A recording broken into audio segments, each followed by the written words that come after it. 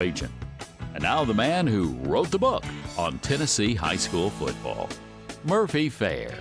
Thank you very much, Doug. It's the last Friday night in September. There's a bit of a chill in the air once the sun goes down, and nothing for the most part but regional games this week all across the state. We'll begin Week 7's predictions in East Tennessee, where Dobyns-Bennett travels to Jefferson County. Those two teams, along with Science Hill, are all tied for first place in Region 1 6A. I'm going to go with Dobyns-Bennett over Jefferson County, and I think Science Hill gets the better part of Morristown East. Other 6A games find West Ridge entertaining William Blount. I've got to go with West Ridge in that one. I think Bearden beats Bradley Central. Maryville should have no trouble with Cleveland, and I think Farragut gets the better part of Hardin Valley. Now in 5A, only one Thursday game. Clinton travels to Campbell County.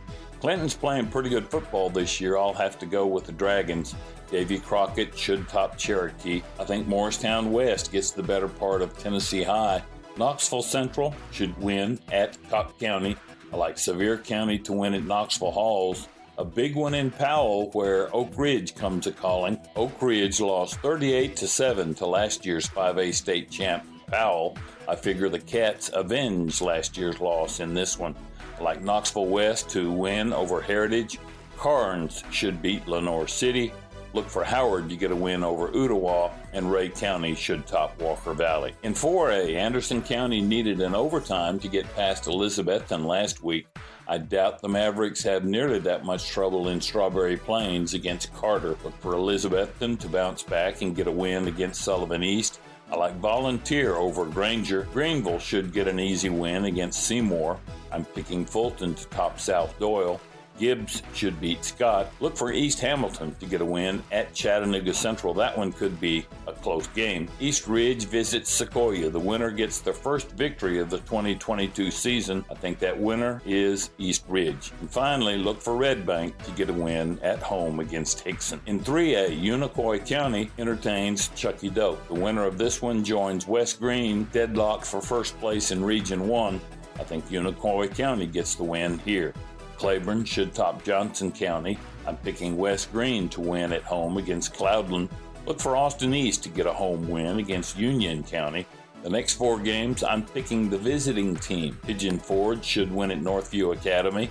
Loudon should win at Brainerd. I like McMinn Central to win at Kingston, and I think Sweetwater gets a road win at Signal Mountain. Now in 2A, Cumberland Gap entertains Happy Valley. I'm going with Cumberland Gap to get a Thursday night win in this one. Hampton should top South Green. I think York beats Wartburg.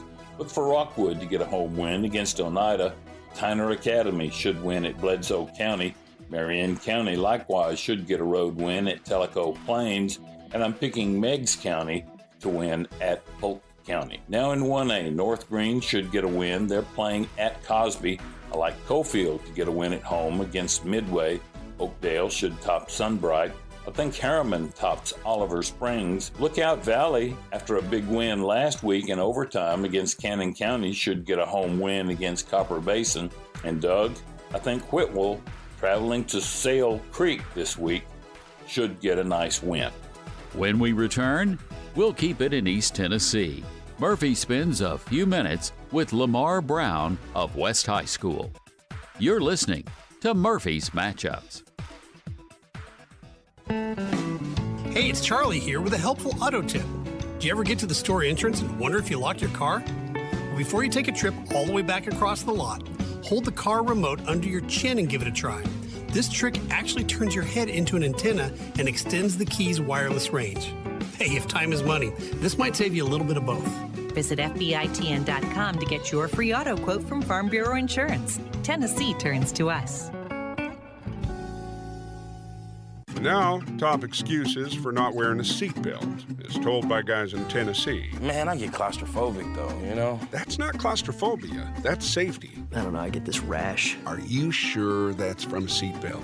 I don't need one, I've got my airbag. Seatbelts and airbags work together. Think teamwork, like sports. Nobody tells me what to do in my vehicle. Ever heard of stoplights or speed limits? There's really no good excuse for not wearing a seatbelt. Click it or ticket. Brought to you by the Tennessee Highway Safety Office. It's Thursday night and homecoming and Elizabethton High School?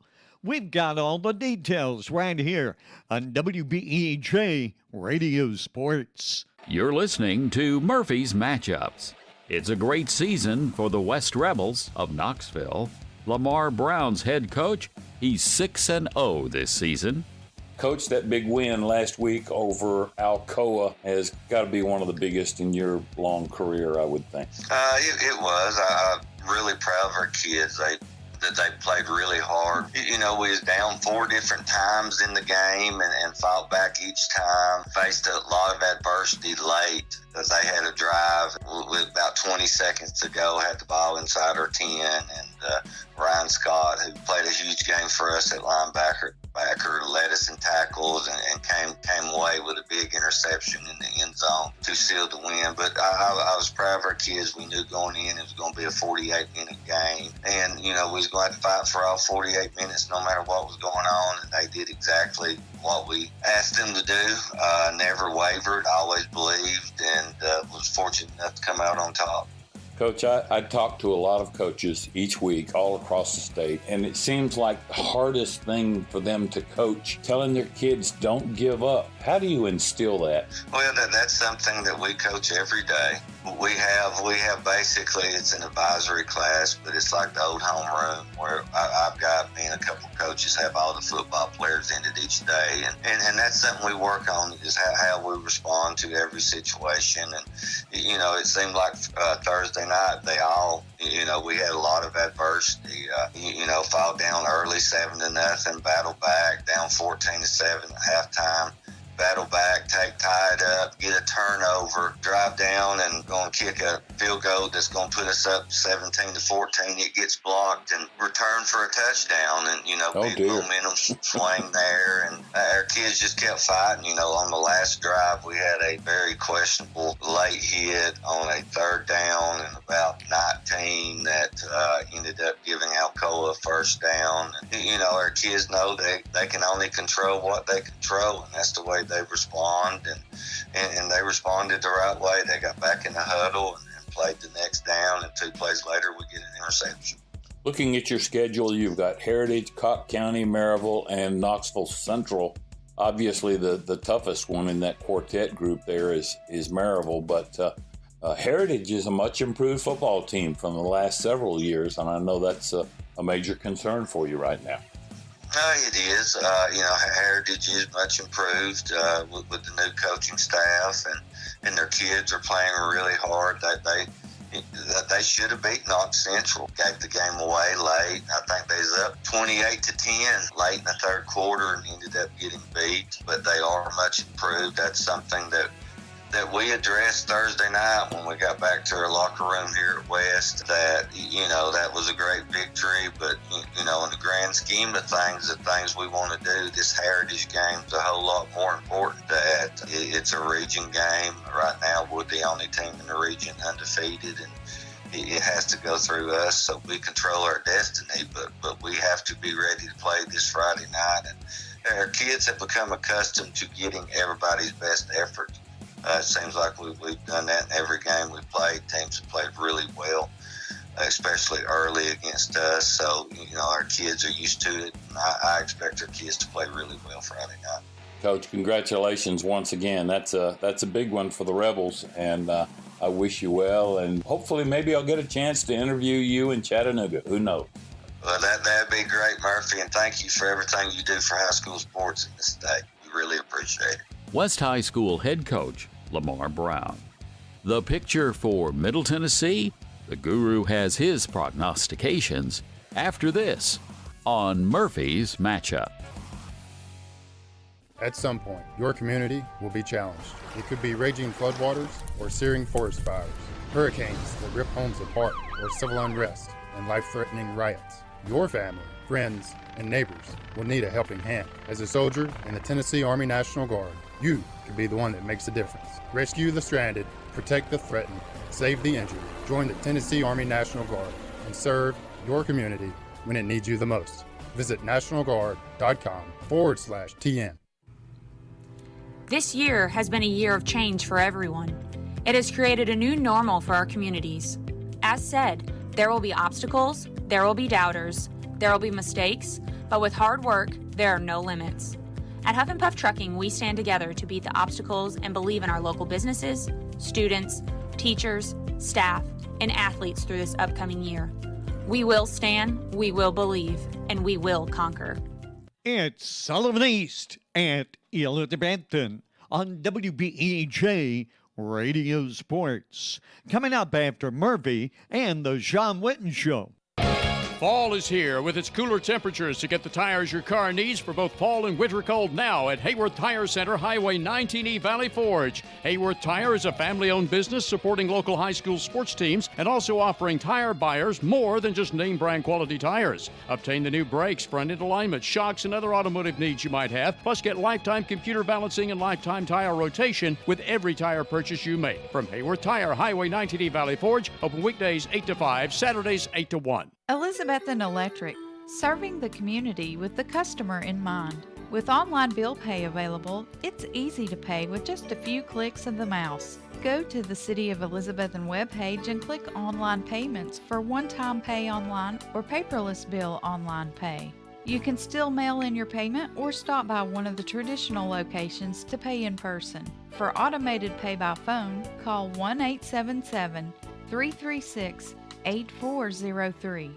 Get ready for fall cleanup at Big John's Closeouts with a steel lightweight BG50 gas-powered handheld blower for $149.95. Stock up with 10% off all fuel mix, bar oil, trimmer line, and chainsaw chains. Seal and freshen up your driveway with 2-year sealer for $17.99 or the 5-year sealer for $24.99 each. And check out Big John's Closeout kitchen countertops with a wide variety of styles and lengths for only $6.99 per lineal foot. That's Big John's Closeouts, your Elizabethton steel dealer, 238 East Elk Avenue for sales, parts, and service.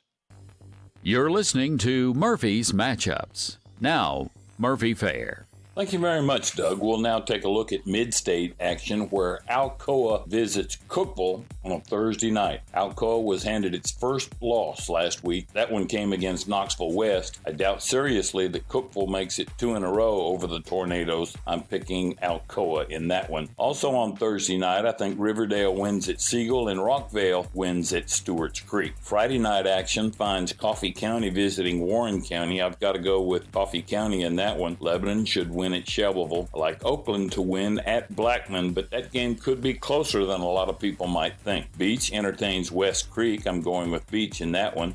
I like Hendersonville to get a win at Clarksville High School. Gallatin should win at Rossview. Cane Ridge visits Smyrna. Smyrna's win over Riverdale last week was a great momentum builder for Coach Matt Williams' team. It wasn't a regional game, but the Dogs, I think, now have a great chance to beat regional foe Cane Ridge. Dixon County should win at home against Laverne. I think Nashville Overton should top McGavock. I like Brentwood to get a win against Independence. Look for Centennial to top Franklin and Ravenwood to beat Summit. Now in 5A action, just one Thursday game there. That's when Mount Juliet entertains Station Camp. Going with Mount Juliet in that one. Look for Green Hill to win at East Nashville. That should be a great game as well. Hillsboro should top Hunter's Lane. I like White County to top Wilson Central. Look for Page to get a big win at Columbia. Franklin County entertains Lincoln County. Got to go with Franklin County there. Look for Nolensville to win at Spring Hill. Henry County to win at Springfield. Portland to win at home against Kenwood. And Clarksville Northeast to top Clarksville Northwest. Now in 4A action, just one Thursday game there. And I think Marshall County gets an easy win in Lawrenceburg. Look for Stone Memorial to top Cumberland County. I'm picking DeKalb County to win at home against Livingston Academy. Macon County entertains Upperman. Most preseason pickers figure these two teams would be battling for title honors in Region 4-4A. I'm going with Macon County. Pearl Cone should top Glencliff. I think Greenbrier gets a win at home against Montgomery Central. And Tullahoma should win at home against Hillwood. Now in 3A, Grundy County visits Cannon County. The winner of this game likely gets third place in that particular region. I think that team is Cannon County. Look for Sequatchie County to win at Community. Jackson County should win at Maplewood. Smith County's red hot this season. The Owls are 5-1, and I think they get an easy win at home against Stratford. White House Heritage will likely lose at Cheatham County. I think Fairview gets a win at home at White House, and Sycamore should win at Stewart County. Finally, look for Westmoreland to get a win at Whites Creek. Now in 2A, Loretta should win at home against Summertown. That's a Thursday night game. I'm picking East Robertson to win at home against Watertown. Harpeth should win at home against Trousdale County. Look for Forest to get a home win against Cascade, although that one should be real close. I think Mount Pleasant beats Richland in Linville, and I look for Riverside to win at East Hickman. Now in 1A, Clay County should win at Red Boiling Springs. That's the first place team against the last place team. I look for Gordonsville to win at Joe Burns. Fayetteville should win at home against Cornersville. I'm picking Collinwood to win at Huntland. Wayne County should win at Eagleville. And Doug, I'm counting on McEwen to get a nice win at home against Perry County. Thank you, Murphy. When we return, we'll keep it in Middle Tennessee. Murphy spends a few moments with Smyrna Bulldogs head coach Matt Williams. You're listening to Murphy's Matchups. Hey, it's Charlie here with a helpful auto tip. While other DIY fixes require sanding and buffing, clear fingernail polish works great to cover up minor scratches and dings in your car's paint. It can also be used to help prevent cracks in your windshield from spreading. It may not be a permanent solution, but it'll certainly get you by. Visit FBITN.com to see how much you could save by switching your auto coverage to Farm Bureau Insurance. Tennessee turns to us. I love my community, and as a doting dad, Daddy's home. a devoted son, There you are, Joe. and a good neighbor, Hey, man. the people in my life are used to hearing my knock at the door. But as a law enforcement officer, I have to give news that people never expect. That's the one knock I always dread. Booze it and lose it. A message from the Tennessee Highway Safety Office. Stay with WBEJ Radio Sports. Tony Briggs and Stacy Street have tonight's play-by-play. You're listening to Murphy's Matchups. 6 wins, not a bad season for Matt Williams of the Smyrna Bulldogs. Matt, you all had to go to Riverdale last week. That's always a tough assignment, but you guys came home with a win, and that's got to make you feel really good about your Bulldogs. That does, Murphy. I mean, anytime you have to go to Riverdale, you know it's going to be a hostile environment, a lot of tradition over there. I thought we did enough good things to get out of there with a win. And it was sort of an odd ball game with scoop and score by us to sort of was the difference maker. And we had a long kickoff call back early in the game. And there was different momentum shifts here and there. Just sort of a great night for high school football and a great environment. And for us, it was a big win. Back in August, did you think after 6 ball games that you guys would still be unbeaten? Well, I mean, I try not to ever look that far ahead. I think this team, we knew, and I told them, it's a team we've got to focus on getting better every week, and I think we've done that. We had a problem early on in the year with penalties, and I think that's gotten a little bit better each week. We still had a big one Friday night on that kickoff return. We ran a kickoff back for a touchdown, had a block in the back, pulled that back, but no point. So there's still some things we've got to clean up, but I feel like this group of kids is very coachable, and they're trying to do what we ask each week. And so if you have a group like that, it's always a good thing, and you got the chance to get better every week. I'd say in your particular region, the championship game is this coming week at Smyrna against Cane Ridge. They too don't have a mark in the loss column, and I know that's got to be a big one for you guys. It's a huge ball game, and I'm not going to sugarcoat it, against the best team we faced today. Just a very talented squad. Veteran quarterback doing a great job distributing the football, and they've got athletes all over the place. Do a good job up front on the offensive line. And defensively, they're big up front. They got a lot of speed, and they're going to man cover you and make you beat press coverage, make it tough on you. So it's a tall assignment for us, but our kids are excited about it. We luckily get to play this one at home. So I know Robert L. Rake Stadium should be rocking Friday night. I would think so. Eddie's done a good job over there since coming from Memphis. What concerns you most about the Cane Ridge football team? Well, like you said, I have a lot of respect for Eddie Woods. Eddie's one of the better offensive play callers and offensive minds that I've faced in my years at Smyrna, and so a lot of respect for him. But my biggest concern probably is their speed of receiver. We've got, I think, Mose Phillips Jr., I think it's Mose Phillips' son, number 2, is phenomenal receiver. And I don't have all their names, but number 1's a really good receiver. 13's a good one, and their tailback number 4 is a really good player. And I know they've got another tailback number 3, I think, that maybe got hurt against Father Line a few weeks back. It's really, really a good player. Really super quick. So I would say my number 1 concern overall is their team speed. We've got to have a Brady's probably saying the same thing about you guys. Smyrna generally has a pretty quick football team as well. We've got some speed. I'm not saying we don't. I just think when you look at your opponent, you sort of measure them against what you faced, to that point. And their receivers have a different gear. Riverdale last week got some really good receivers that we were worried about, but I think there's just an extra gear here with these kids from King Ridge that we've got to deal with, and our DB's not to understand that. You just can't. You got to make sure you understand what cushion's going to change this week, and we've got to be able to deal with that. So, it's going to be a physical game. We've had some good ones the last few years. Overall in this series, obviously King Ridge has been, had the better of us for the most part, but this game most years has come down inside the 1-2 spot, and I'm not taking that for granted. We're worried about the King Ridge, but also down the road we've got some other good football teams. I know McGavick and Overton both are doing really well this year. So this region, I think, has gotten better the last 2 or 3 years, and that's showing this year. Smyrna Bulldogs head coach Matt Williams. Coming up next, the West and Division II. You're listening to Murphy's Matchups. On game night, winning is everything. But at First Bank, we know life's big wins happen off the field. Like when you win that amazing heart, when you win your first classroom's respect, or when you win your employees' loyalty and find the home that wins their smiles. Life's big wins take a bank big on you. Join a team that helps you win not only on game day, but on days you never forget. First Bank, the official bank of TSSAA. Member FDIC, Equal Housing Lender.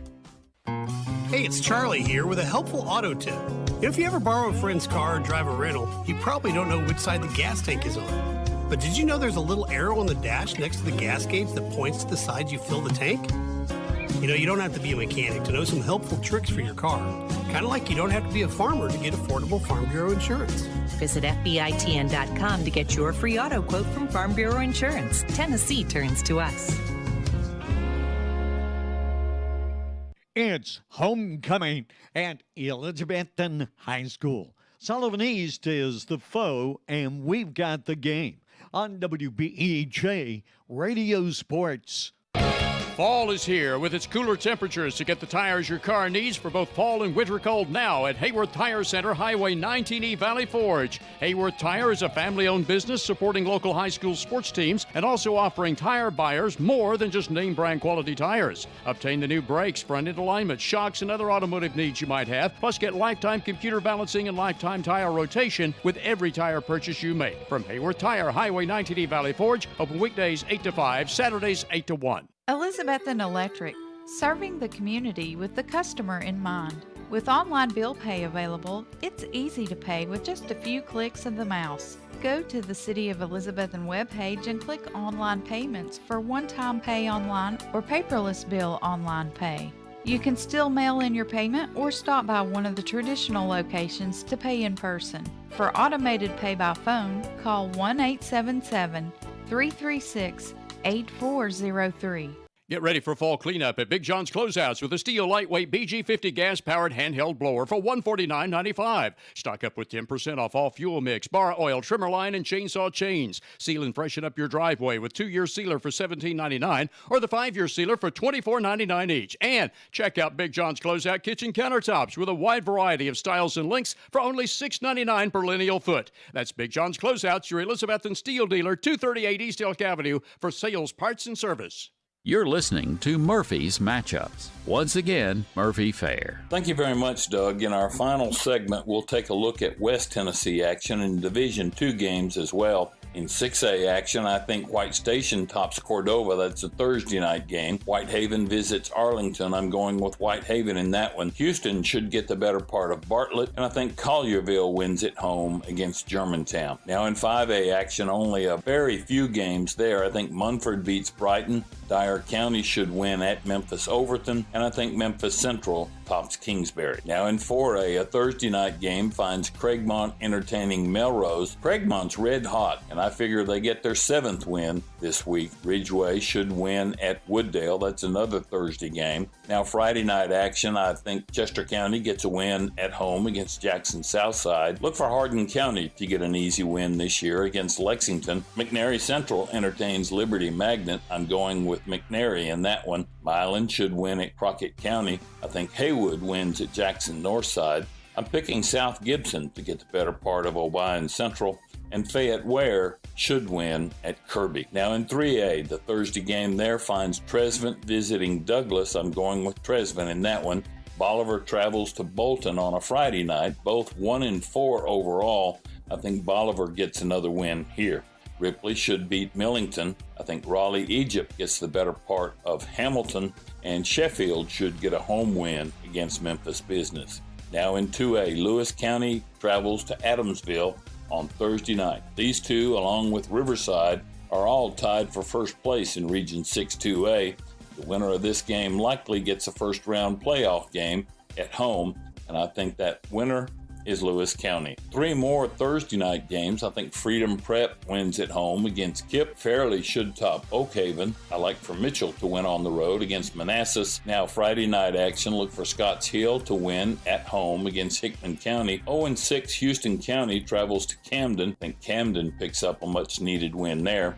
Huntington, after beating Milan last week, should have no trouble with Gibson County, and I think Union City wins at Martin Westview. Now in 1A action, I'm picking Humboldt to win at home against Greenfield. That's a Thursday game. So is MASC entertaining Westwood. I'm going with MASC in that one. McKenzie visits Dresden. These two are battling for first place in Region 6-1A. I think the winner of this matchup will be McKenzie. I'm picking South Fulton to win at Brewston.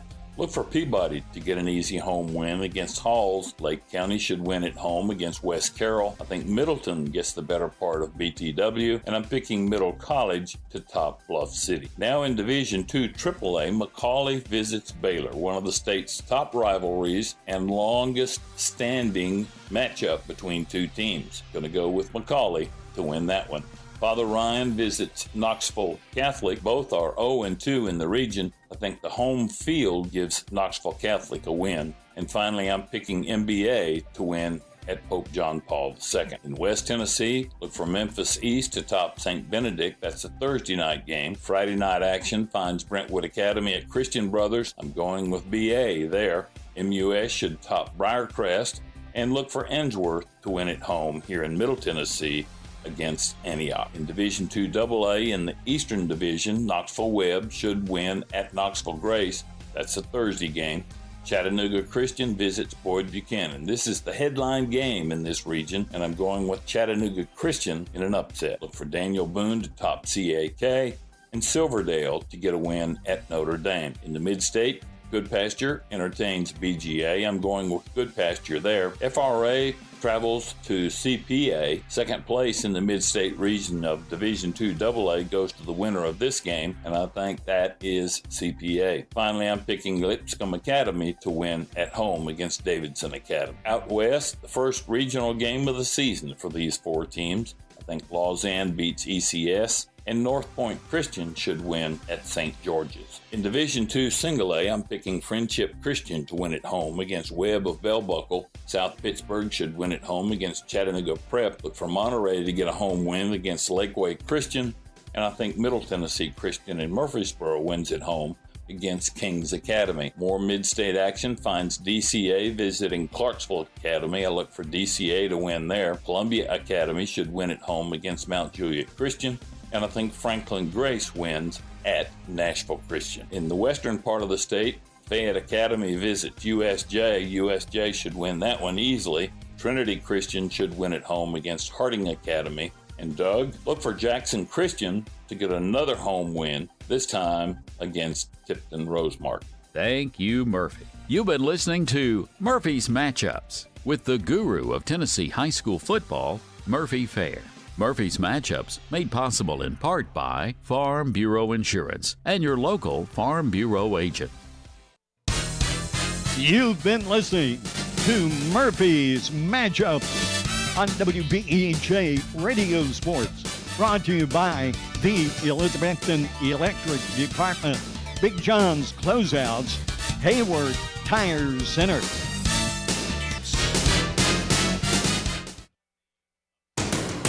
If you're in the market to buy or sell real estate, think Rainbow Realty and Auction. Rainbow Realty and Auction will keep you informed on the status of your property on the market, and you'll benefit from the personalized attention provided by the brother-sister team of Dale Williams and Judy Veneman. Rainbow Realty specializes in residential, acreage, and commercial property and also provides auction service. Visit the Rainbow Realty and Auction website at rainbowrealtytn.com or call 547-2800. Hot dogs are just $1.79 each every day, Monday through Saturday at Reynolds Grocery in the Keenberg community, Old Bristol Highway 2 lane, Elizabethton. Don't forget about all the other convenience foods and drinks at Reynolds Grocery, where the outdoorsman will find a large selection of new and used firearms, ammo, fishing supplies, and tackle. Tim Reynolds is Reynolds Grocery, open 8 to 3, Monday through Saturday on the Old Highway 19E in Keenberg, also serving you as a Tennessee Lottery retailer. When it comes to capturing the big moments in your life or the life of your family members, call on Michael Hines of Hindsight Imaging for photography and video recording of sports, weddings, graduation, proms, and any other significant event you'll want to remember. Hindsight Imaging specializes in sports photography and videography and also provides professional wedding portraits in addition to other photographic and video services. Hindsight Imaging can also produce music videos and edit together selected video clips. For more information, call 612-9776. To ensure Elizabethton will keep growing and thriving through the years, it all begins with a good education. The Elizabethton City School System is always thinking of how to improve your child's future. When a good education can take you as far as you want to go, you need dedicated educators and administrators to encourage, enlighten, and challenge. Support local education. The rewards are endless. A reminder from the Elizabethton City School System. Better than ever country. WBEJ AM/FM, Elizabethton, Tennessee.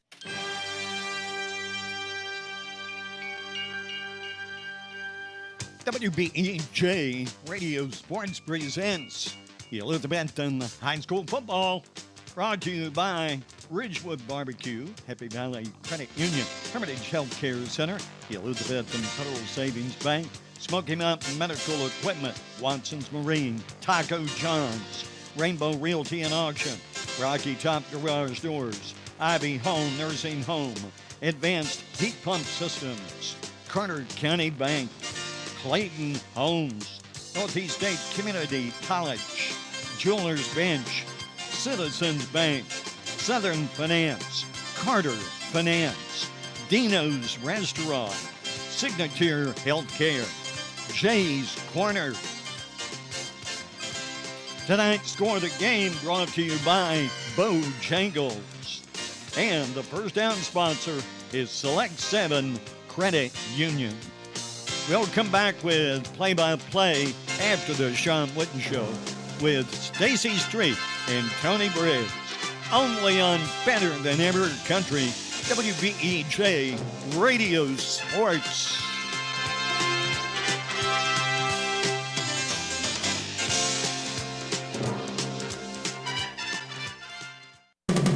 Local high school game coverage is brought to you by Citizens Bank. Citizens Bank continues to support our local community from its headquarters here in Carter County. Whether it's managing household finances, purchasing a home, or obtaining resources for your business, Citizens Bank has experts ready to provide a helping hand.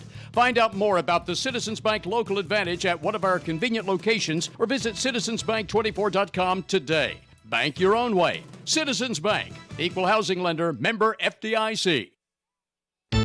Make Dino's Restaurant downtown Elizabethton your regular eating place for football Friday nights. In addition to your favorite hot lasagna, spaghetti, and other Italian foods, plus hot American foods like hamburger steak with onions and gravy, you'll enjoy marinated ribeye steaks at Dino's any day for lunch or dinner. And football Fridays after 4 o'clock, Dino's also offers 10-ounce prime rib with a salad inside.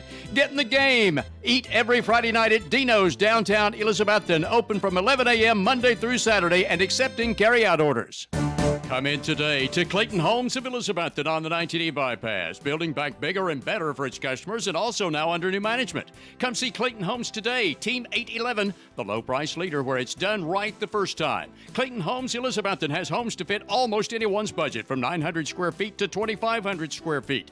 Come see the home of your dreams today at Clayton Homes of Elizabethton, 1581 Highway 19E bypass, building back bigger and better, especially for you. Signature Healthcare of Elizabethton Rehab and Wellness Center has been faithfully serving the Elizabethton and surrounding area for the past 37 years, offering physical, occupational, and speech therapies tailored to meet your specific needs. The facility is clean, faces are friendly, and they strive to provide the best care to all who enter their doors. Remember, if you feel like you're sitting on the sidelines of life due to a sickness that's got you down, let Signature Healthcare of Elizabethton help you get back into your game. People you know, caring for people you love. And go Cyclones! Depend on Valley Forge Wholesale Cherokee Drive behind Tractor Supply to be fully stocked with all the essential items, toys, and gifts you'll want this holiday season. WBEJ. All right, ladies and gentlemen, welcome to the Coach Sean Whitten Show. We got a special edition thanks to the hurricane this week. We're going to be playing on Thursday night as the Cyclones come home tonight to face a big contest for homecoming against the Sullivan East Patriots. I'm Stacy Street along with my partner, Tony Briggs. Glad to have Coach Sean Whitten here. Coach, first of all, let's talk about the game last week as the Cyclones traveled down to Anderson County to probably what was one of the most entertaining and hard-fought games that we've seen in a long time, certainly this year. So what's your assessment on Anderson County once you've had a chance to get over the weekend and then kind of look at the tape? Well, we really going into that week, Stacy, we had really challenged, our football team to kind of take that next step, to kind of rise up, and regardless of where we've gone through and kind of where we've been, that, we still have a lot left to play for, and that, we're going to play a program that kind of, a couple of years back is where we were kind of go. They have knocked on several doors, and it's kind of be the third team out, and that this was their best chance, to kind of get themselves back in the hunt. We have guys like Martinez and Val and the way that they are off to a hot start. So just, we had to match their intensity, match their effort and enthusiasm and energy that they're going to have tonight. But if we didn't rise our level of play, that we're going to be in for a long night. So I'm super proud of our guys, just the way that we, overall, we caused a lot of problems for them offensively. We found some rhythm on our offense. Just guys played their tails off, a relentless effort. I thought from a complimentary football, we probably played our best, overall as far as just the effort. We made a ton of mistakes, but it was just made up with, you just couldn't see it because of our effort. Kind of reminded me a little bit of the Science Hill game last year at ETSU, is just the energy and the enthusiasm. We were dialed in on every play. So just proud of our guys, the way that we prepared during the course of the week. Anderson County does a lot, and it's hard to prepare for all of it, but I thought our guys were dialed in and focused, and it really, the way we played, it was a credit to how we prepared during the course of the week. Coach, and I mean, we've all sat down there in Greenville, and we all saw the frustration on the players' faces, on our faces, on the coaches' faces, just where you weren't able to do anything. The improvement from the Greenville game to that they didn't look like the same team in Anderson County. You took it to them. You took it to them on offense. You stopped them on defense. Special teams played well. It was amazing. That was Cyclone football last Friday night. Yeah, I think just, over the last course of the weeks, Stacy has just become, we've early in the year, we're trying to find out who we are. We're moving a lot of pieces around, where there's good decisions, bad decisions, where guys have you kind of go where guys are comfortable with. But I think just like from an offensive standpoint, moving Whitaker in the interior lineman, we've got a 6-man rotation now. Giving guys breaks and a chance to make adjustments.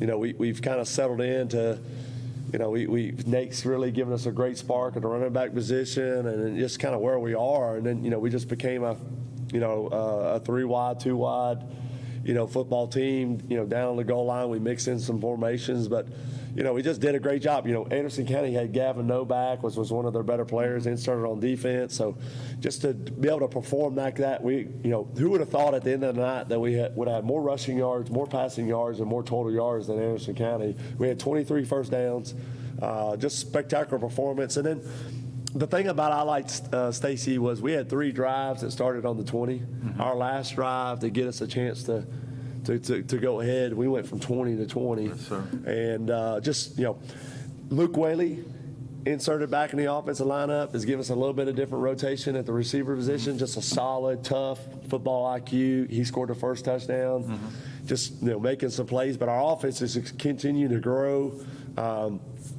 Dry Griffin had a big game, but we threw some balls across the middle. We threw some shallow crossers.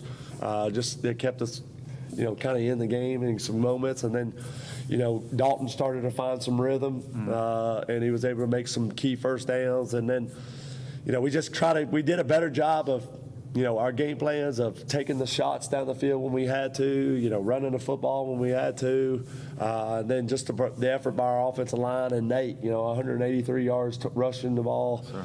It's just a credit to our guys. Just continue to work, continue to find their groove, and it's just a really good feeling when you can play that well. And we talked about it, and you hit on the big individuals there. Nate Stevens ran so hard, found the holes, got to the outside, got to that next level, and Maupin came in and threw a pass, good. Dalton really got into a good rhythm, and Jeriah. It seems like, and we talked about, hopefully, that the Granger game gave them, we kept saying, we hope a little confidence will take them a long way.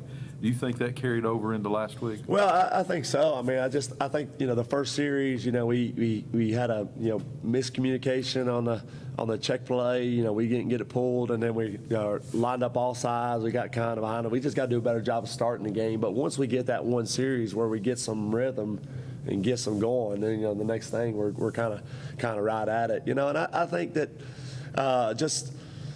we're doing a better job during the course of the week, just making sure we're, the preparation and the execution. We're just trying to do a better job and make sure we slow it down. We get the right play, the right formation, the right alignments, the execution part, because we've been so much just behind the change and then, just trying to grasp for something. So just better job through the course of the week, making sure our communication's right, make sure we know where we're going with the ball, what routes are supposed to be where, and we just settle in on those plays. And I think it's just done a better job for us. And I think too, the quickness with some guys of moving Whitaker inside, just being a pull alignment, it's got on defensive linemen faster. And I'm gonna tell you something, their 6-man box is pretty tough. I mean, when you add Gavin Noe back at defensive end, that's a 6'2", 225-pound running back to play defensive end, and moves another guy to linebacker. Their 6-man box is pretty good. So 2 corners are really good on the outside. They got a really good nickel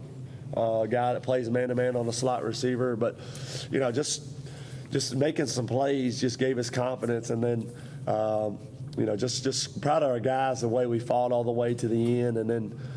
Just when we dialed up some plays for some guys, they stepped up and made some plays for us. Speaking, offensively, we started clicking. On a couple of those outside runs Nate had, the receivers finally started blocking. They started blocking like they was capable of blocking like they did last year. It's contagious. Wouldn't you agree? Once you see the energy get going and wide receivers start blocking, good things start happening. Well, I think you could kind of feel it during the course of the game. I mean, you could feel that playoff type mentality. I mean, every play you're on the edge of your seat, kind of looking for what's going to happen. But just big plays down the field. I think Nate had like 10 runs that were 10 yards or more, just getting first downs and moving the ball. I'm not sure in the first 3 games that we had 23 first downs. So it's just a credit to some guys. I mean, we've been banged up in some areas, and, we've inserted Nate back there, just because Cade's been kind of banged up in some ways. But, Anderson County played a lot of man-to-man, and then we just kind of did some things that kind of threw them off there. But our O-lines just continue to work, finding their groove. We're trying to do a great job of distributing the ball. But, you're just depending on some good people. Nate's a really good player, getting Luke Whaley back at receiver is a good, dependable play. He drew 2 15-yard penalty pass interferences covering there. We were able to pick up some blitzes. I mean, we found Cam Baker on a blitz play down in the red zone. We fit Dry across the middle on a red zone play. And so it's just really good to see, all the hard work kind of pay off and finally help us and get us in our groove. Now we flip over to the defensive side of the ball, and Stacey and I talked about it during the game. It looked like we confused Martinez some. Looked like we was putting a lot of pressure on him. He didn't want to run. He was putting a lot of 3-man pressure, bringing some zone blitz. But it looked like Eli Williams was playing some cat and mouse and really, really confused him a little bit. Well, we worked hard, as far as when you go against a passing team, Tony, you know this as well as anybody is because we played CAK so much. A good quarterback like Martinez, you got to mix up some coverages, some press coverages. We made him throw the ball lateral quite a bit. They tried to do, 34 of their H-back and tight end basically became a non-factor. They couldn't really move the ball with him in the game, so you saw a lot of 3-by-1 doubles. But our 3-man front game, even from Greenville all the way to now, from Daniel Boone to now, our 3-man front, 4-linebacker scheme is just giving guys a lot of problems. And so you just talk about the versatility of guys, just understanding their role, their knowledge. I mean, Eli Williams was now an outside backer. We had Shankles and Holzer was playing a new position for the first time in inside. But we just did a better job of. They didn't know when we were coming. They didn't know we were pressing up. They didn't know the corners did a good job of funneling the receivers in. When they did throw it, we kept it underneath us. We only gave up one big play, a shot play down the middle. So, but other than that, I mean, even in the first half, Val is a dangerous receiver. Yeah. His leaping ability, his speed. They couldn't get the ball him as the X receiver in the boundary, so they had to move him to the field. So overall, we just did a great job. We kept them behind the chains. We kept them guessing. We made him force some throws. And then, Andrew Blevins came up with a great strip sack with the fumble, and we got a great turnover. So just our defense has been lights out all year long. I think we continue to give problems with our 3-man front. I thought Ben Adams played a great game inserted there with Mason Ball being out. So just keeping guys fresh, getting them ready to go. Just when you can limit the big plays, you can do a lot of things on the defense end. And then, speaking of Ben Adams, watching 44 looked like a little bit of Caleb Johnson last year. His get-off in this game was just so tremendous, just like he was shot out of a cannon. Well, I think, in years past, we've been so big at the interior linemen, that now we're quicker, we're more explosive. Our blitzers are getting there faster. Our disguise, you can move things a little quicker. And so we're getting into the drops and exchanging the coverages is pretty good. And the thing about playing Anderson County is they get 5 receivers out on about every play, which is tough. You're talking about an air raid offense that gets the running back involved. Then there's a lot of combination routes to try to stop. So you saw the second half, they kept going to some quick slant routes, but Nate and Teddy were breaking up on it. Where Anderson County is really tough to defend is kind of inside the 10-yard line, where you kind of have to pick your poison, where you're going to load up and go after Martinez. Can you play it? Can you hold up in man-to-man? We just did a great job all game long of we gave up one big play early, and then that was it. We're not going to let you go. Yeah. We're not going to let you go until we talk to you. I thought Tony would be chickened out. Yeah. Talk us a little bit through as you're driving down, you set it up for a field goal, and then you go for it. Tell me what you're thinking right there. Well, we did a great job of moving the ball down in the field. We had got to the 20-yard line. First we had a critical fourth and inches. We got that first down there. And then our first play, we ran it. And then our second down play, ball's on the right hash. We had at the 20-yard line, which was set up for about a 37-yard field goal. We had one timeout left. So we practiced this the first week. We run quarterback sweep, put it back at the line of scrimmage, put the ball in the middle of the field. We call timeout with 11 seconds. So it was third down. So we went back out there on third down. The key was for us to kind of, we had set up our offense to kind of hit the field goal, and so it was third down. We had 11 seconds. Could we take a shot to the end zone? If we don't get it, we come back and kick it on fourth down. So it's just kind of the thing about it is the plays we had run up to that point were kind of set up the field goal. And so, when we got to that point, we felt that if we got the look we wanted, we could take it. If we didn't, we could just kind of hit it and then come back and hit the field goal. We ended up not executing the play at the end there. So just a tough decision. You probably put ourselves. It's a cool night. No wind, no breeze. We thought maybe if we could get it up right there, even if we don't make it, we go in overtime. But it's just kind of a bad decision on my part. Just kind of second guessing myself. Thought that we might be able to get a shot play right there. Come away with an interference or something right there. Maybe move us a couple yards court. Caleb Campbell's a good enough kicker to make that. We're good on PAT and field goal. I think that if we can get that up right there, we got a chance to win it. So just kind of second guess yourself, kind of come back and replay it again. But hopefully we get in that situation again. We can learn from our mistakes. But it's just tough calls to kind of make. And, we thought we could get the one-on-one shot that we've been getting all night long. Teddy's our fastest receiver. They got to push down the field a little bit. We kind of thought if we could kind of go up and kind of make a play that we could get interference or kind of come down with it. If not, come back and kick it on fourth down. So, hindsight's 20/20. We probably could have ran the ball, put it in the middle field, kind of ran the clock down a little bit, then called timeout with about 3 seconds left. That way, once he gets the ball up, time's out. So just some situations there that we got to just be better prepared for at the end of the game. And don't second guess yourself. Yeah, you make those on the field, and certainly don't second guess yourself. When you're sitting there 1-3, you got the number 2 team in the state, and you go for 2. That's a gutsy call, but a lot of things go into that, and you try to win that game. Well, you give it everything. It becomes tough, we if you go into 2 overtimes, we get the ball first. First off time we got the ball there, they score on the first play. Just what happens is, the game becomes different once the ball's inside the 10-yard line. We've been a really good defense.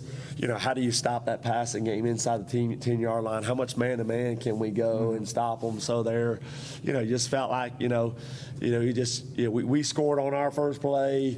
We had some momentum to kind of go there a little bit. We had done a good job once Nate scored to tie the game up when the ball was on the 3-yard line. Kate had scored with the ball on the 2.5-yard line there. So we thought if we got the right matchup right there, we could kind of push it and kind of go with it. And so, we thought that we, kind of had a play that we had get ready to go, something that kind of worked earlier in the game. And, we just kind of came up a little bit short. So it's just, it's tough decisions, it's just kind of the way that kind of our season is gone. You want to be aggressive. You want to kind of, give our guys every opportunity to kind of come away with a big win. At halftime we knew that, they were going to make a run. They're going to make a spark right there. But just great effort by our guys. I think, it's a teachable moments for us. So we know that, we got a lot of football left to play, and we can continue to get better. And now we know, not necessarily what we're capable of, but now we know what we're willing to do. And so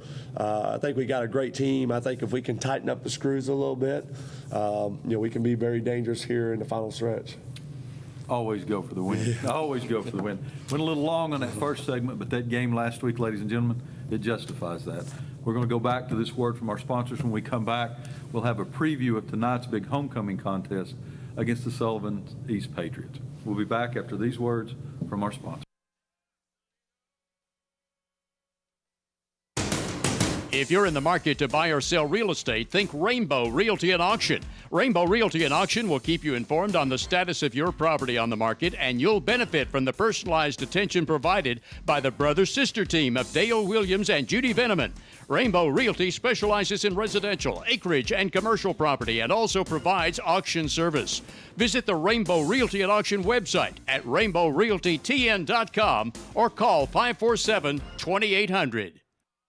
If you're dependent on medical supplies or help with mobility to get you through each day, then you need to come to Smoky Mountain Medical Equipment in Elizabethton. Smoky Mountain Medical Equipment understands your daily trials and tribulations better than anyone, and they're here to help and serve each of their customers as they have over 30 years. At Smoky Mountain Medical Equipment, you're not just a number, you're part of our family. Smoky Mountain Medical Equipment, a name you can trust, 2214 West Elk Avenue, Elizabethton. Call 547-0060. We're deep into the football season, so cold weather will soon be here. Don't let a broken heat pump keep you from enjoying the rest of the games. Get the professionals from Advanced Heat Pump Systems in Johnson City to maintain your system. Advanced Heat Pumps installs and services all brands and types of home heating and cooling equipment. With more than 40 years experience, that means a job done right the first time. You always get a live person when you call 926-2665 for Advanced Heat Pump Systems of Johnson City. Home loans, construction, auto, and personal loans, all available now at Elizabethton Federal Savings Bank in Elizabethton, Johnson City, and in Mountain City. Elizabethton Federal Savings Bank is your hometown independent community bank since 1937, also offering business checking, certificates, IRAs, and both mobile and online banking. Stop by the Elizabethton Federal office nearest you for more information. Apply for a mortgage online at elizfed.com. Elizabethton Federal Savings Bank, equal housing lender and member FDIC. For the best carpets, hardwood floors, vinyl, ceramic tile, laminates, and waterproof flooring, see Winchester Quality Flooring, 110 West Elk Avenue, Elizabethton. Better than ever, WBEJ. All right, ladies and gentlemen, welcome back here to the Coach Sean Witten Show. Coach, game's moved up an extra day. We're playing here on Thursday instead of Friday. Homecoming against Sullivan East, another chance for us to solidify the second spot to get that home playoff game. What, going into tonight's contest, building off of last week's, what do you expect this Cyclone, we'll start on the offensive side about, what do you think this Cyclones expect from this Cyclone offense? Well, the biggest thing we've got to do is just try to get off our first and second series. We just got to get off to a little bit better start. So, we've tried to do a better job of some of the things we've done in the past. We've really kind of formed an identity right now. We just got to make sure that, we were going to kind of script the first, 10 or 15 plays like we did towards the last year a little bit, that they know going into the game. Here's going to be the first play, the second play, the third play. We got to minimize the mental errors and the mistakes on that first drive. We've always been a team, we take the ball at the beginning. We want to be able to establish our identity and kind of push the ball right there. So, we just got to do a better job of getting off to a great start. We feel like once we get in that third series, that fourth series, we're starting to get that momentum, but we got to get off to a better start to kind of build that confidence up. The other part of us, I think the Cyclones we got to be better at is just the hidden yardage on the special teams. I think that, our punts become better. We can do some better things on kickoff coverage. People are making our offense have to drive the length of the field. So I think we're starting to catch the punt returns. We felt like, with Nate and Dry back there on the kickoff returns, we have the ability to get that ball out to the 35 and 40-yard lines. So I just think overall, if we can be better, continue to improve on offense, be better to try to capture the hidden yardage in the special teams, and if our defense continues to play solid like it's been doing, which I don't expect our defense to kind of take a step back at any point, I think that we can really be dangerous moving forward. So just more consistency, more slightly detailed to the execution.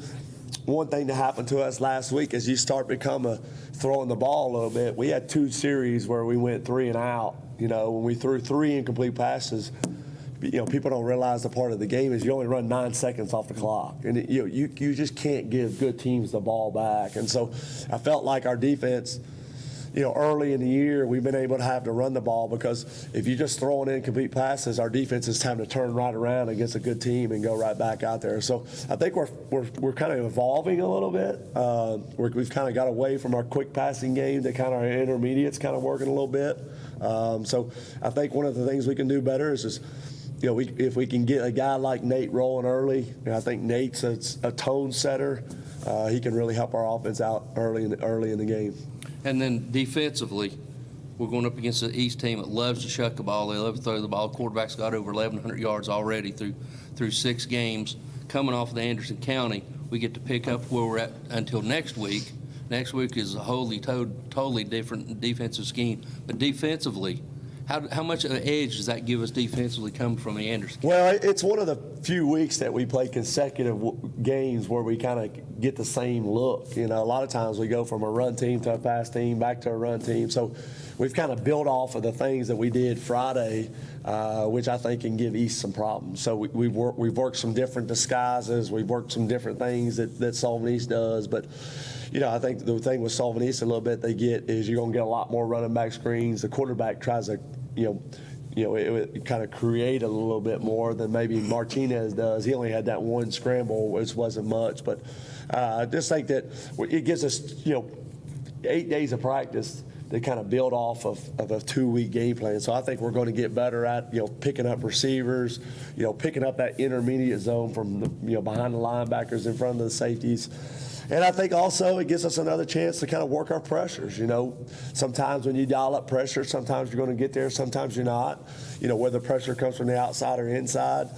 And we've got to do a better job at times. We got to bring our safeties closer to the box, to make sure we can tighten up the defense. But, I just think that, more consistency, more things that, continuity that kind of filters over from one week to the next, I think it's going to be big for us. And I think you're going to see our defense do a much better job this week. I think we're going to get more tip passes. We're going to see some more interceptions. And I think we may have an opportunity to get some more sacks. And this last question for Stacy. You being a former Hokie, we've said on here several times, you've got that passion for special teams. What do you want to see out of the special teams play, especially on the kickoffs? Well, we hope we don't punt, but let's do on the kickoff side. We've spent a number of time. I'll tell you, over the last couple of weeks, even going into Daniel Boone, Boone had a really good kicker. We spent a lot of time catching punts, not letting the ball bounce, getting up there and catching it, try to make something happen. We did that Friday. I mean, Nate and Dry did such a great job. But when that ball hits, I mean, we probably had a 45-yard hitting yardage by just catching the punts that we had against them. The kickoff returns got to be better.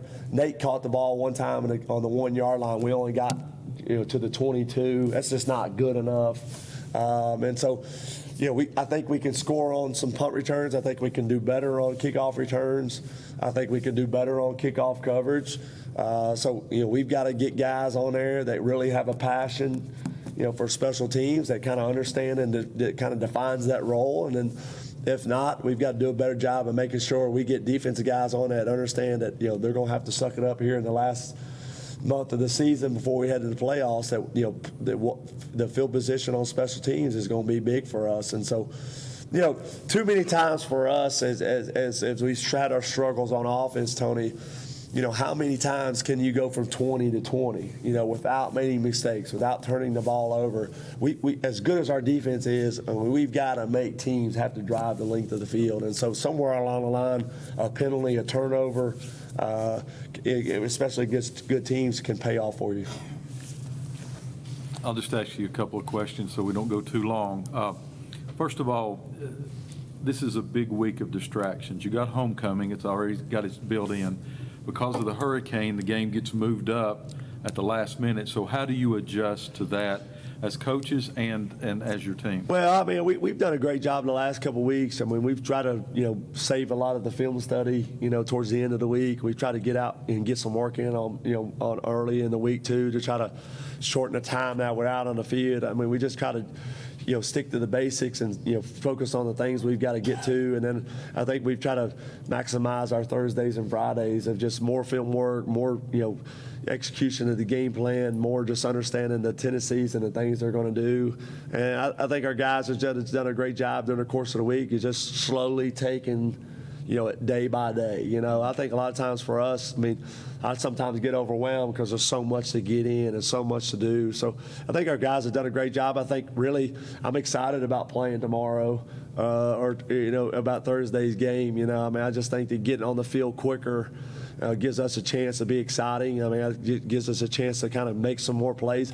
The thing about where we're at on offense, Stacey, is just each week it becomes a different game plan, and so a lot of times defenses shuffling the game plans because you're going against different things. But offense for us is not lining up in this formation doing the same thing. We've got to create a new identity each week of how we're going to get certain people the ball, and so it takes time. It takes a lot of play repetition to make sure we're just going over and over the things that we need to do to try to help us win.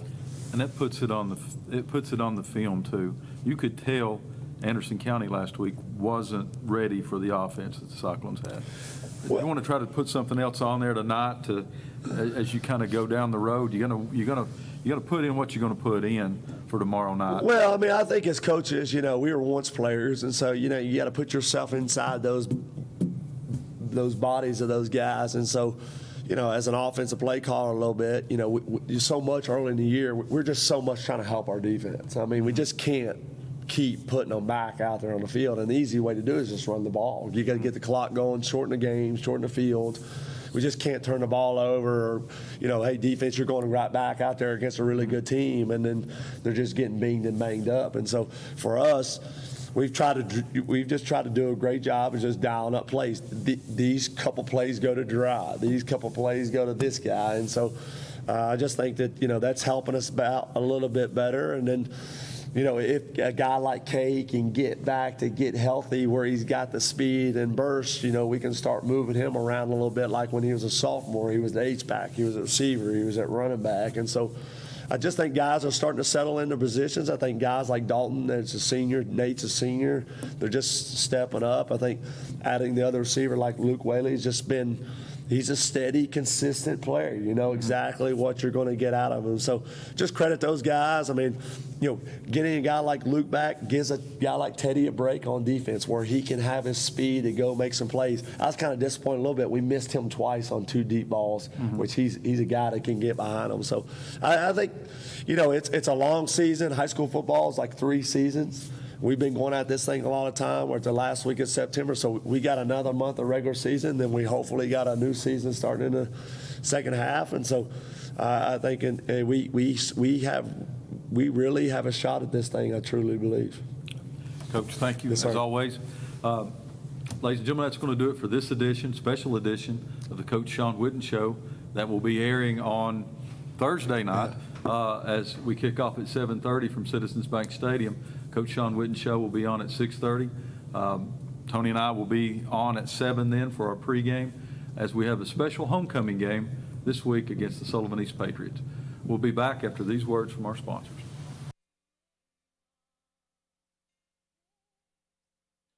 The Rocky Top Garage Door showroom is now located at 401 Hatcher Lane, Elizabethton. Owner Mitch Barlier has provided sales, service, and installation of garage doors for over 30 years, and Rocky Top Garage Doors is Elizabethton's Amar Door and Linear and LiftMaster door opener dealer.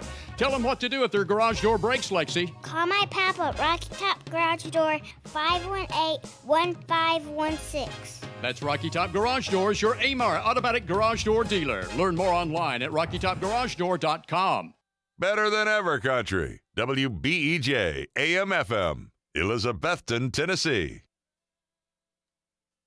The Ridgewood Dining Room is wide open for your dining convenience. Ridgewood is still the Tri-City's best barbecue, and you can come into the Ridgewood Dining Room any day, Monday through Saturday, starting at 11 a.m., except for Sundays and major holidays when the Ridgewood is closed. Call in orders to the Ridgewood at 538-7543. Ridgewood is still the best barbecue in the region. Ridgewood fries are made from genuine Idaho potatoes, and only Ridgewood has Mrs. Profit's original baked beans. The Ridgewood, Old Highway 980 at Bluff City, just 6 miles north of Elizabethton. What began as a vision for a young nurse is now a heritage for over 4 generations at Ivy Hall. With a 5-star rating by Medicaid Medicare, residents at Ivy Hall receive the best physical, speech, and occupational therapy in the area, and now respiratory therapy services are offered on staff too, all in a new state-of-the-art facility. Physician and nursing services to aid the healing process are also provided. All insurance is accepted at Ivy Hall, now hiring at 301 South Watauga Avenue, Elizabethton, and online at ivyhallnursinghome.com. Imagine the car you've always wanted at a price you can afford. Dreams do come true, so get the car of your dreams with a Happy Valley Credit Union auto loan. The Happy Valley Credit Union has great rates on loans for new and used cars, trucks, and vans too. Get pre-approved before you buy the car by calling the Happy Valley Credit Union for an appointment. It's quick and convenient. Credit restrictions apply, so call in or stop by the Happy Valley Credit Union today for more details at the corner of Lynn Avenue and C Street, Elizabethton, behind Walgreens. It's a proven fact that a college degree improves your job prospects and earnings potential. At Northeast State Community College, they offer a selection of 135 career-boosting programs and many sources of financial aid. There's also flexible scheduling in nearby locations. You have goals. Northeast State has options. Apply today and let's work to jumpstart your potential. For details, call 323-3191 or visit northeaststate.edu/admissions. Northeast State, we're here to get you there. Simply Elegant Catering and Bakery is open for business with Kim's Coffee at 528 Elk Avenue, downtown Elizabethton, for all your catering and bakery needs. Better than ever. WBEJ. WBEJ AM/FM, Elizabethton, Tennessee. It's game time with Stacy Street and play-by-play from Tony Briggs. All right, gentlemen, welcome here to a special Thursday night edition of Cyclone Football where it's homecoming week, where we're entertaining the Sullivan East Patriots. And we've got a new special guest with us who's sitting in for Stacy right now. Coach Ryan Witten's here. Coach, appreciate you being here. Oh, thank you for having me. It's a great football night. It feels just like football weather, so it should be a great night of football. Hopefully the Cyclones come back, building off last week's fight that they gave at Anderson County, and be ready to go. Yes, sir. It is perfect night. We moved everything up. Had to move it up one day because of the impending hurricane coming in. So we appreciate all of you tuning in, listening to us.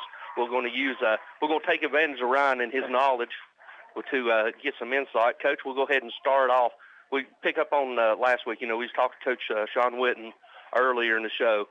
The momentum that we had and the game plan that we put together from a confusing standpoint against Anderson County. How do you go about building on that this week? Yeah, obviously the result was a loss, but for our kids, it's an out-of-conference game. We just got to make it a goal to get back there in round two at Anderson County. It gave us confidence on the road, 2.5 hours away.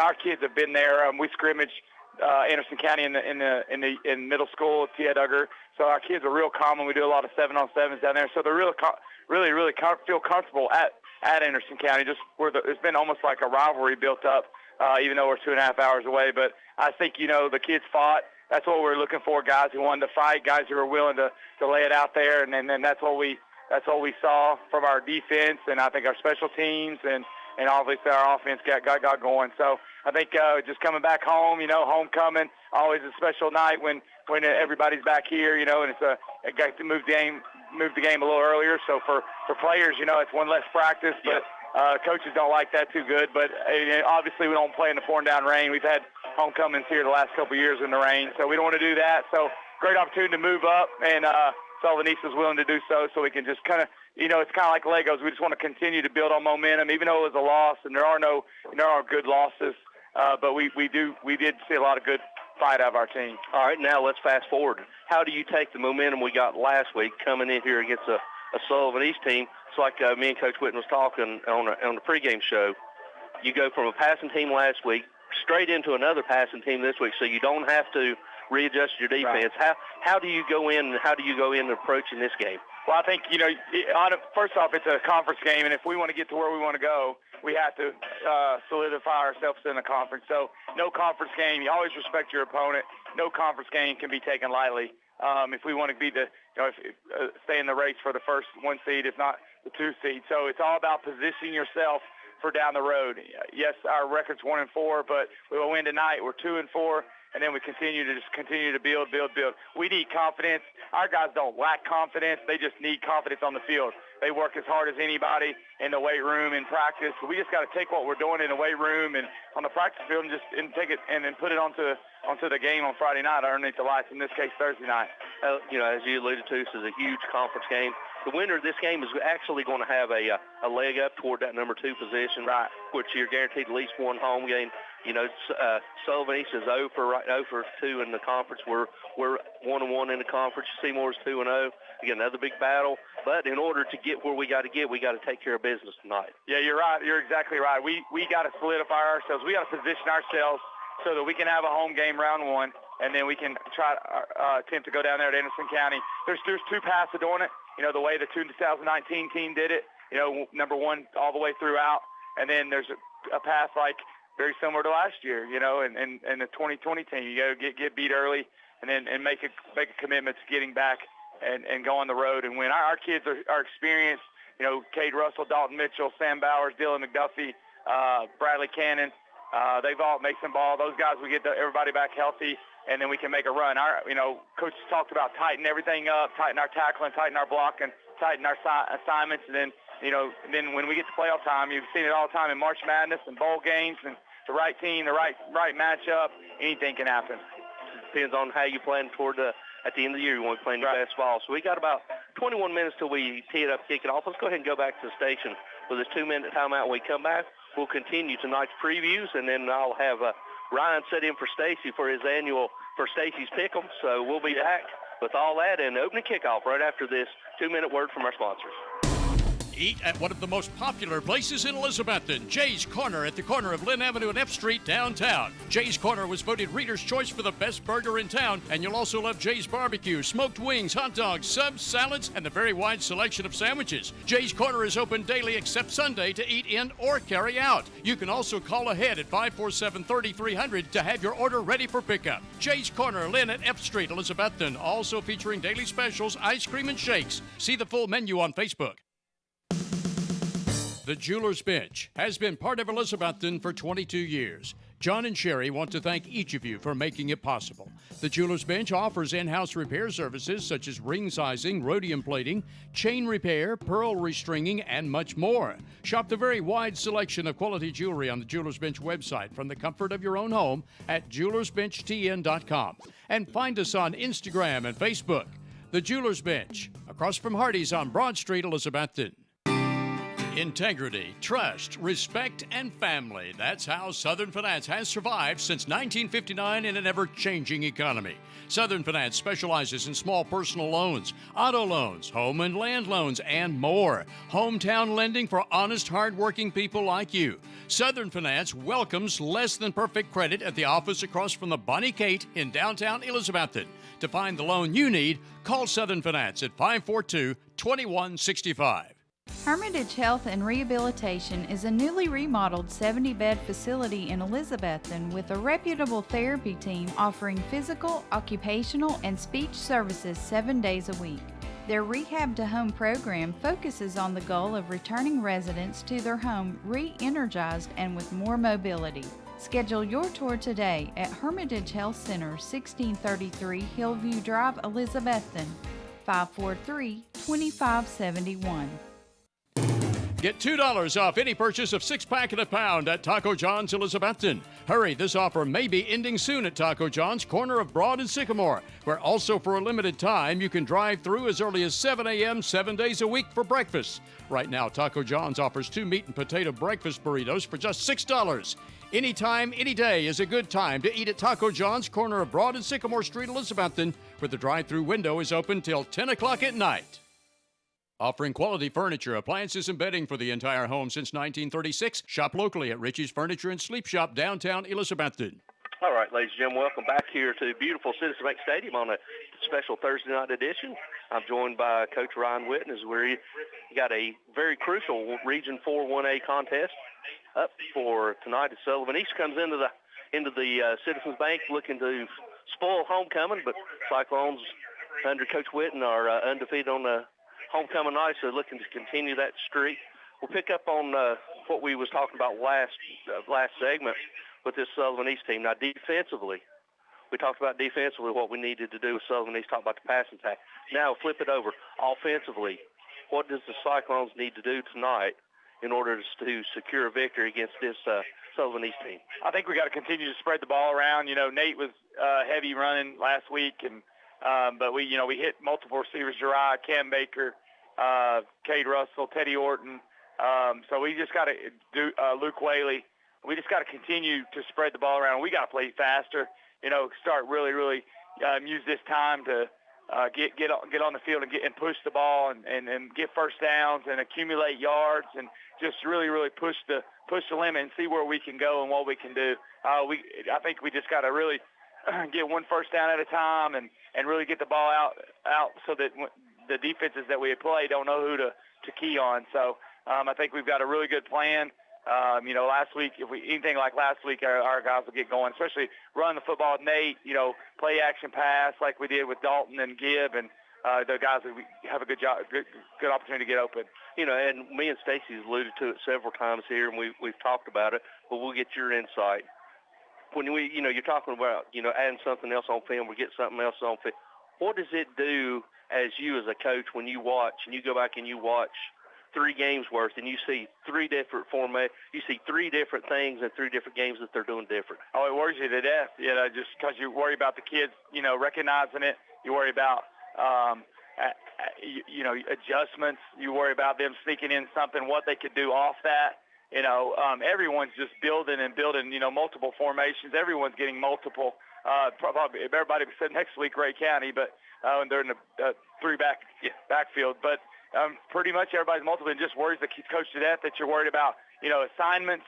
You're worried about, your players adjusting, and you're just worried about them, what they can do off of that. So the more formations we can put on the field, the more times we can move people around, the better off in the long run we'll be.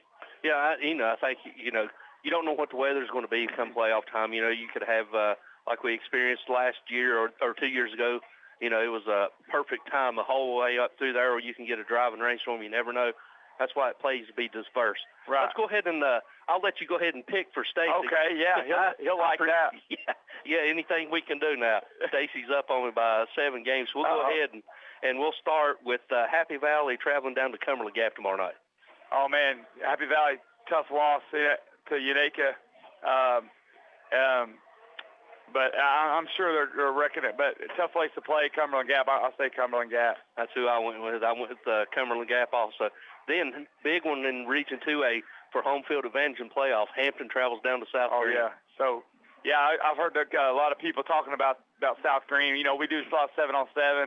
But, South Green lost their quarterback from a year ago. He's Titans Player of the Year. So I think Hampton gets the win. Yeah, we're 2 for 2 on that one. I think it'll be closer than a lot of people. Yeah, I think so. And then Cloudland goes on the road down to West Green. Yeah, I think Cloudland will regroup and get that one. We're 3 for 3 on this one, Stacy, so far. And then another contest being played tonight is Morristown East travels to Johnson City to take on Science Hill. Yeah, I think the Toppers will get back. They've had a tough schedule, obviously playing us, Anderson County, Powell, and then last week Maryville. So I think that Johnson City gets back on it.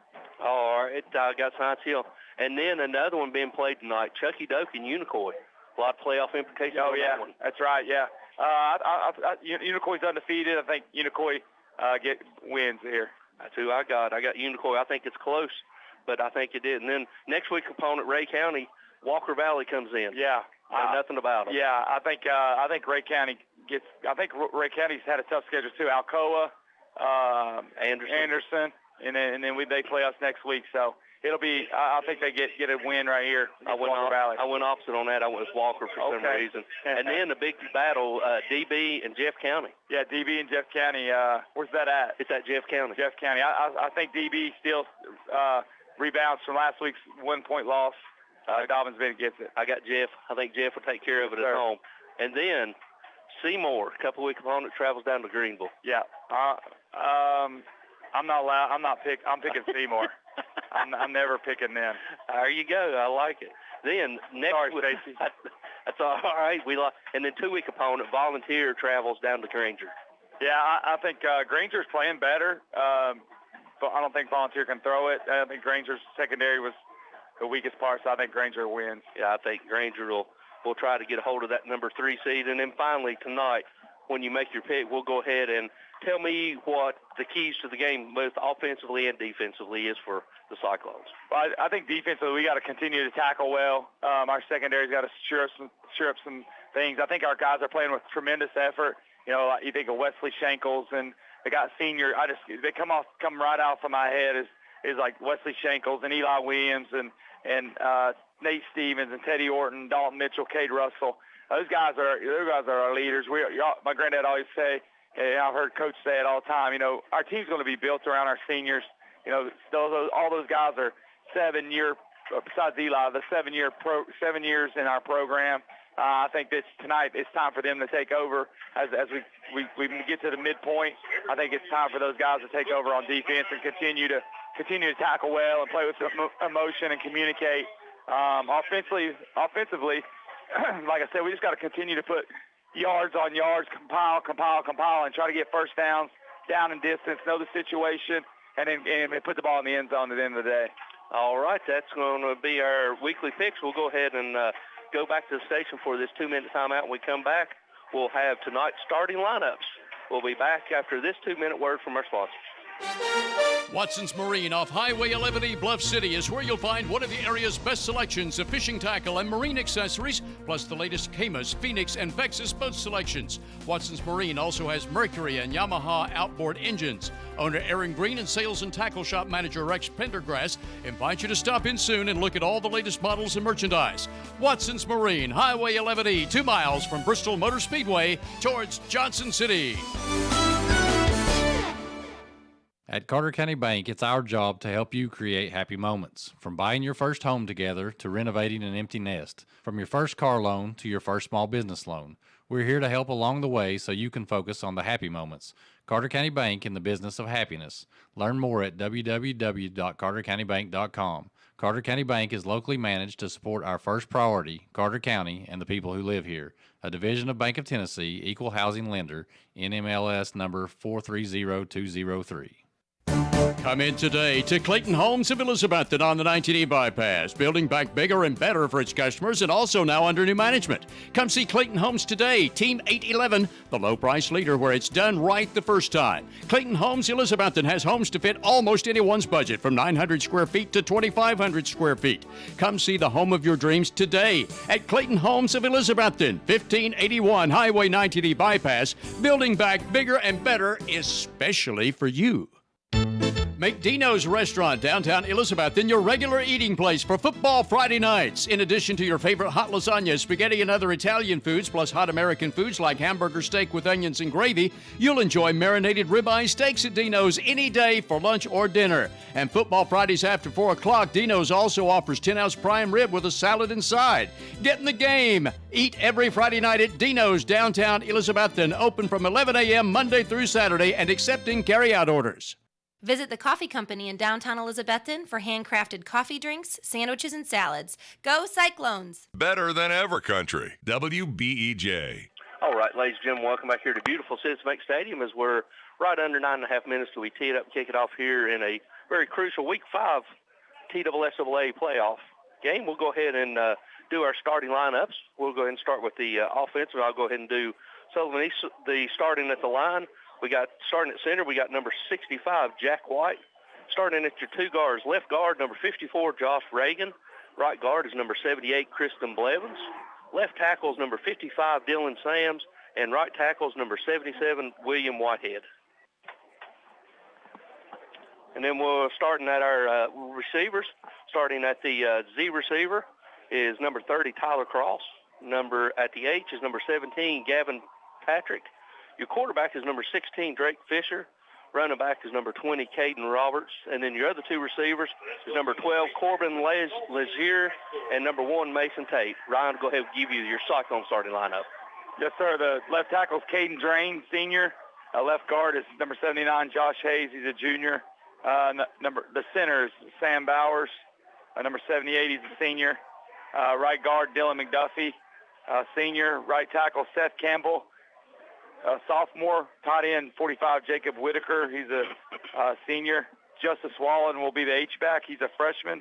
Teddy Orton, number 19, is a senior. Nate Stevens, running back / wide receiver, is a senior. Dalton Mitchell, quarterback. He's a senior. Cade Russell, number 5, is a senior. And then Gerard Griffin rounds it up with he's a sophomore. So explosive crew there. Also, Gib Moppin will get some reps as well. And Cam Baker and Eli Blevins, and you'll see a bunch of guys in there. Jacob's been working in a guard as well, so yep. Good little rotation work last week. Yeah, good little rotation, getting fresh bodies in. Yep. As Sullivan East comes out, they'll be dressed in their road white with white pants and blue numerals, waiting on the Cyclones to come out. Well, we got a couple of minutes. Stacy finally decided to come on in and join us. So we'll put him out. He's late, so we'll bench him first. Yes, there you go.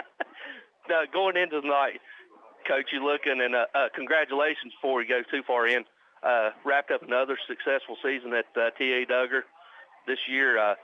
Only 1 loss on the varsity level. Congratulations, and you can, if you ever want to be entertained on a Thursday night, come out and watch this T.A. Duggar bunch. Yeah, it's a great group. A lot of 8th graders that we had this season that were not inexperienced and never really been called. A lot of role players. I call them the dollar menu guys. We just got, when you're hungry, you can get a lot out of a dollar menu item. So I just called them dollar menu guys, and they were just really, really good at what they did. They accepted the role that we asked them to play. We played a lot of 7th graders. We played a 6th grader free safety named Legend Pate. But, you know, we responded, got beat by a good Liberty Bell team. But the conference that we play in, which is probably the hardest middle school conference in the state, everybody is really, really competitive. It's the city schools of Kingsport, Johnson City, Greenville, Bristol, and then Crockett and Boone. So it is a real tough. We're the smallest school of the bunch, and it is a tough conference. But again, I think over the last 10 years, we're 77-17, which is a hats off to our community, our touchdown club, everybody. You know, all the names that we read tonight, and you'll read on the defense side of the ball. Most of them played at Ted Duggar. So we're just we got a good thing rolling, and got really good coaches, Brock Pittman and Matt Myers, Matt Fox, Brandon Blevins, Jerry Jenkins. We just got a really good thing going. Justin White and Travis Williams and Mr. Barry up there, Chris Barry. So we just really got a good thing going, and we're just lucky to be able to do what we do. And on behalf of all the Cyclone Nation, we appreciate the time and effort that you put in. The Cyclones come out. We dressed in their orange jerseys with white pants and black numbers as they're getting ready to come out through the helmet, and then we'll be playing their national anthem. Go ahead and let's pick up on a couple more comments about the Cyclone. A little bit about the special teams. You know, we talked to Coach Witten. You know, he come from Virginia Tech. I mean, everybody knows Beamer ball, lunch pail, work hard, special teams. What does it take, the hidden yardage? Yes. Explain to everybody listening to us when we say the hidden yardage. What does that hidden yardage mean? The hidden yardage is in there that the stats don't see. So like when you punt the ball and it rolls 20 extra yards. So it lands on the 30 and then it rolls to the 10 and you down it. Or like if you're returning and you don't fair catch it, and then it works opposite. You know, you get pinned inside the 1 or the 2, kind of like Boone did. Yeah. And so there's hidden yards there. There's also hidden yards on the kickoff and kickoff return. Like, you know, you kick it to the 2 and they can only get it out to the 20. You know, that's an 18-yard return, but you want to pin people in. So then. And then what happens is they get a penalty on top of that. You know, now you're moving the hidden yards. You're moving the time of possession. You get the ball in a 20 in a high school. You're a high school offensive play caller. Like you have to get a first down so that because just your kicking game is so crucial to flip the field. And then you know, on his behalf, since the hit from when Cade Hustle, it's been hard to get people back there to return kicks. You know, for us just because of what they saw. So. You know, our guys have done a really good job of getting some guts and getting back there and going. And so there is a lot of hidden yards in a football game. A couple years ago in the middle school game, Boone got 2 penalties. They were up 8. They get 2 penalties. Ball's on the 30, got 2 penalties. So now it's 3rd and 30 from the 10. And then we intercept it. We get the ball on the 30, and then we kick a field goal to win. Just those hidden yards there are really crucial. Yeah, it's very crucial. We're getting ready to honor our country with the singing national anthem led by Debbie Googe and the Naval Cadets. So we'll go ahead and send it back to the station for this 2-minute timeout while we take a minute and honor our nation. We'll be back after this 2-minute word from our sponsors.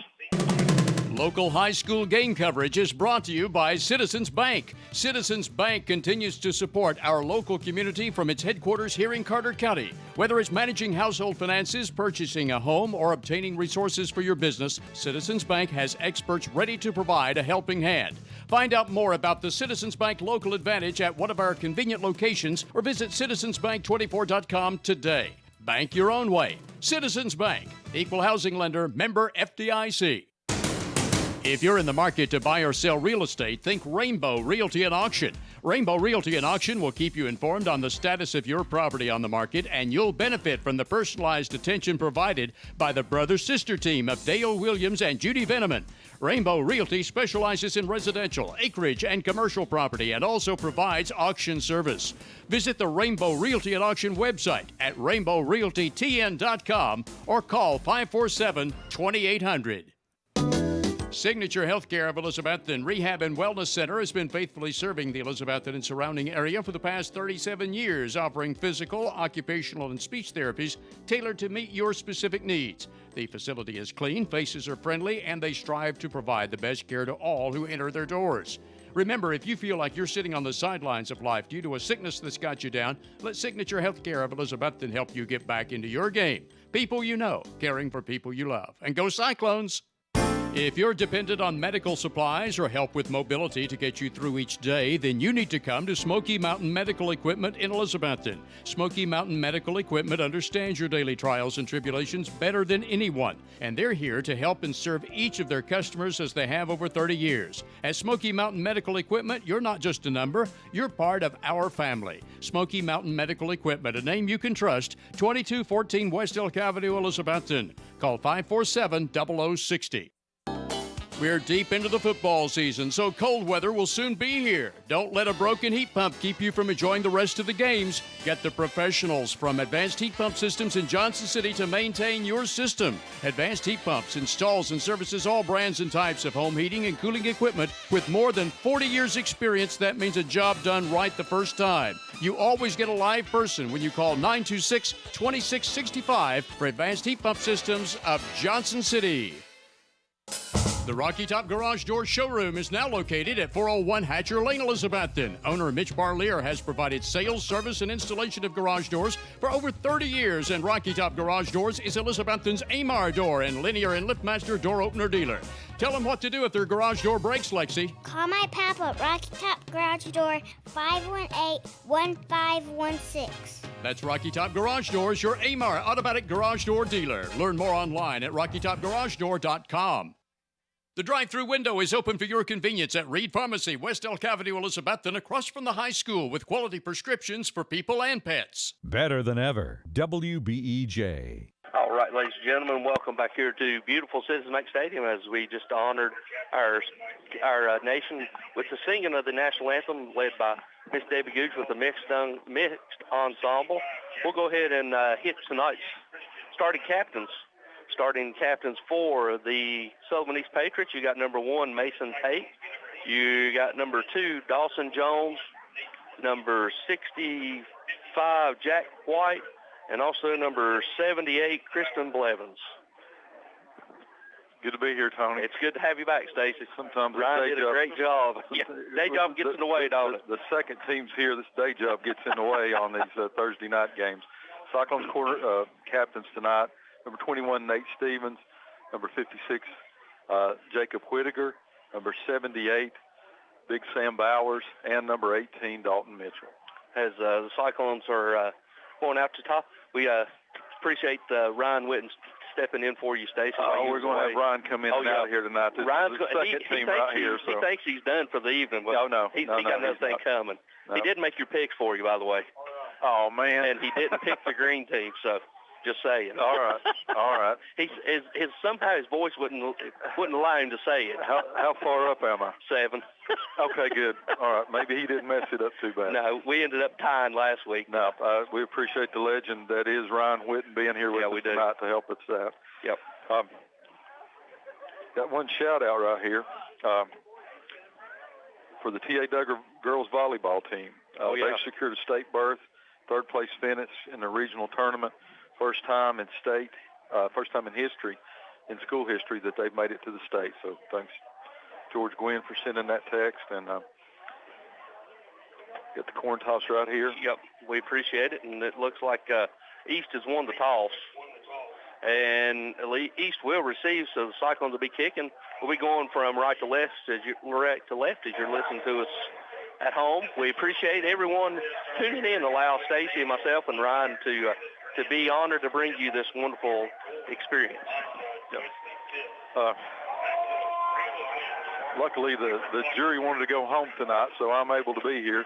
I haven't got the shout out here on the kickoff, so I'm going to wing it for our kickoff sponsor tonight here on Thursday night. Hopefully first of many. Yeah, first of many, so maybe we can pick some up tonight. But our kickoffs this year are brought to us by Rod Stout at Riverside Autos, and we appreciate that. Appreciate having a little fun here. Yeah. While we watch the ball games, it's a beautiful night here. We come to you on a Thursday. Thoughts and prayers go out to all those people affected by the hurricane down in Florida and what may be coming this way. So probably a wise decision by the staff to move this game to a Thursday night. I apologize for being late, but really do appreciate Ryan filling in here a little bit, and we'll get him back on here in just a few minutes. You know the mothers really appreciate it coming, because the last time we played homecoming, remember they had to finish the court inside because it come at torrential monsoon all of a sudden, and we had like a 2-hour weather delay. Yep. So kicking off for the Cyclones is number 25, Mason, and back deep for the Patriots, you'll have number 20, Caden Roberts, and he's joined back by number 30, Taylor Cross, standing inside their own 10, as Williams with the approach and the kick. And it's a high spinning kick as we field about the 12. He's crossed 15 to 20.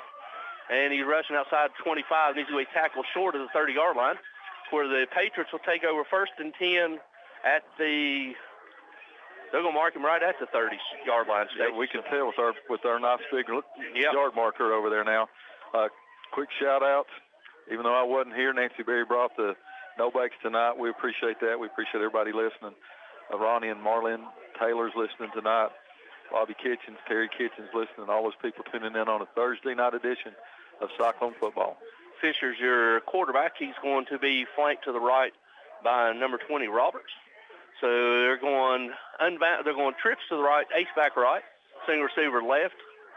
Back to pass Fisher. We'll try to throw a little quick screen out here to Tate. Tate gets it. He's going to go hit by a host of Cyclones. He's still driving his feet. He's across the 40. He's still driving.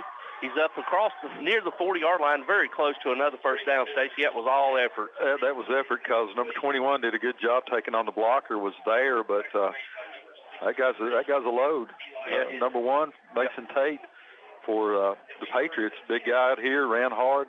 They're going to have to go low on that young man. Yep. Now you're going to have balanced formations back to the lineup to the right, and they're going to hold it off to Cross. Cross is going to try to the right side. He's hit, and he's driving his feet across the 45 up near the 47-yard line. Pickup of 7 yards. Two good plays by that Patriots. 17 yards on 2 plays there, Tony. Cyclone defense, after holding that potent offense of Anderson County in check, I don't know how the Patriots play defense, but they can play offense. They put up points all year long. Yeah, they like to spread. It's same formation as they opened up with the beginning of the game. We're going to throw a quick screen here to the H-back, and he gets it right across midfield, and he's tackled at the 45-yard line. Cyclone territory, enough for another Patriot first down. Just right in front of Wesley Shankles there, who's playing linebackers. He's able to get him down, but not before they receive a first down. They're in Cyclone territory now on Cyclone 45, 1st and 10, 10:34 to go in a scoreless game. In the first quarter, we got an official timeout. Officials are looking. They're blood. Must be some type of blood as they're making the number 1 Tate leave the field. He's being replaced. So apparently it's some type of either a blood or equipment. Yeah. So they're going to have split backs, shotgun formation, split backs, twins left, single receiver to the right. Back to pass is Fisher. He's looking, he's rolling left, he's looking, and it's going to be high and out of the intended arms of the receiver. Good coverage over there by number 19, Teddy. Yep, he went up to try to get it just a little bit above his head. And Tony, as you look across there, you got to think the Cyclones would like to wear them down. There's no depth whatsoever on that Patriot sideline. No, by looking at the roster, it was amazing how many players that they got. Yeah. I mean, it's a single page here, front page. So, but they'll run all night if they're able to do this. Yep. Twins right, down and 10. Twins right, twins left. Tailback lined up to the right side of quarterback Fisher. Fisher changed the play now. He moves up to the H-back, so it's empty. Back to pass is Fisher. He's going to throw a quick out, and it's going to be a nice play, Eli Williams. 16, Eli Williams. Good job. Timed it just right. Didn't interfere with him, but is able to knock the ball down. That's what you got to do on those quick slants in there like that, Tony. Linebacker's seen it. It seems like Eli Williams has stepped up his game when he's come outside starting last week. Had that shoulder injury in the middle, was making a bunch of tackles, but it seems like he likes to roam out here, Tony, and does a good job. He does. It's a 3rd down and 10 for the Patriots at the Cyclone 45. Back to pass is Fisher. He's looking left. He's looking now. He goes back to the right, and he throws, and it's over the intended arms as Cade broke on it. But lucky for the Patriots, it was high and incompletion, which is going to bring up 4th down and 10 as the Patriots appear to be bringing on the punting unit. 10-12 to go here in the first quarter. Patriots' first series get 2 pretty good gains on the first two plays of the game. Cyclones kind of bow their neck after that and hold them, and it looks like the Patriots are going to attempt to punt. And we got a flag on the play through by the far side judge.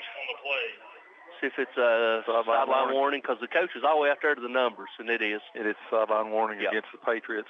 Next one will result in a penalty. So Cyclones look like they're going to get the ball. 10-12 to go here in the first quarter in a scoreless game. As the Cyclones have been doing, I heard Ryan talking when I walked in about special teams and the hidden yardage. The hidden yardage, and Cyclones are kind of countering that by putting two people back. You got Jeriah, number 9, back, and number 21, Nate Stevens. Yeah, they're standing back inside, right around both of them, about the 15-yard line, waiting on the snap and the punt. It's a high punt. It's a high snap. He gets it down. He's going to be forced, and he gets it off a decent, and it's going to be a Peter call, and they're going to get away as it takes a Cyclone bounce at about the 28, and it's going to be down about the 29-yard line, 30-yard line, where the Cyclones will take over 1st and 10. Patriots got lucky that time, Tony. The punter was able to get it. Not a lot of pressure they had to return on. Good punt, but it took a nice backspin there, and Cyclones are going to take it 1st and 10 on the 30. Yep. While we got a couple minutes, we'll go ahead and do some quick shout-outs. Mike Barnett finishing up mowing, listening to us. Keith Scholes, James Ward, and also Jim and Ann Caldwell. Cyclones come out with split backs, twins right, single receiver left. They're going to hand it to Nate. Nate's going over the left side. He lowers his shoulder, and he goes up near the 42 or 38-yard line. He's going to be tackled at 39. Pickup of 9 yards. Good hard run. Good hard run. He's getting another gear here lately. Yeah. Quick shout-outs here. Armanita for up on Stony Creek's listening. Johnny Range, Alan Goodwin, Elmer, Francis Sams, Coach Gary Elliott's listening, Coach Jim Crow. Same formation. This time he handed it to Russell. Russell lowers his shoulder across the 40, cuts it back up near the 44-yard line. And the result of the play is a select 7 Cyclone first down. Two good runs by the Cyclones, by the two seniors there. Cade comes out now for a quick break, makes the soul back. 9:27 to go. Cyclones have it 1st and 10, and the ball is marked at the 44-yard line of the Cyclones. Twins right, and they're going to do a quick pitch here to Nate. Nate across the right. He's down inside the 45, up near the 50, and he's tackled by his collar up near the 49-yard line of the Patriots. Pickup of about 7 yards. Good run. Yep, good hard run. Was just close to breaking that one, Tony, but the Cyclones have it now in Patriot territory, 2nd down and 3. 8:56 to go in the first quarter, and the Bojangles score of the game is 0-0. You're going to have Trips left, Stevens left side, quick snap, and they're going to throw. Dalton's going to throw it out here to Jeriah. Jeriah gets it. And he makes one guy miss, but stumbles back to the original line of scrimmage, so it's going to be a gain of no yards, so it's going to bring up 3rd down and 3 for the Cyclones at the Patriot 49-yard line. Still knotted up at 0. Looking over, getting the play. Parents, you're going to have twins left, twins right. Stevens still your tailback. Looking Coach Whitten getting the play. Play clocks are working, Stacy. You're down to 17 seconds. Stevens flips over to the right side. And they're going to hand it to Stevens. Stevens stutter steps inside the 45-40, lowers his shoulder down inside the 35, and he's going to be tackled inside the 35 at the 34. That's enough for another select 7 first down. Tony, he's getting that first move. He's making one cut and then getting up the field. Just a nice run by the senior. We'll give him 1st and 10. The ball's going to be all the way down to the Patriot 34-yard line with the 8 minutes to go here in the first quarter. First drive by the Cyclones. Cyclones is now, they got Cade Russell in playing H-back, so you're going to have twins left. H-back, single receiver to the right. Stevens will line up to the right side of Dalton. And it's going to be a whistle thrown by the side judge. He's defense, or it's going to be, I think they're pointing toward the defense. I believe it's going to be offside. See that, Tony? They either moved or they either lined up offsides. Yeah, they lined up offsides. Yep, so it's going to be a 5-yard penalty. Cyclones going to have it inside the 30 at the 29, so it'll be 1st and 5 for the Cyclones. 7:42 left to go here in the opening quarter.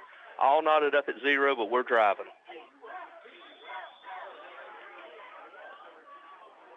Get the play from Coach Whitten. 7:35 to go here in the first quarter.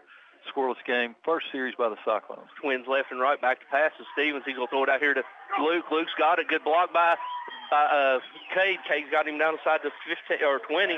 down inside the 19-yard line. Enough for another Cyclone first down. 1st and 10 inside the orange zone at the 19-yard line. Good pass by Mitchell there. Well, he gets it. First down. Select 7 first down for the Cyclones. Have it 1st and 10 on the 20-yard line of the Patriots. This time, quick snap, and it's going to hand to Stevens. Stevens and dual backs. He jump cuts back to the middle and lowers his shoulder down inside the 15. Pickup of 4.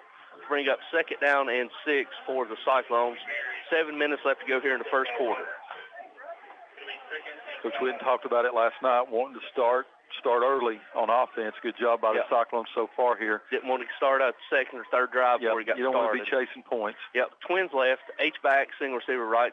And they're going to throw it to shovel past the case. He gets inside the 15, and he cuts the outside. House call, giving 6. Touchdown. Yes, sir. Little Utah pass, shuttle pass, whatever you want to. The coach behind us here is calling that. Yep. You line it up at H-back, he can block, he can go out for a pass, but more effectively, he can run that little Utah pass. And then at the end, he does it on his own. One cut out here, straight to the pylon. The result is a touchdown for the Cyclones, who go up 6-0 at 6:35 to go in the first quarter. Nice series of plays right there. It was nice wrinkles, good plays. He wanted to start out early, and they started out quick. So we're waiting on the snap from Russell, the hole from Whaley, and Campbell with the kick. He's ready. The snap, a good snap, holds down, the kick is up, and it is good. So with 6:35 left to go here in the opening quarter, Cyclones are up 7-0. We'll be back after this 30-second word from our sponsors. Home loans, construction, auto, and personal loans, all available now at Elizabethton Federal Savings Bank in Elizabethton, Johnson City, and in Mountain City. Elizabethton Federal Savings Bank is your hometown independent community bank since 1937, also offering business checking, certificates, IRAs, and both mobile and online banking. Stop by the Elizabethton Federal office nearest you for more information. Apply for a mortgage online at elizfed.com. Elizabethton Federal Savings Bank, equal housing lender and member FDIC. For the best carpets, hardwood floors, vinyl, ceramic tile, laminates, and waterproof flooring, see Winchester Quality Flooring, 110 West Elk Avenue, Elizabethton. Better than ever. WBEJ. All right, ladies and gentlemen, welcome back here to beautiful Cincinnati Bank Stadium where the Cyclones are up 7-0. A couple more quick shout-outs while we got a minute. Irene Lewis is listening to us, Miss Khrushchev. Also got Jimmy Enzer, Marvin Dahl. Mama's working hard. So is Doug Rasnick. Coach Lynn Duggar's listening to us. We got Jerry and Barbara. Also Rick Osborne, David Harris, Mitzi Absher, and a couple more here after the kick from Williams. Williams got it, and he's going to kick it to the right side. Tate's going to field it inside his own 10. He's going to the right. He's across 15 to 20. Stutter steps inside the 30. And he's still on his feet and driving. He's across the 35, and he's going to be tackled. Ball comes out, but they're going to say he's down right about the 36-yard line where the Patriots will take over. The big old kid returning kicks right there. Yeah, it is. They're going to have to get him on the ground. A few more shout-outs here. Miss Bullock's listening out in Kingburg. Bart Webb's listening to us tonight. Judge Jim Goodwin. Joe Smithdale's listening. Terry Lee Lovelace is listening out in Siam. David and Wally are listening up in West End tonight. As Fisher breaks the huddle, we're going to have trips left. Single receiver right's going to be a handoff to tailback. He's going to travel to the right side, and he's going to be hit. And maybe got a half yard. Good tackle by Eli Guess and Ben Adams. Or Ben and Eli Guess and Holzer. Ben Adams really stepped up that game last week. We called him in the past 2 weeks before that. Eli Guess there, 63. So that's what they need to do. That three-man front, we're depending on it, Tony. Yep, you're going to have tight trips to the right. Two receivers left. Empty backfield, back to pass. Look for something quick. He's going to throw it, and it's going to be out of the intended arms. Incomplete. With a little bit of pressure by their aforementioned Ben Adams. So bring up 3rd down and 9. Did a little spin move to the inside there. You kind of get the feeling this quarterback, he's not going to run. He could have tucked it and run around the end that time. He's going to sit back there and fire it, Tony. 3rd down and 9 for the Patriots from their own 37. 5:52 to go here. Your Cyclones lead 7-0 as Eli Blevins comes in to play the right cornerback. Yep, Horton out, Blevins in. As he was sent off, so it must be some type of equipment. So East breaks the huddle. They're going to have twins right, twins left, tailback to the right side of Fisher. Fisher is always in shotgun. Back to pass, Fisher. He's looking right. He's going to throw it across the middle, and it's low behind or you had him, so it's going to be incomplete. So it's going to bring up 4th and 9 for the Patriots as they're sending on the punting unit. Cyclones drop Jeriah back and Nate Stevens back. They're going to be somewhere between their 35 and 40-yard line, it looks like. 5:48 to go here in the first quarter. Cyclones lead. Bojangles score the game 7-0. Should get a good field position out of this, Tony. Or another high snap would be nice. So waiting on the snap and the punt. This time it's a good snap. He's got it. Cyclones put some pressure on. He shanks it. And it's going to hit at the 45, and it's going to take a neutral bounce, and we'll be down to right about the 43-yard line where the Cyclones will take over. 1st and 10 at their own 43. Good snap that time. Cyclones got some pressure, kind of spooked him a little bit. He shanks it, so the Cyclones going to end up 1st and 10. Ball's going to be on their own 33-yard line, leading 7-0. A couple more quick shout-outs. We got Mamaw Ryder listening to us, and we also got Cody Meadows and Brian Kraft listening to us, and Misty Taylor. Appreciate each and every one of you listening. Cyclones will break the huddle from the sideline, leading 7-0. Got our second possession. Don Ross on Circle Drive. Cloudy Gwynn's listening to us. Mayor Patty Woodby's listening to us tonight. Bo Campbell's listening. Tony Nave down on Chestnut. Kathy and Rick Townsend tonight. Better have the fire going. They got it going. Good night forward. Back to pass is Mitchell. He's looking right. He's looking. He's going to step up, and he's going to throw, and he's going to throw it out of bounds, which is result of an incomplete pass, which is one rule they changed, Stacy, and I like that. I like it. Well, that smart move by Mitchell that time. He didn't make a stupid throw. He rolled out, threw it out of bounds, loaded up to play again, 2nd and 10, while still on the 43-yard line of the Cyclones. Incomplete pass stops the clock. 5:31 to go here in the first quarter. Cyclones are going to have trips left, single receiver to right. Stevens is your tailback lined up to the left side of Mitchell. Mitchell will mark out play clock down to 14, plenty of time. Here they come. A direct snap to Nate. Nate picks it up, trying to make something out of nothing. He's going to hit around the 45 and fall forward to the 46-yard line. It was a bad snap, Stacy. No, that was a bad snap, so he just picked it up. Yeah. Smart move by the senior. Instead of falling on it, he just comes up and pick up the 4. Picks up 4 and takes it on. So good job by the senior. Picked up 4 to bring up 3rd down and picked up 3. Yeah. 3rd down and 7. Ball's on the Cyclone 46-yard blitz, and there you go. Yep, we get our 5 right there. The inside linebacker's trying to come on outside blitz. He was stunting, so we get a free 5. It's worked 2 weeks in a row, Stacey. Yep. We missed it for a while. Now we're getting it. So it's going to take it down inside Patriot territory to the 49, so it's going to make it a more manageable 3rd down and 2 for the Cyclones at the Patriot 49-yard line. You're going to have twins left, twins right, Stevens to the right side of Mitchell. Here he comes. They're coming blitz, and we'll be a quick pass out here to Teddy. Teddy steps inside. He's across the 45, lowers his shoulder down inside the 40. He's going to be tackled at the 39-yard line, but not before he picks up enough for another select 7 first down. Good job by him. He makes one move, gets up the field, gets a first down for the Cyclones. Good move by number 19, the senior. 4:40 to go, 7-0, Cyclones leading. She's going to have trips to the right, H-back left. Got 4 over there. Tell the rest. And you got Nate Stevens lined up to the right side. Now we're going jet motion, and two moving at the same time, and they're going to try to throw the little shuttle pass, and they're going to say it's there's a fumble here. They may decline it. And see, there's a fight for the ball, and Sullivan East gets the ball. As they tried that little Utah pass, shovel pass, and this time Cade fumbled it. Well, you had 2 people moving there. Yep. You had too many on one side over there. Yep.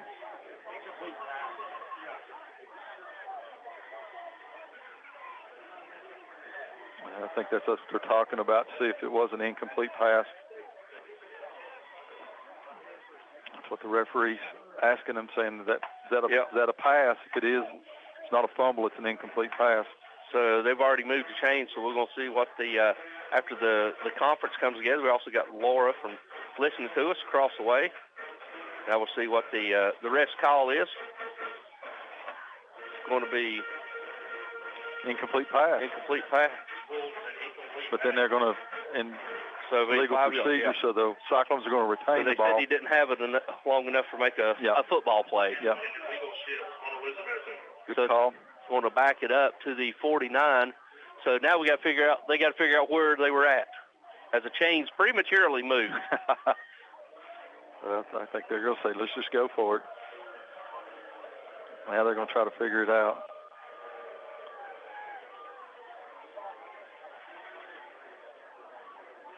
We're waiting here till they figure something out. We'll have Ryan on here. Nice call by Ryan back here. Yeah. You know how much they pay those referees to advise there on those football games when they ask them, we're going to send it to him. It was 3rd and 3. They're actually giving us 2 yards. Yep. If they're going back, they're going to leave it. They're going back 5, but they're. So we should have the ball at the 47. Yep. As Wes is pointing out there. But they're. Let's see if they correct it here. If they catch it. There's hidden yards right there. There's some. Ryan says there's hidden yards. Yeah. I've been with Ryan on the sidelines enough. We don't want him vouching for referees. I can tell you that. I've grabbed his belt more than once, so no, we won't do that. Yeah. 4:21 to go here in the first quarter. Cyclones lead 7-0 as the referees are attempting to figure out where to place the ball. When they called it before they huddled, the chain gang over there, they moved the chains, and the yard marker, down marker is where it's supposed to be, but the sticks are all messed up. We hope they leave it right where it's at. Yep. As we're waiting on them to pick a couple more quick shout-outs. Caleb's listening to us in Lexington as just announced that the Cyclones play again on Saturday, the T.A. Duggar volleyball. Yep. Congratulations on them as they're still working. You got some more shout-outs over there, Stacy? Got Armetta Woodby listening. Aaron Kaiser listening to us. Preacher Yance is listening to us tonight. Hubert and Shirley Stansberry over in Winston-Salem, North Carolina. Kelly Gagley and Sheriff Mike Fraley should be listening. Brenda somewhere eating her ham and cheese by herself probably. And Ted and Patty Fields. Now we're moving it down to the 40-yard line, so it should be 3rd down in about 15, so 39.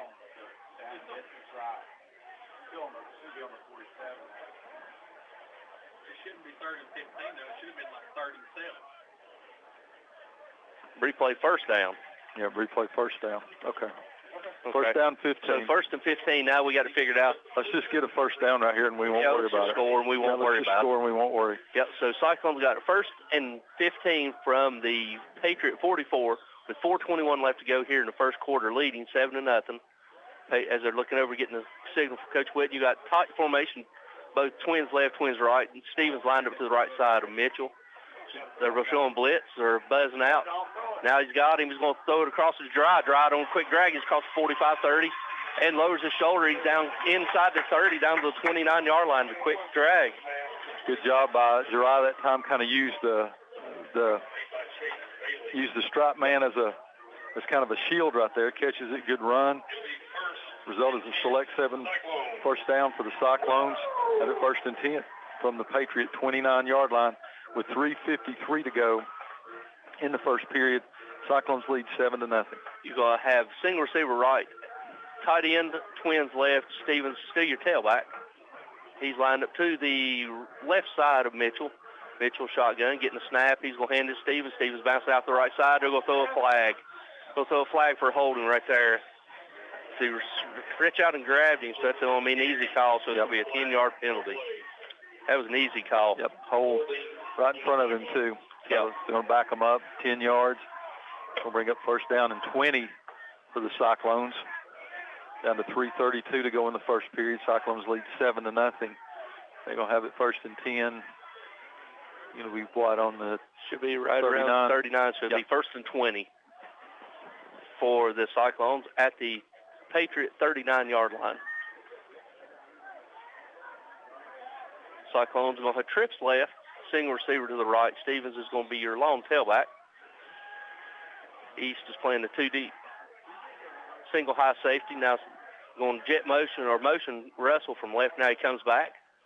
And they're going to buzz him out, and it's going to be thrown to Jirai. Jirai gets it across the 30 and down inside to the original line of scrimmage. as Nate picked up a block, and when he did, Stacy, the defender's helmet come popping off. Yep. Coach Witten's attacking that sweet spot we've been talking about between the linebackers and the safeties back there. Good job by Jeriah drifting across the middle there on a kind of little drag. Brings up second down and 10. They get the 10 back from the penalty on that play. Bring up second down and 10 for the Cyclones. Yeah, balanced formation, twins left and right. Stevens lined up to the right side of Mitchell. Mitchell, back to pass. He's looking left. He's going to throw it out here to Cade. Cade gets it, and Cade's going to be inside the 25, and he's forced out of bounds right at the 25. So a pickup of 4, so it's going to bring up third down and a long 6 for the Cyclones. Nice play by Russell that time to catch it. It's good to see Cade getting involved with this game plan. It does. So we got trips to the right, single receiver left, Stevens to the right side. Showing blitz. Here they're coming with the A blitz. They back up. Changing the play. He's coming back, Stacy. Here he comes. Nope, delayed blitz. We'll throw it out there to the right. Gets a block by Cade. He's going to score. House call. Yes, sir. Good job. Jeriah Griffin. Good job. Catches it. Splits 2 defenders. Outruns another. The result is a Cyclone touchdown. Good job. He just catches it over there in the flat, Tony, and just does the rest himself. Good job. Good job by the sophomore. Good block by the senior, number 5, Cade Russell. Good block out there. And Luke Whaley had a good block. Luke Whaley did, and that's another thing about having number 5 out there. He'll block his tail off. Yeah, and that's something the Cyclones missed at the early part of the season, blocking from the receivers. They certainly had it on that play in last week. So your Bojangles score of the game now is 13-0 Cyclones as we await the extra point. And the snap is a little high. He gets it down. Whaley gets it down, but Campbell drives through it, and it's good. So with 2:40 left to go here in the first quarter, Cyclones are up 14-0. We'll be back after this 30-second word from our sponsors. The Ridgewood Dining Room is wide open for your dining convenience. Ridgewood is still the Tri-City's best barbecue, and you can come into the Ridgewood Dining Room any day, Monday through Saturday, starting at 11 a.m., except for Sundays and major holidays when the Ridgewood is closed. Call in orders to the Ridgewood at 538-7543. Ridgewood is still the best barbecue in the region. Ridgewood fries are made from genuine Idaho potatoes, and only Ridgewood has Mrs. Profit's original baked beans. The Ridgewood, Old Highway 980 at Bluff City, just 6 miles north of Elizabethton. Depend on Valley Forge Wholesale Cherokee Drive behind Tractor Supply to be fully stocked with all the essential items, toys, and gifts you'll want this holiday season. WBEJ. FM 107.9, AM 1240, WBEJ, Elizabethton, Tennessee. It's 8 o'clock. All right, ladies and gentlemen, welcome back here to beautiful Citizens Bank Stadium. Cyclones are up 14-0. All right, Tony, we finally heard from Rob Stout. We got a dual small business shout-out tonight. He must not have gotten any free food this week from anybody because he's pulling up an oldie but a goodie. Whitson's Barbershop, home of the vacuum clippers and Steve's Lawn Care. He just mows the yard, mowing heads and mowing lawns in Elizabethton. No free biscuits for Stout this week, apparently. He's working on it. As he gets a drive and kick Williams, it goes into the end zone. That's what we're wanting. That's the hidden yardage. It's going to force Sullivan East to travel a long way. They're going to have a 1st and 10 at their own 20. All right, Tony, Bojangles score where this week you can get 2 steak biscuits for $4 is their new special this week. We've been told thanks to Barton back at the station for updating us on that.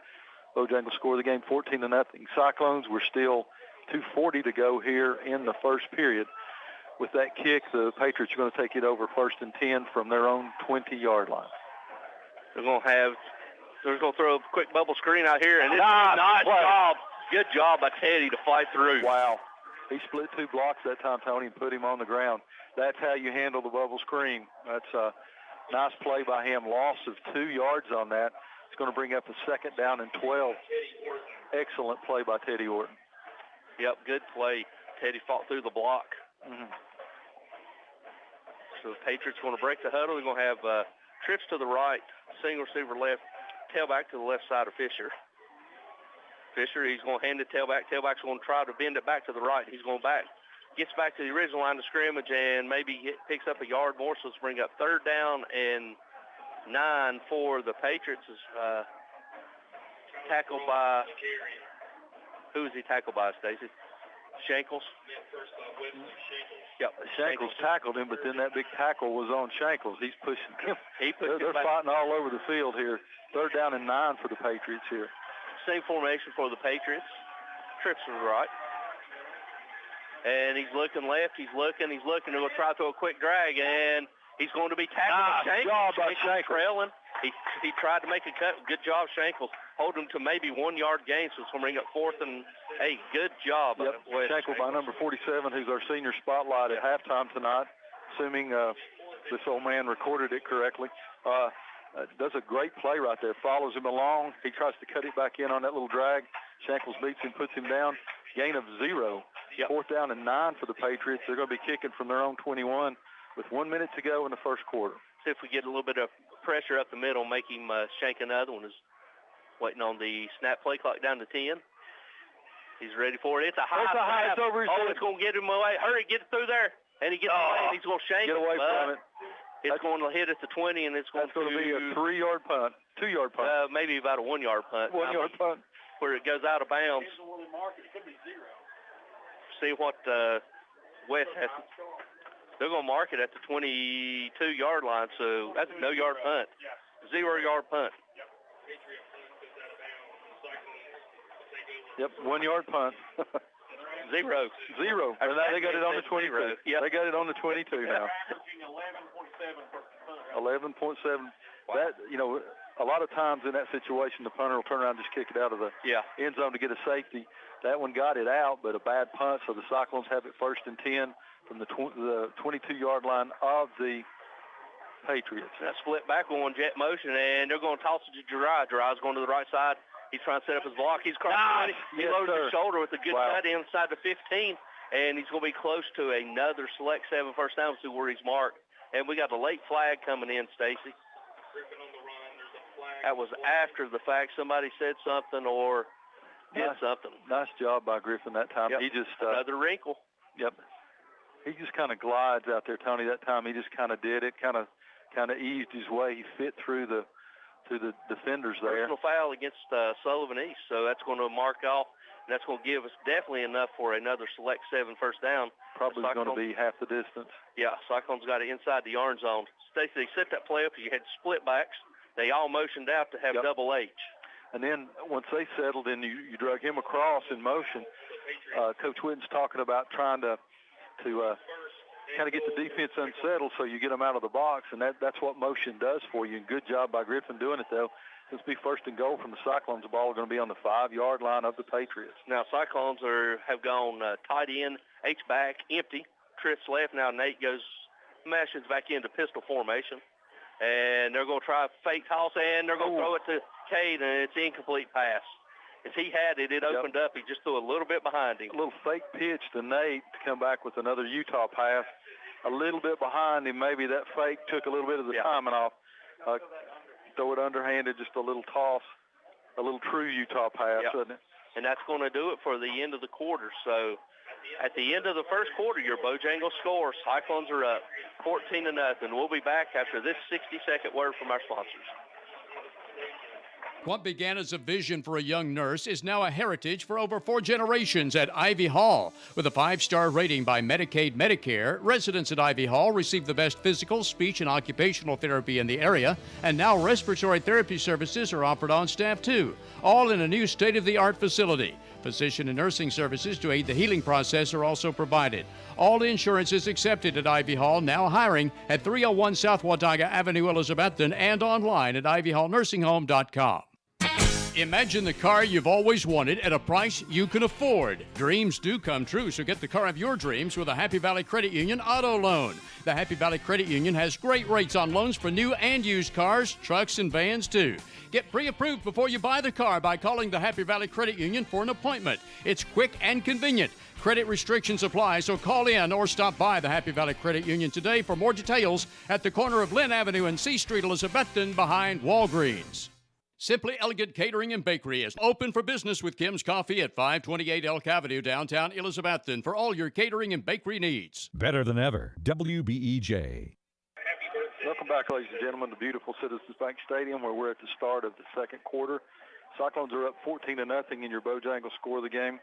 I'll take the lead here for a little bit. We got Ryan Whitten on the horn with us here tonight, giving Tony and I a little break here to get him up here and have his expertise.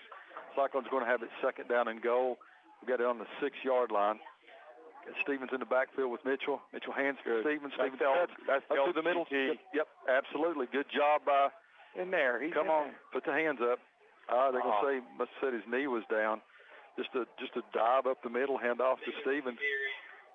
That's that guard tackle pull that we used to see with Bryson all the time and Cade Maupin the last couple of years. We kind of got away from it this year. People have been taken away from us. Cyclones going quick. Handed off to Stevens this time, no question this time.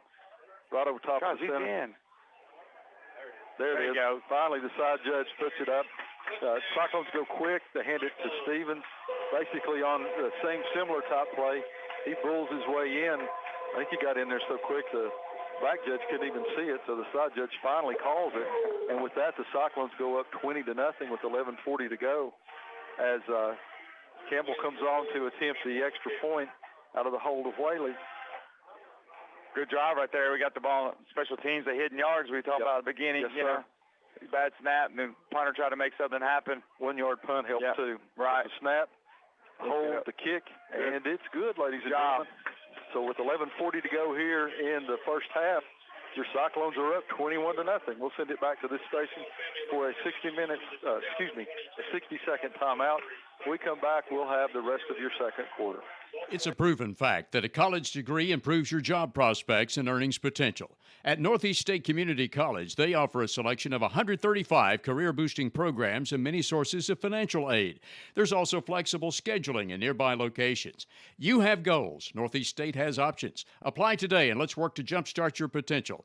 For details, call 323-3191 or visit northeaststate.edu/admissions. Northeast State, we're here to get you there.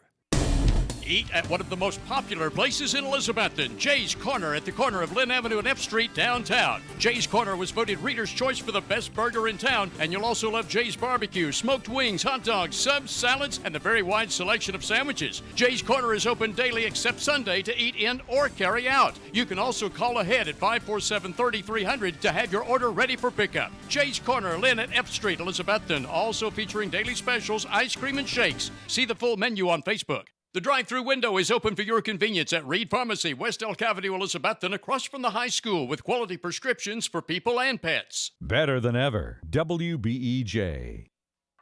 All right, ladies and gentlemen, welcome back to Citizens Bank Stadium as Mason Williams approaches the ball now. He kicks it. Peyton Roberts deep. It's going to go. Stay in. If it'll stay in, no, it's going to go out of bounds, so it'll be a penalty. They'll start from the 30. Start that one from the 30, Ron. 35. 35, yeah. Good kick, but just a little bit, you don't want it to go out of bounds, but he kicked it away from one. So the Patriots trailing 21-0 in your Bojangles score of the game. They're going to have it 1st and 10 from Cyclone 35. Yep, you got to keep that in bounds there so we can get it. That's a good rep. You can't go live. It's hard to go special teams live in practice, so he balls on the left hash. He's got to keep that thing inside. I'm sure we'll get a good work on that this week. Because it's hard to practice kickoff team and practice live. Patriots come out. They're going to have twins left, twins right, single back. Their Cyclones in a 3-man front. Jump offside. Jump offsides. And, of course, it's always the man right over top of the ball. Exactly right. You're going to give them a cheap 5 there. Cyclones are offside, so Patriots will have it 1st down and 5 from the 40-yard line. Landon Hughes, sophomore there, he's anxious. He has been playing really, really well. Came in last year. He was ineligible. He played just JV football, so he has played really well. Fisher gets it. He hands it off. There he is, making a tackle. There he is, makes it up for the offsides, makes the first contact. Then a host of Cyclones come in. Yeah, but you're right, Tony. Good job by. You're right, Ryan. Good job by. Landon to get off the ball that quickly, and the Cyclones converge. They're going to be. Ben Adams helps polish it up. Ben Adams is a really good athlete. He could help us. I've been on him about getting him some tight end reps. He's a really good athlete, former basketball player. Does a really good. Kind of was injured last couple years, but now as a sophomore, he's come in and played well. No gain for the Patriots. They're going to be 2nd down and 5. Good arrow. Drops back. Boom. Ooh. Oh, man alive. He dropped it. Number 20 caught it over there, Roberts, but Teddy Orton lays the wood to him, and he didn't want any of it. Drops the ball, so that's going to be an incomplete pass. It's going to bring up 3rd down and 5. 3rd down and 5. Yeah, we're in that cover 2 shell, so the quarterback doesn't always see the corner there. He's the flat defender. It's kind of confusing there. Teddy's had 2 big plays on defense. That's what we got to have. Teddy's a senior. He's got to bring that toughness every time, every game. Especially as number 20 went out after that hit. Yeah. Especially as the weather gets cold, we got to have that toughness by our senior. Patriots come out, trips left, single receiver right. Quarterback drops, sees it, throws it over top, turn around, Teddy. Oh, almost like a back shoulder throw. Yep. Orton goes on. That's at number 1 again. Mason Tate comes back a little on the back shoulder. Good throw. Yeah. Good comeback catch. Yeah, that takes a lot of reps there, to be able to get it. Patriots have it 1st and 10 on the Cyclone 43. You got to get somebody off, and we're not going to do it. Cyclones are going to have illegal participation, having 12 players on the field. Patriots kind of sped up a little bit after the 1st down there, Coach. Yeah, they did. They got going. We know they can move from empty to spread personnel really quick with just moving their running back to the slot. So we try to sub and get guys off the other side of the field. We can't have that. It's a good drive. First 3 plays, Sullivan East got some yards. Now they're driving. We need to keep that shutout. Trips left, single receiver right, single back in the backfield. Quarterback drops back again. Throw across the. Oh, he got it. Eli Williams, number 16, jumps up. Right. Bats the ball in the air, comes down with it. Yep. There's the turnover we're talking about. Yeah. Eli's been so close. Last week he was so close. Him and Zeth were close on two interceptions. Eli's, again, a soccer player, football player, very athletic. Dropped right into the drop zone right there. Cyclone's going to take over on that interception. They'll have it 1st and 10 from the 30-yard line, their own 30-yard line.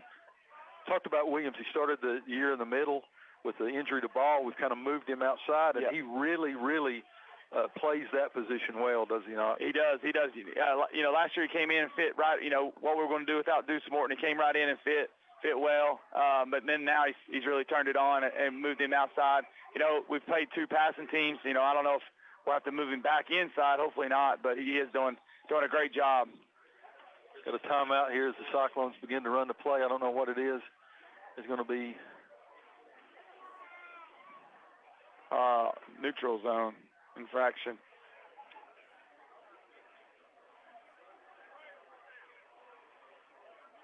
Oh, legal procedure. Yeah, legal procedure on the Cyclones. I don't know if somebody moved there when they did that or not, but Cyclones came out with trips right. Yeah, we're trying to outflank them. That's when kind of Eli Blevins out here, out wide. Got them stacked in there. We're moving right in, Now we got them outflanked because we got 2 guys on. 4 on the right side, reverse. Nope. Fake reverse. It's got it. Great run, Nate. Yep. Great run by Nate there. Gets the ball all the way down to about the 37-yard line. 2nd and 2. Faked a reverse. He brought it around here. Got those last yardage on his own. They're going to give him 2 yards on there, so he picks up 2 yards to go. Yep. They give him about 14 yards on that carry, 1 yard to go. It's going to be 2nd down and 1, so 14 yards. Gets back the penalty and more. Dangerous play right here for the Cyclones. Have a chance to do. They got twins on the left. We're heavy there again. We're unbalanced. Got it. Wow, what a lick delivered by Stevens as he takes the handoff. He's still going. Yep, he is. Nice job. Yeah, we had them out formation again. We went heavy to the right. We went guard, center guard, tackle, moved Seth Campbell out at tight end, and then brought Justice in as the extra tight end. So a little flavor there, mixing them up. Like we're talking about formation and people. It's something else that these teams are going to have to worry. We're in the same formation. See how heavy we are to the right. Now to Russell. Yeah. Russell takes it to that right side. He's digging. They're going to give him. Good block by Seth Campbell there to count combo. He was double. Him and Jacob Whitaker were comboing somebody, and then he came off and got the backer at the right time. It was a good combo block. We really need to find a way to, like, 4-minute drill and finish runs, finish games with running the football. That ends in scores. Ends in scores. Okay, we got a single receiver right and left, heavy again. Russell in the backfield. Hand off to Russell. There it is. Go.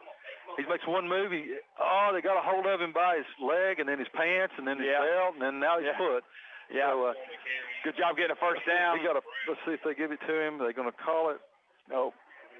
Third down and 1, just short. I thought his forward momentum got enough, but it's easy to see from up here. I think if he stays vertical, man, he may. Yep, they're going to give it to him now. They're going to give it to him now. It looks like. Yep. Now we're heavy left. Formation and people trying to run the football. Select 7, first down. It looked like that forward motion. They changed those chain guys. I guess they told them not to move over there unless they told them to. So Cyclones have it first and 10 from the 32-yard line. There it is. There's Stevens making the cut. He's going up the field, lowers his shoulder, takes on the linebacker, turns his back to them. Big gain. Yeah. That's a good block by, again, Dylan McDuffie pushing. They overflowed, so it's like split flow, so they come back and they stick his foot in the ground and get back to the right. Heavy left. Second down and 1 for the Cyclones. Steven gets it again, makes one cut, jumps. Go block, Cameron. He's going. Get in there. Yeah, he's in. He got it in. No, they're going to mark him down. Good job. Cameron Baker had a block out here on the end. Like Coach said, it's zone blocking. You get them going one way. Corey Russell, he patented that move. You get him going one way, he does the cutback. Nate does it that time. Looked like he got in, but they're going to say he's just short. It's first and goal for the Cyclones from the 1/2 yard line. Let him finish it off. There, he does. Right behind Sam Bowers. There we go. Walks in behind big Sam Bowers. Yep. Result is a touchdown Cyclones. Touchdown Cyclones. 27-0.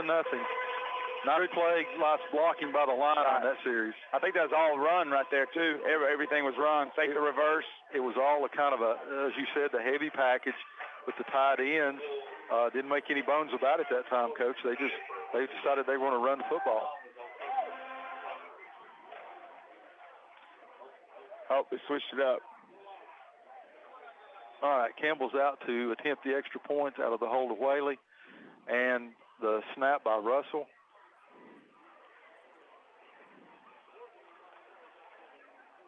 Snap. Boom, ball's down. Good job. It's Luke. Good. Yep. It's good. Luke's a really good holder. He concentrates right there. Good job. Whaley gets the ball down a little high on the snap. And just like that, ladies and gentlemen, your Bojangles score of the game is 28-0. With 8:12 to go here before halftime. We'll send it back to the station for this quick 30-second timeout. The Jeweler's Bench has been part of Elizabethton for 22 years. John and Sherry want to thank each of you for making it possible. The Jeweler's Bench offers in-house repair services such as ring sizing, rhodium plating, chain repair, pearl restringing, and much more. Shop the very wide selection of quality jewelry on the Jeweler's Bench website from the comfort of your own home at jewelersbenchtn.com. And find us on Instagram and Facebook. The Jeweler's Bench, across from Hardee's on Broad Street, Elizabethton. Offering quality furniture, appliances, and bedding for the entire home since 1936. Shop locally at Richie's Furniture and Sleep Shop, downtown Elizabethton. All right, ladies and gentlemen, welcome back here to beautiful Citizens Bank Stadium. Joined by Ryan Whitten here tonight, helping us out to help Tony and I tonight. I just got a word here. Sullivan Heights upset Liberty Bell, which makes T.A. Duggar Cyclone co-conference champs again after they had a huge win over Greenville last night. That win got even bigger now. We're here for our kickoff. Talk to you about that in just a minute. We'll do our small business shout-out courtesy of Stout's Riverside Auto here tonight. Rob Stout didn't get any free food or any free goodies this week, so we're going to go back to Whitson's Barbershop and to Steve's Lawn Care. All they do is mow the yard and mow your head. 8:12 to go here before halftime. Cyclones lead 28-0. There's the kick by Williams. Nice kick. Tate's going to take it about the 10. Oh, he dropped it. He bobbles the ball. Get him, Seth. Takes back. Seth mixed him. He's to the right side. He's going. He's crossing the 15. Eli Blevins. Eli Blevins goes and takes him and is able to run him out of bounds. Kind of looked like he was seeing if he had a wall set up. Right. Blevins busts through the wall and gets it. And the result is a so-so return, but good job by the Cyclones on the coverage. It's going to be first down and 10. They're going to place the ball on about the 17-yard line of the Patriots. How about that win? That's huge. Now your co-conference champ. That's right, yeah. That just shows you how big the Johnson City-Elizabethton rivalry is. We played Liberty Bell last week. Liberty Bell beat us, and then obviously they had a letdown. Sullivan Heights is the old Sullivan South. They have a really good football team, power football, a lot of good kids. So we're, the teams, like I said, the teams that we beat, most time on paper, they look bigger, stronger, faster, but, as Dave Ryder said, you don't play on paper. That's why you play the game. That's why you play the game on grass. So. Patriots run the ball, just a halfback dive there on the first play. Going to pick up 6 yards, going to bring up 2nd down and 4. They come out with a single receiver to the left. Got a slot in over there on the right. Quarterback drops back. Dalton in the middle. Across the middle. It's a reception by the Patriots. They're going to have it at about the 32-yard line. These receivers are long and lean for the Patriots. He's able to go up. They get it off before the blitz is complete. The result's going to be a first down for the Patriots. Teddy Orton on the stop there for the Cyclones. Have it 1st and 10. The ball's going to be on the 33-yard line of the Patriots. We got caught rocking the coverage there early. Oh, here it is, cover 2. Oh, got him. Cover 2 there. They try to throw it to 21. He's out here in the flats. Cyclones jump it good that time. By Nate Stevens. That's Nate. Thought we'd have a pick there. Yeah. Zeth Mullins out here playing the outside linebacker also reads it. So good job by the Cyclones. They're going to bring up 2nd down and 10. Even if he caught that, he was going to get sandwiched right there. Hammered. So that's good. Clock stops, 7:10 to go until halftime. Cyclones lead 28-0. In that cover 2 scheme, our corners act like outside linebackers, so they can they drop until they get flat. Hand off to the back up the middle. Good play coming up. A hit like that looked a whole lot like Andrew Blevins on the hit. Yep. Caleb Holzer, who played an outstanding game last week, comes up. I knew somebody laid some wood on him, and that was Holzer that time. Yep. Coming up in the middle. Going to bring up a 3rd down and 3 for the Patriots from their own 40-yard line with 6:40 to go before halftime. Back good pass drag, by the shallow crosser. Shallow crosser, and he dropped it. Yep. They're going to say incomplete pass, so it's going to bring up a 4th down for the Patriots. They have it 4th down and 3 from their own 40-yard line. That's what happens. You hit a couple of them receivers, they start peeking. Teddy was there, guy kind of peeked. Teddy popped him. Holzer popped that last one. That's you can live and die across the middle. Yeah. And the Patriots are going to come out. They're not going to try it, even though they trail 28-0. Yeah, 4th down, they're going to go for it. Yeah, they've had trouble, with the snapper, so watch the fake. Cyclones have Nate and Jeriah back deep. Yep, kept the defense in there just in case they try to. Yeah, punt safe. There's a snap. Finally a good snap. Good hold up. We got it. Go, Jeriah. He's got an open field, ladies and gentlemen. He's to the 50, to the 45, to the 40. Go. 35. And there we go. Knocked out of bounds at the 30-yard line. Yeah, you finished that run right there when you see the punter. Little torque there. A little torque at the end. You see the punter trying to tackle. That's a good sign. You lay the shoulder into him. That's what he did. First time in a long time, ladies and gentlemen. Cyclones get a low line drive punt. Jeriah catches it on the run at about the 35-yard line. Excellent return. And just like that, the Cyclones have it 1st and 10 at the Patriot 30-yard line, leading 28-0. Wes put up a graphic right there just a minute ago. Stevens had 108 yards on 12 carries, averaging 9 yards a carry. So just outstanding from the senior running back again. He's in there now. We got twins left, twins right. Stevens in the backfield. Mitchell with the snap. He's got a seam. He's going to put it up. Got Orton high, double covered. Just a little high. Orton goes up high, a little slow getting up. Get yourself killed that way, Tom. Ron. Yeah. Get yourself killed throwing that high. Yeah. He had him, waited for just a minute for him to break. Just a little bit high, so. Like you said, those receivers and safeties are tall and long, so that's kind of put it where he couldn't get, nobody else could catch it but our guy. So Teddy took a spiel there. So we got tight ends back in. Justice. Got 28 Justice Wallen in at tight end. Single receiver right. Twins left. Mitchell's back to pass. He's going to go over here. Orton flat. Orton breaks a tackle, breaks another tackle. Going to lower his shoulder. There we go. Good job by Orton. Breaks 2 tackles. Takes the ball all the way down. They're going to mark it at about the 3-yard line of the Patriots. Good pitch and catch that time by Orton. Yeah, it looked like somebody was getting ready to get in the passing lane, so Dalton dropped it down a little bit, changed his arm angle, and got it out to Teddy. Good spin move by Teddy, finishing his run as well. Cyclones have it 1st and goal from the 3-yard line. Heavy right with Russell in it, running back. Go ball. Mitchell hands it to Russell. Russell lowers his shoulder. Boom. Touchdown Cyclones. Yeah, there we go. Nice job. 3-yard run by Russell on the handoff. Coach Whitten called it heavy in there. The big boys are getting just the push they need. The Russell to get in the end zone. Yeah. And ladies and gentlemen, your Bojangles score of the game with 5:51 to go in the first half. Cyclones lead 34-0. The benefit of all those linemen have played every position.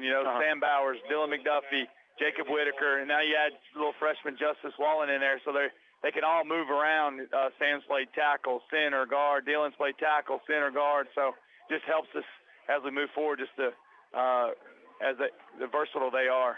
Snap down, kicks up, and the kick is good by the Cyclones by Campbell. So the Cyclones lead now 35-0. 5:51 to go to halftime. We'll keep it here for just a second and talk to Coach Whitten a little bit. How about Dalton Mitchell?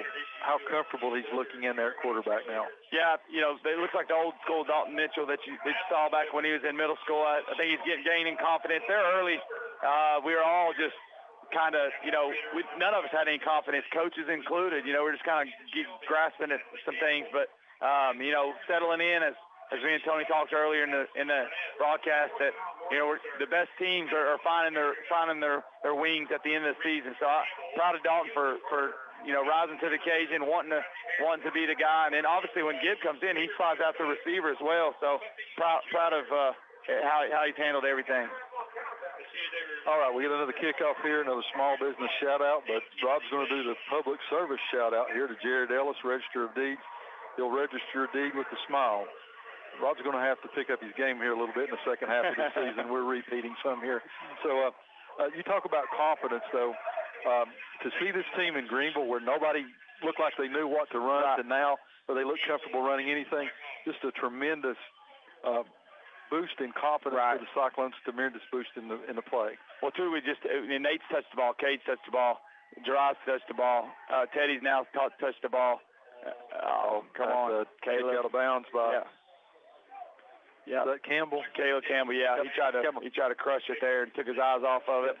Just like a golf swing. If you take your eye off of it, it's going to go where you look. Right. He was looking over to the Patriots sidelines, and that's where it went. So it's going to be a penalty on the kickoff. The Patriots are going to have it again. First and 10. Again, you don't want to you don't want to do that. You want to get that rep. That's a practice rep, especially at 35-0. It's a practice rep you're taking away from those guys. Cyclones lead 35-0. We don't get a running clock until the second half. So important to hold the Patriots here. They're going to have it first and 10. Empty. Got an empty, got trips left, two receivers right. Big pass to number one. That's the way you get on them. Good job over there. Is that Teddy? That's Teddy again. Yeah, Teddy and Eli Williams. Cade Russell jumps in there. Caleb Holzer. So Teddy gets his hands on it. Low. They come high. Yeah. So it's going to be about a 2-yard gain. It's going to bring up second down and 8 for the Patriots. Good. That's the way you play that, Tony. They had sorry, Coach. Old habits are hard to break here. It's all good. No worries. Old habits. I'll be called first. Same time. Me too. Today, as a matter of fact. That trips over there, a little bubble screen look. Good. We'll fake it. Now go. Boom. There it is. Good thing that guy didn't. If he would have brought that down, he would have been Cade Russell. He dials those up right there. He dials that up. He certainly does. Kind of pump and go there. Pump and go out of the same formation. Cyclones had great coverage there. 2 receivers over top, had the corner and the safety both covering. Bring up a third down and 8 for the Patriots. 3rd and 8, yeah. Good job. Good rush by Markel Chappelle there. He kind of got off the edge, so it made the guy throw it a little high, made the quarterback throw it a little high. Number 16, Drake Fisher, he threw a little high there because of Markel. Trips left, singles receiver on the right. Now the running back switches to the right side. Good. We bailed out of there. Ball's in the middle. Ball's in the air toward Tate.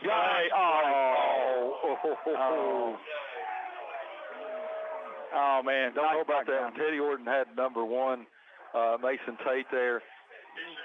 Covered up. Yeah, stride for stride. Yeah, at about the 35-yard line of the Patriots.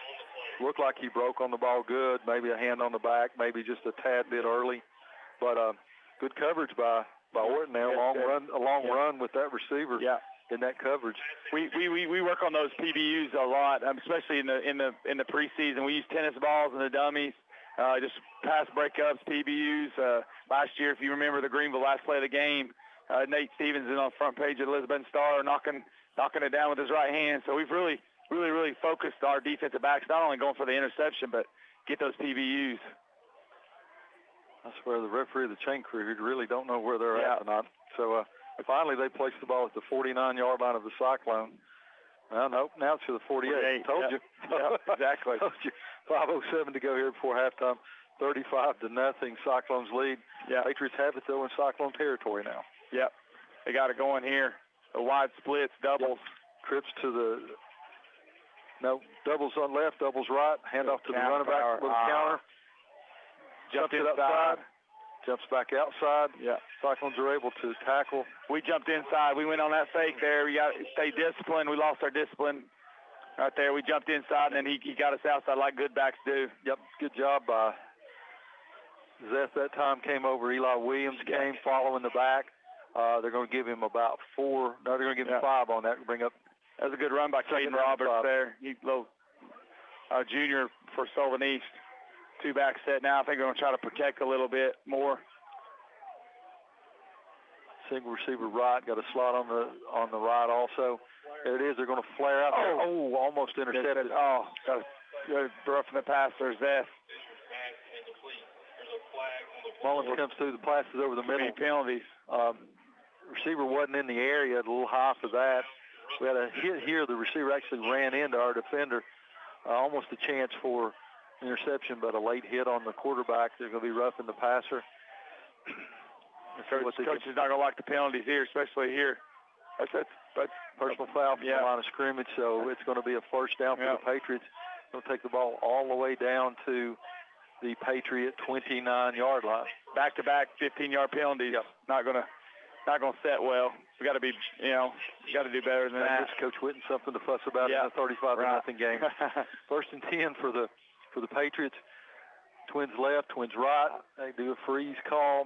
Cyclones jump a little, but don't go across the ball. Patriots now. 16 Fisher. Quarterback has it. Hands off. Oh, he just grabbed him. Yep. Nice tackle. Yep. Good job by the Cyclones. Good stop. Good gang tackle. As we like to say, a host of Cyclones led by Eli Williams on the stop.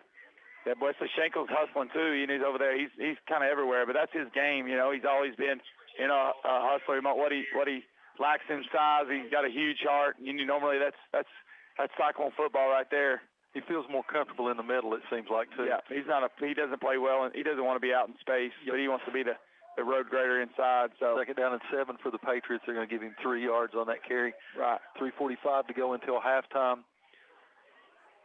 Fisher back to pass now. Coming to the right. He launches it toward the end zone. Ball in the air. Cyclones. Nice job. Kate goes over. Kate comes over. Teddy Orton's in the coverage on the pass. Harmlessly falls out of bounds, so it's going to be a incomplete pass. Bring up a 3rd down and 7 for the Patriots. 3:34 to go.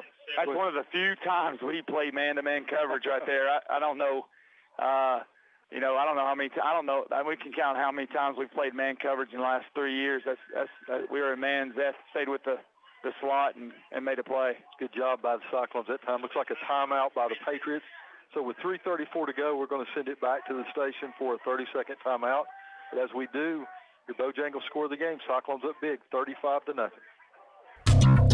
Carter Finance proudly supports the Elizabethton Cyclones. Come see the friendly people at Carter Finance for a cash loan.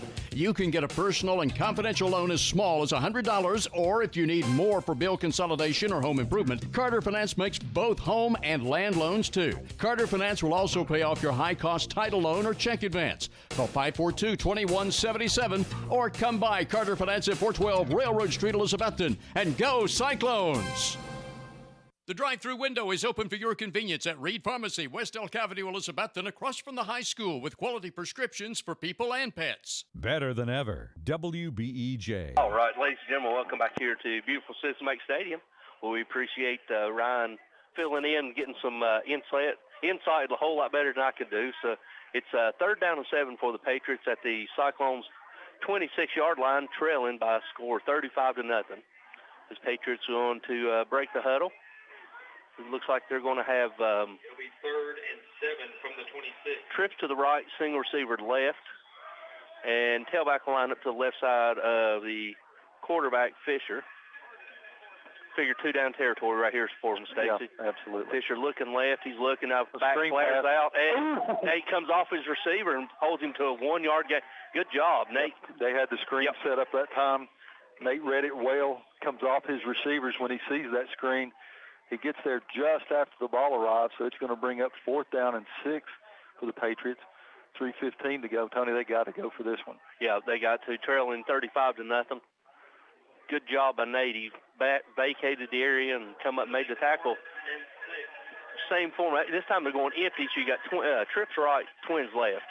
Empty formation for Fisher, quarterback. Cyclones showing some pressure. Now they back out. They're looking to try to throw it across the middle, and he's caught inside the 20, and depending on the spot, Stacy. Caught that one in traffic, Tony. Yeah, they're going to give him a first down. It's going to be 1st and 10 for the Patriots. Wait a minute, hold on. One referee said move them. Now the white hat says first down. So it's 1st and 10 Patriots from the Cyclones' 19-yard line with 2:49 left to go here. The first half, Cyclones are leading by a score, 35-0. They're going to spread from sideline to sideline here, Tony. Yeah, they are. So you got trips to the right, wide right, single receiver left, pistol formation. They're going to hand it to the tailback. Tailback's going right in the middle. He loads his shoulder down inside the 10, down close to the 5-yard line as Caden Roberts, number 20. Yep, Ron talked about him. Good, strong run there by Roberts. It's going to be a 1st and goal for the Patriots, right about the Cyclones' 6-yard line, Stacy. Please reserve 30 points. Yeah, same formation. Cross is going to try jumping outside. He's going to try to jump back inside, and he's hit by a host of Cyclones, and now they're trying to push the pile, and referee blows it dead. Pickup of maybe 1. So it's going to bring up 2nd and goal for the Patriots at the 4.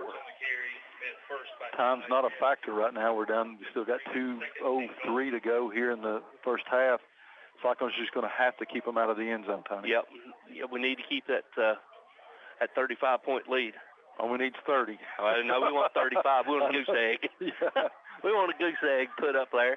To break the huddle, we're going to have twins left, twins right. Single tailback lined up at the right side of Fisher. Fisher backpack. He's looking left. Now he's going to look right, and he's going to throw it. And to Tate in the middle. He just had Teddy blocked out. He did. He just he blocked him out like it was a rebound in basketball. He just fronts him a little bit. Quarterback does a good job for the Patriots to find him. And the Patriots are on the board, 35-6, with 1:37 to go here before halftime. Nice drive, but as Coach Whitten talked about, aided by 30 yards in penalties, 2 personal foul penalties. That's what really comes back to bite you on those, Tony. Yeah, that won't set well come film watching. Waiting on the snap and the hold, snaps down, the kick is up, and he almost got it, but no, it slips through the upright, and it's good. So with 1:37 left to go in the halftime, your new score, Cyclones 35, Patriots 7. We'll be back after this 60-second word from our sponsor. Hermitage Health and Rehabilitation is a newly remodeled 70-bed facility in Elizabethton with a reputable therapy team offering physical, occupational, and speech services 7 days a week. Their Rehab to Home program focuses on the goal of returning residents to their home re-energized and with more mobility. Schedule your tour today at Hermitage Health Center, 1633 Hillview Drive, Elizabethton, 543-2571. Watson's Marine off Highway 11E Bluff City is where you'll find one of the area's best selections of fishing tackle and marine accessories, plus the latest Camas, Phoenix, and Vexus boat selections. Watson's Marine also has Mercury and Yamaha outboard engines. Owner Aaron Green and sales and tackle shop manager Rex Pendergrass invite you to stop in soon and look at all the latest models and merchandise. Watson's Marine, Highway 11E, 2 miles from Bristol Motor Speedway towards Johnson City. Visit the coffee company in downtown Elizabethton for handcrafted coffee drinks, sandwiches, and salads. Go Cyclones! Better than ever country. WBEJ. All right, ladies and gentlemen, welcome back as Sullivan East is getting ready to kick off to Nate and Gerard standing back inside their own 10. 1:37 to go until halftime. Cyclones lead. Bojangles score the game 35-7. They try an onside kick. No, it's going to be a high spinning pooch kick. Gerard's going to field it at his own 15. Over to the right, he's going to the middle, and he's at the 20. He's going to be tackled by Tate right about the 25-yard line, where the Cyclones will have the 2-minute offense with 1:31 left to go. Stacy and all 3 timeouts. Yep. Blue Prophet on the tackle there by the Sullivan East Patriots, number 9. Cyclones have it 1st and 10 from their on 30, where are they going to put that, Tony? 20? About to 29. 24. About to 25. That's 25. 25. Got a new quarterback. Kind of double up here. Yep. Cade Maupin's in there. Cyclones going to try to double up, score here, get the ball, start the second half. Yep. Maupin's your new quarterback. And Maupin's back to pass. He's looking to set up a screen, and it's going to be picked off. And scored. Ooh, pick six on a screen pass. Big O tackle comes in, bats it in the air, and is able to score it on a touchdown. It kind of, what's the number? 12. Lazier. Number 12. Corbin Lazier, sophomore playing defensive end for the Patriots, goes up in the air, knocks down the attempted screen pass, and as it comes down, he catches it. Kind of hard to tackle that big old boy that close to the end zone. So just like that, it's 35-13. Patriots as they come on to attempt the extra point. It's one thing that you didn't need if you was the Cyclones, a quick turnover to give any life to this Patriot organization. So they're going to try the extra point to cut it to 21. The referee's ready to blow it in. Kind of hard to get that touch on a screen pass right when you first come into the ball game, but interception puts the Patriots back on the board. Bad snap, and we got a flag coming in. We offside. I don't know, through it's right there in the middle. I don't know if it's holding or if it's jumping through the A gap. We'll see what the referees are. They're getting together. We'll get one of those tonight, Tony. Yep, we're getting. We hope we don't have another chance. Personal foul against the Cyclones. So they're going to kick it off probably from their own side of the. From our 40. Yeah, from our 45. 45-yard line. Yep. So, Stacey, while we got a break in action, we'll let you know after a good attempt, Cyclones are up 35-14. Let's go back to the station for this 30-second timeout. Get $2 off any purchase of 6-pack and a pound at Taco John's Elizabethton. Hurry, this offer may be ending soon at Taco John's, corner of Broad and Sycamore, where also for a limited time you can drive through as early as 7 a.m. 7 days a week for breakfast. Right now, Taco John's offers 2 meat and potato breakfast burritos for just $6. Anytime, any day is a good time to eat at Taco John's, corner of Broad and Sycamore Street, Elizabethton, where the drive-through window is open till 10 o'clock at night. Depend on Valley Forge Wholesale Cherokee Drive behind Tractor Supply to be fully stocked with all the essential items, toys, and gifts you'll want this holiday season. WBEJ. All right, ladies and gentlemen, welcome back here to beautiful Cincinnati Stadium, where Patriots, after a 15-yard penalty, will be kicking off from the Cyclones' 45-yard line. Yep. Quick shout out here, Steve's Lawn Care, Steve the mowing man. He just mows the yard. His brother's listening to us tonight up in Crow Bottom. John Barr listening to us here as he always does. The Cyclones are on the radio here at WBEJ. Waiting on the approach and the kick, and it's going through the end zone. So the Cyclones will take over 1st and 10 at our own 20 with 1:22 left to go here until halftime. Now, see if we get us a 2-minute offense going here, Stacey. Yeah. See what the Cyclones do. See who can't tell who the quarterback is. Cyclones are huddling up for the sideline. Now, Maupin's going back in, and you're going to have tight end to the right, single receiver right, twins to the, or tight end receiver left, twins right. Stevens back to pass, and they're going to hand to Stevens. Stevens trying over left side. He jump cuts. He's across the 25 up near the 26-yard line where he's tackled after a nice 6-yard gain. 1:12 left to go. When he feels it, he rolls. He does. When he feels, he rolls. He rolls. He rolls. He rolls. Just like cousin Terrence there. When he's on a roll, he starts feeling it. Cyclones hurry the line, going to hand to Stevens. Stevens this time is going to try over the right side. He's going to cross the 30, and that's going to be enough for another select 7 first down for the Cyclones, where we're right at 50 seconds left to go. Cyclones hurry. Stop the clock as they move the chains. Quick tempo for the Cyclones. Referee blows it in. Same formation for back to pass is Maupin. Maupin looks. He's going to throw it up for Teddy. He's got Teddy across the 45. Yes, sir. Sick. Oh, Teddy, keep running the house call. I'll go ahead and call it inside 10-5. Touchdown. Nice pass by Maupin over the right shoulder. Orton stops. Receiver goes right on by just like Top Gun. And then he turns it in, outruns into the end zone. Just like that, the Cyclones are on the board to make it 41-14. Big Wes, how long was that? 69-yard pass play from Maupin to Orton to put the Cyclones up to score with 34 seconds to go. Campbell comes on to kick, Whaley in the hold to attempt the extra point to make it 42-14. And the Cyclones, as you alluded, Stacey, we're trying to double dip as we get the ball to begin the second half.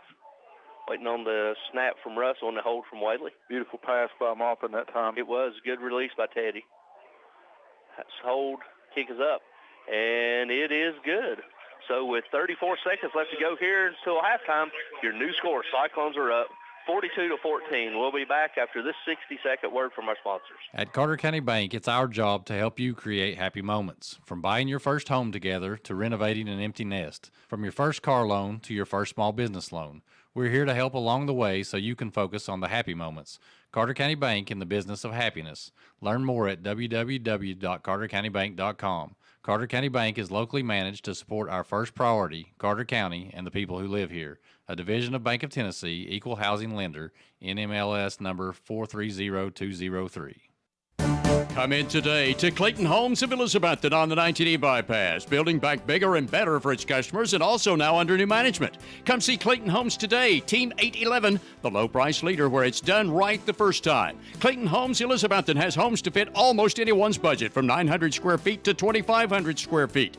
Come see the home of your dreams today at Clayton Homes of Elizabethton, 1581 Highway 19E bypass, building back bigger and better especially for you. For the best carpets, hardwood floors, vinyl, ceramic tile, laminates, and waterproof flooring, see Winchester Quality Flooring, 110 West Elk Avenue, Elizabethton. Better than ever. WBEJ. All right, ladies and gentlemen, welcome back here as Cyclones going to hit them, kick it off, leading 42-14, 34 seconds left. Mason Williams with the approach, and it's a high spinning kick that's going toward the goal line or toward the out of bounds, and it's going to be touched by the defender and knocked out of bounds. It's 21. The kickoff brought to you, small business shout out from Stouts Riverside Auto. J&J Logistics, keep Carter County moving. So the Patriots will take over 1st and 10 inside their own 20, about the 19-yard line. Stacey, you figure they'll just take a knee and take this thing into halftime. Receivers should have let that ball go. Yeah. Of course, kickoffs are live. That's a dangerous thing to do, but it's good for the Cyclones. They're going to take it 1st and 10 on the 19-yard line of the Patriots. Let's see if the Patriots are. They're going. Fire it. Yep. They're getting empty. So you'll have. Come on, we got guys. stoppage in play. Is what are they doing? Oh, they put the wrong ball. Yeah. They put the kicking ball in. They tossed out the game east ball and put in the kicking ball. So now they got to say east is going to be empty. You'll have Twins to the right. Same with left. He's going to look. He'll throw. Double move and in and out of hands. He had it. Man alive, I'm glad he dropped that. Yeah. I don't know whether he would have gotten by. But as you Tyler Cross there, I don't know whether Dalton could have got him on the ground or not. But man, I'm glad he dropped that one because it would have been a first down and maybe even a bigger gain. Yeah. But it falls incomplete. Bring up 2nd down and 10 for the Patriots. 27 seconds to go to halftime. Bojangles score the game now. Cyclones lead 42-14. As Ryan alluded to earlier, once they see a couple hits, they get a little. He had his head on a swivel. Yep. This time he got trips to the left, single receiver, tailback in the backfield. They're looking. He's going to throw a drag middle. Picked off by 6'6", Teddy. Give him 6. Number 19, Teddy Orton. Jumped it. Pick 6. He jumped that across the middle. Read it all the way, Tony. Takes it in. 24-yard interception return by number 19, Teddy Orton. Touchdown Cyclones to make your Bojangles score the game now 48-14. Return the favor on the screen interception down here with the pick 6 on the defense. Coach Whitten talked the other night. He wanted to see special teams play better, wanted to see some scores and some turnovers on defense. You get both in that, Tony. Yeah, we got him one. Now we had to get a special team when now we're waiting on the snap and the hold. Good job by Teddy recognizing snap is down, kick is up, and it is good. So with 19 seconds left to go here until halftime, your new score, Cyclones are up 49-14. We'll be back after this 60-second word from our sponsors. If you're in the market to buy or sell real estate, think Rainbow Realty and Auction. Rainbow Realty and Auction will keep you informed on the status of your property on the market, and you'll benefit from the personalized attention provided by the brother-sister team of Dale Williams and Judy Veneman. Rainbow Realty specializes in residential, acreage, and commercial property and also provides auction service. Visit the Rainbow Realty and Auction website at rainbowrealtytn.com or call 547-2800. Make Dino's Restaurant downtown Elizabethton your regular eating place for football Friday nights. In addition to your favorite hot lasagna, spaghetti, and other Italian foods, plus hot American foods like hamburger steak with onions and gravy, you'll enjoy marinated ribeye steaks at Dino's any day for lunch or dinner. And football Fridays after 4 o'clock, Dino's also offers 10-ounce prime rib with a salad inside. Get in the game. Eat every Friday night at Dino's downtown Elizabethton, open from 11 a.m. Monday through Saturday and accepting carry-out orders. Simply Elegant Catering and Bakery is open for business with Kim's Coffee at 528 Elk Avenue, downtown Elizabethton, for all your catering and bakery needs. Better than ever. WBEJ. All right, ladies and gentlemen, here's another kickoff, and this time Williams has got it trying over, and it's dropped, and will be fell on his ball. Still loose. Cyclones have got it. Cyclones got it at the 25. We just talked about that, Tony. Those kickoffs are live balls. Once they go 10 yards, there's anybody's ball. He just dropped it. He just dropped that one. Cyclones jump on it, so you better believe they're going to go for the end zone right here with 15 seconds to go. Kind of joked offline, don't leave us here in 19 seconds. We may score a couple more times, but certainly got a chance to do so here.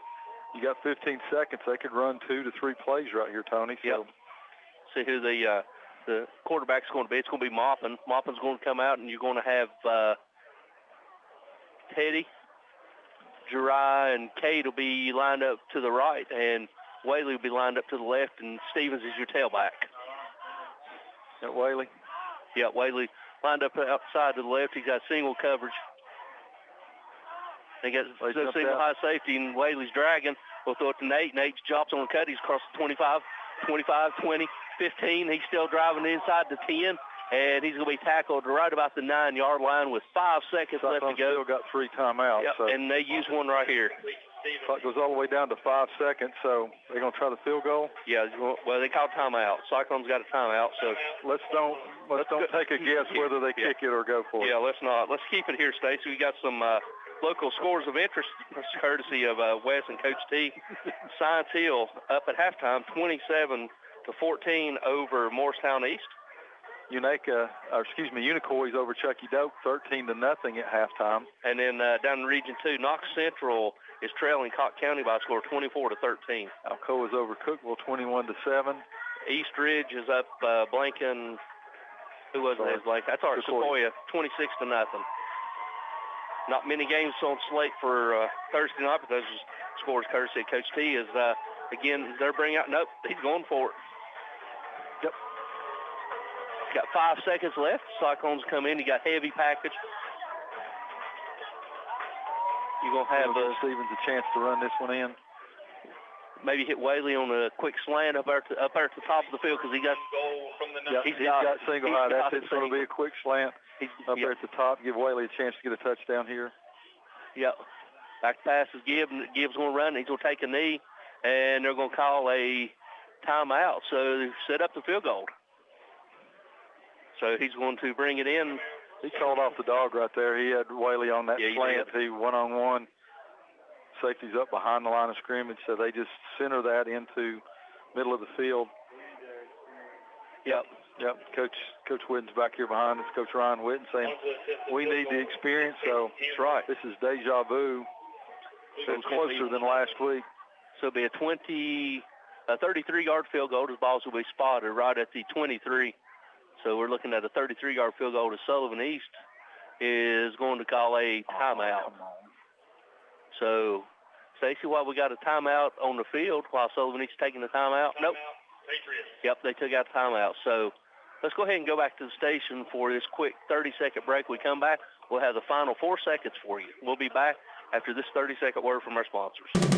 Local high school game coverage is brought to you by Citizens Bank. Citizens Bank continues to support our local community from its headquarters here in Carter County. Whether it's managing household finances, purchasing a home, or obtaining resources for your business, Citizens Bank has experts ready to provide a helping hand. Find out more about the Citizens Bank Local Advantage at one of our convenient locations or visit citizensbank24.com today. Bank your own way. Citizens Bank. Equal housing lender. Member FDIC. Offering quality furniture, appliances, and bedding for the entire home since 1936. Shop locally at Richie's Furniture and Sleep Shop, downtown Elizabethton. Better than ever country. WBEJ AM/FM. Elizabethton, Tennessee. All right, ladies and gentlemen, just as we come back, is getting ready to attempt the field goal, and Sullivan East calls another timeout. They ain't going to take any with them at halftime. You don't get to carry him over, and he's going to get his money's worth. Can you call 3 in a row? You can in high school, but you can't in college. You can't. Okay. Yeah. So, as Campbell's still trying to stay loose, it's going to be about a 33-yard field goal. As Ryan Witten said, this is something you can use that may be needed down the road. Yep. Because another timeout, I'd bring the offense out and throw one.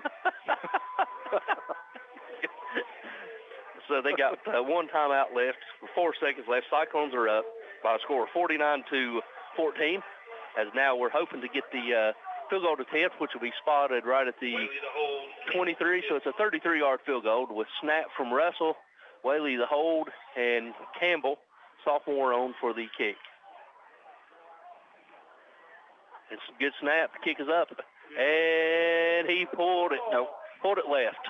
So it's incomplete. So that's going to do it, ladies and gentlemen, for the first half of tonight's homecoming festivities. Cyclones are up 49-14. We'll go back to the station for this 2-minute word from our sponsor. When we come back, Wes will have the first half breakdown, highlights, and stats, and then we'll be back after this 2-minute word from our sponsor.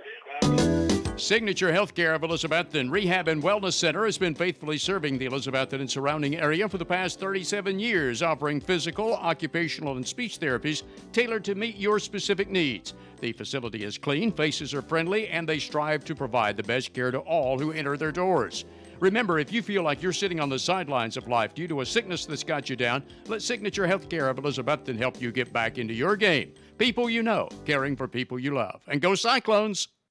If you're dependent on medical supplies or help with mobility to get you through each day, then you need to come to Smoky Mountain Medical Equipment in Elizabethton. Smoky Mountain Medical Equipment understands your daily trials and tribulations better than anyone, and they're here to help and serve each of their customers as they have over 30 years. At Smoky Mountain Medical Equipment, you're not just a number, you're part of our family. Smoky Mountain Medical Equipment, a name you can trust, 2214 West Elk Avenue, Elizabethton. Call 547-0060. We're deep into the football season, so cold weather will soon be here. Don't let a broken heat pump keep you from enjoying the rest of the games. Get the professionals from Advanced Heat Pump Systems in Johnson City to maintain your system. Advanced Heat Pumps installs and services all brands and types of home heating and cooling equipment with more than 40 years experience. That means a job done right the first time. You always get a live person when you call 926-2665 for Advanced Heat Pump Systems of Johnson City. Home loans, construction, auto, and personal loans, all available now at Elizabethton Federal Savings Bank in Elizabethton, Johnson City, and in Mountain City. Elizabethton Federal Savings Bank is your hometown independent community bank since 1937, also offering business checking, certificates, IRAs, and both mobile and online banking. Stop by the Elizabethton Federal office nearest you for more information. Apply for a mortgage online at elizfed.com. Elizabethton Federal Savings Bank, equal housing lender and member FDIC. The Rocky Top Garage Door showroom is now located at 401 Hatcher Lane, Elizabethton. Owner Mitch Barlier has provided sales, service, and installation of garage doors for over 30 years, and Rocky Top Garage Doors is Elizabethton's Amar Door and Linear and LiftMaster door opener dealer. Tell them what to do if their garage door breaks, Lexi. Call my papa at Rocky Top Garage Door, 518-1516. That's Rocky Top Garage Doors, your Amar automatic garage door dealer. Learn more online at rockytopgaragedoor.com. Visit the coffee company in downtown Elizabethton for handcrafted coffee drinks, sandwiches, and salads. Go Cyclones! Better than ever country. WBEJ. All right, ladies and gentlemen, welcome here to halftime of tonight's contest. where the Cyclones are up 49-14. And Wes, just a quick recap. We missed you last week. We didn't have any stats or any recap, so we missed you. So we'll allow that one. That's your mulligan. Well, mulligan. Yeah, go ahead and give us the first half recap, please, sir. Absolutely. Cyclones, came out after giving up 2 first downs in the passing game. Defense really just stood strong there in the first quarter, held East to a quick punt. Nate Stevens began a great half, 2 first down runs, and then Dalton Mitchell with a shovel pass to Cade Russell for a 15-yard touchdown. The defense held East to a 3-and-out after that. Mitchell had 5 completions, and then the latter a 25-yard scoring strike to Jeriah Griffin, who split a couple blocks and rambled in the end zone and made it 14-0 with 2:40 remaining in the quarter. East was kind of plagued there. On their third drive, they had a 0-yard punt off a bad snap. He actually punted it deep in the end zone. It would have been about a 25-yard punt, but ended up being net 0 yards. And then Jeriah had a 10-yard run with a personal foul, and then Nate plowed in from 1 yard out on the second play of the second quarter, and I made it 21-0. The very next drive, East drive, Eli Williams with an interception, and then Nate had runs of 14 and 23 to shift the field, and followed with runs of 9 and 18. And then capped it with another 1-yard touchdown to make it 28-0. After another forced punt, Jeriah Griffin with a 35-yard punt return. Mitchell hit Teddy Orton with a 27-yard strike. And then Cade Russell plowed in from 3 yards out. That made it 35-0 after the kick. Then the Cyclones were plagued a little bit by penalties there. East got a pass interference penalty and a roughing the passer penalty, and that shifted the field. And then Drake Fisher hit Mason Tate with a 4-yard scoring strike with 1:37 remaining in the half. Things got crazy from there. The very next Cyclone offensive play, Corbin Lazier, he tipped a screen pass from Gib Maupin, but he tipped it and he rumbled for 15 yards to pay dirt. And that kind of broke. We thought we were going to go to the halftime there with a running clock, and that broke them. But then the Cyclones responded. Gib Maupin on the very next play hit Teddy Orton with a 69-yard touchdown strike with 34 seconds remaining in the half. And then Teddy Orton on the second East play on their next drive with a 24-yard pick six to flip the field again. That made it 49-14. East fumbled the kickoff. Cyclones missed a field goal attempt there at the end. That could have made it 52-14, but just as quick as the Cyclones gave up 14, the Cyclones got it right back there. Heck of an offensive half there for Elizabethton. 342 total yards, 201 yards passing, 141 yards rushing. Averaged 18 yards per pass, 7.1 yards per carry on the ground, 10 first downs, 10 penalties for 75 yards. Dalton Mitchell coming out as a starter, 9 of 13 for 116 yards and 2 touchdowns. Solid first half for Dalton. Gibb, 2 for 3 with the 1 interception, but they had 85 yards on the 2 completions there for a touchdown. Nice way to bounce back from him. Nate Stevens, what a first half, 14 carries, 119 yards, 2 touchdowns. He averaged 8.5 yards per carry, and then he had 1 catch there at the end for 16 yards. Teddy Orton, 3 catches, 106 yards and a touchdown, plus the 24-yard pick six. So just a great half for the senior. Jeriah Griffin, 4 catches, 50 yards and a touchdown. Cade Russell had a touchdown on the ground and in receiving, had 4 rushes for 18 yards and a touchdown, then 2 catches for 19 yards and a touchdown early in the first quarter there on receiving the ball. Eli and Teddy, of course, the interceptions. For East, 102 yards total offense, 56 yards passing, 46 yards rushing, 8 first downs. Their quarterback, Drake Fisher, 10 of 23 for 2 interceptions. He had 56 yards and the 1 touchdown. Mason Tate caught 4 balls for 33 yards and a touchdown to lead the Patriots there. But overall, just a really nice half for the Cyclones. Didn't have to punt the ball at all. Outside of that one little tipped pass and those penalties there, you're looking at could have potential to have a goose egg on the board, but just a couple penalties right there just kind of hurt them there. And you said East got 8 first downs. 3 of them, I think 3 was an aid that was actually awarded by penalty. You had two personal fouls, and I think you had the offside where he jumped and actually give them a first down. So. So 4 first downs. They had 4 first downs, so 4 of them was aided by penalties. So the half of them was aided by penalties. Mm-hmm.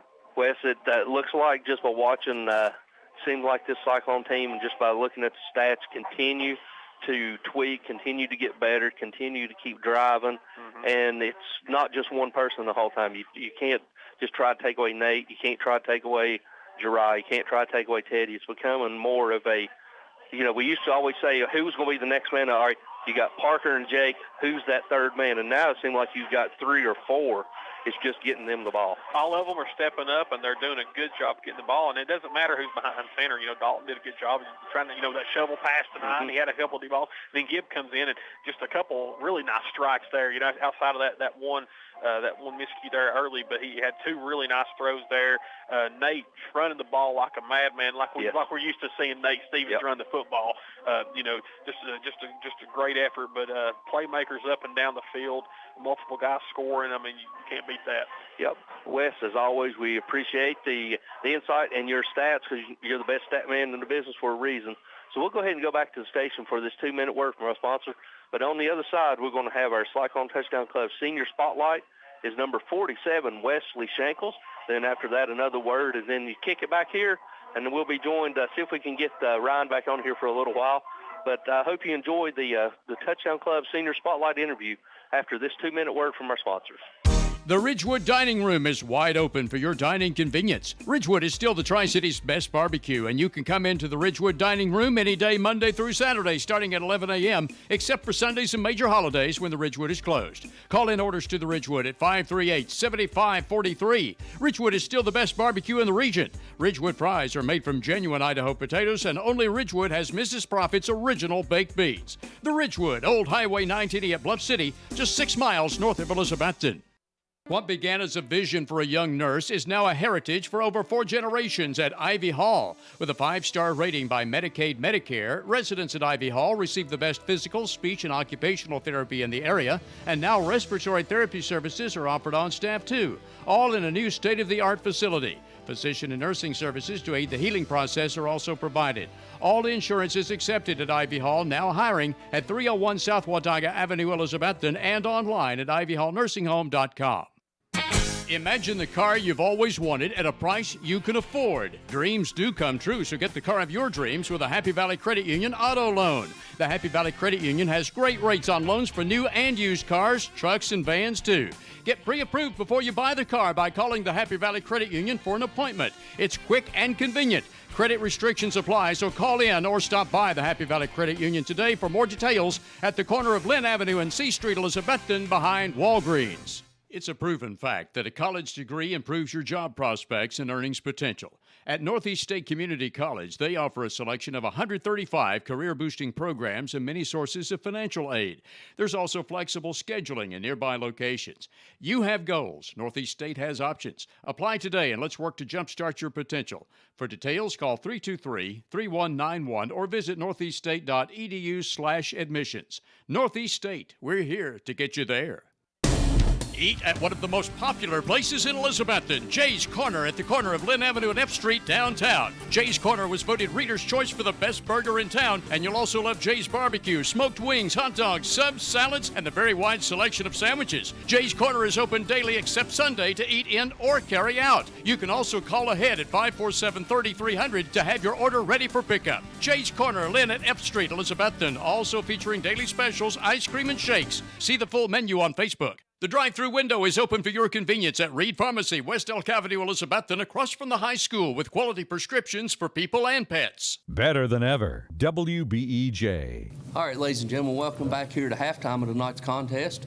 It's the Cyclone Touchdown Club Senior Spotlight, and we're going to spotlight multi-sport athlete, number 47, Wes Shankles. Wes, appreciate you taking time, coming here and talk to us a little bit about high school. Yes, sir. We appreciate it. Louder. You got to be loud. They got to hear you. First, we're going into tonight's contest. This is your last homecoming. You've been involved in 4 homecoming games. How does this homecoming, knowing that it's your last, what does it mean to you?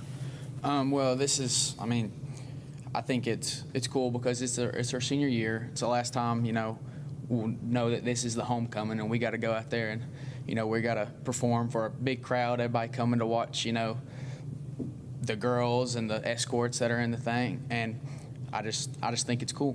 It'll be a good last do-rah.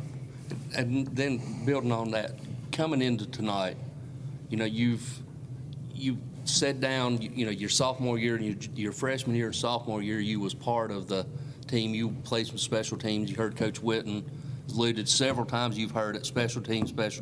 You was one of those special team players that really took it to heart. You was the one that was going down. You was going to bust your tail. You was going to do whatever you could to get on to it. Then your junior year, you picked up on that. Now your senior year, you're becoming more of the inside backer. How has your mentality changed from going from a special teams guy now that you're the backer guy? Yeah, well, my mentality on the special teams was just, I gotta show coach that I really want this. Come now, I got that chance, and my mentality's changed. That, I worked hard then, and this is, kind of what I get now because I did work hard then. Yeah. Let's pick it up right there. We've watched you go down and bust those wedges. We've watched you go down and take on those blockers for other people making tackles. How does it feel now to know that when you go out there, you have to be a leader, and you have to be a leader at that linebacker position, and the defense has played lights out this year so far. How does that feel for you? It feels great. I love being that Mike Becker. I started this season off at will because we had, Eli, just a player, just flies around. Eli got kind of banged up. I said, I'm a Mike. I used to play Mike back on my JV, and I stepped right in there, and I love it. I love yelling across the field, getting people lined up. I love it, yeah. Let me pick up on Tony's first question there. You've been a Cyclone for a long time. Been a long time now, all these years. What does it mean to you to be a Cyclone football player? Many people have done it before me. We had players come in here a long time ago, and I think there's just such a good environment in this Cyclone program, and I feel I'm just blessed to be a part of it because it's an amazing, you see the fans, you see all the people come to the games, you see the little kids and stuff that want to be just like me, and I think it's amazing. I love it. Let me ask you one. Let me pick up on that if you go right ahead. What in, let's say, 10 years down the road, what do you want people to say, Wes Shankles did what? What do you want your legacy and your footprint or your fingerprint to be in this organization? He inspired my kid to be, like maybe parents say he inspired my kid to be a Elizabeth Cyclone or a linebacker or something like that. Yeah. That's a great answer. Wes, one last question for you. We're going to let you go. You got to get in bed. You got a game tomorrow. Yes, sir. We're doing this all off this week. As you start the second half of the season and you're looking toward the playoffs, huge game last week against Anderson County, homecoming against East.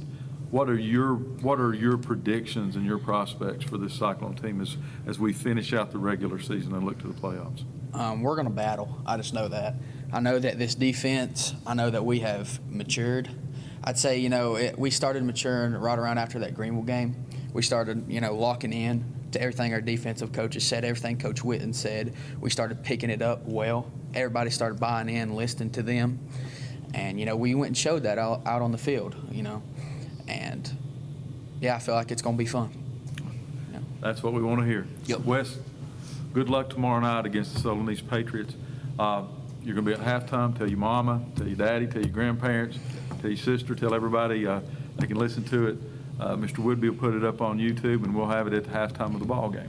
Ladies and gentlemen, Tony and I will be back after these words from our sponsors with your second half kickoff from Citizens Bank Stadium from homecoming 2022 against the Sullivan East Patriots. Back after these words from our sponsors. The Jeweler's Bench has been part of Elizabethton for 22 years. John and Sherry want to thank each of you for making it possible. The Jeweler's Bench offers in-house repair services such as ring sizing, rhodium plating, chain repair, pearl restringing, and much more. Shop the very wide selection of quality jewelry on the Jeweler's Bench website from the comfort of your own home at jewelersbenchtn.com. And find us on Instagram and Facebook. The Jeweler's Bench, across from Hardee's on Broad Street, Elizabethton. Integrity, trust, respect, and family. That's how Southern Finance has survived since 1959 in an ever-changing economy. Southern Finance specializes in small personal loans, auto loans, home and land loans, and more. Hometown lending for honest, hard-working people like you. Southern Finance welcomes less than perfect credit at the office across from the Bonnie Kate in downtown Elizabethton. To find the loan you need, call Southern Finance at 542-2165. Hermitage Health and Rehabilitation is a newly remodeled 70-bed facility in Elizabethton with a reputable therapy team offering physical, occupational, and speech services 7 days a week. Their Rehab to Home program focuses on the goal of returning residents to their home re-energized and with more mobility.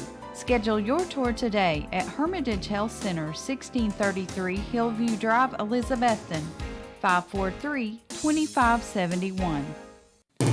Get $2 off any purchase of 6-pack and a pound at Taco John's Elizabethton. Hurry, this offer may be ending soon at Taco John's, corner of Broad and Sycamore, where also for a limited time you can drive through as early as 7 a.m. 7 days a week for breakfast. Right now, Taco John's offers 2 meat and potato breakfast burritos for just $6.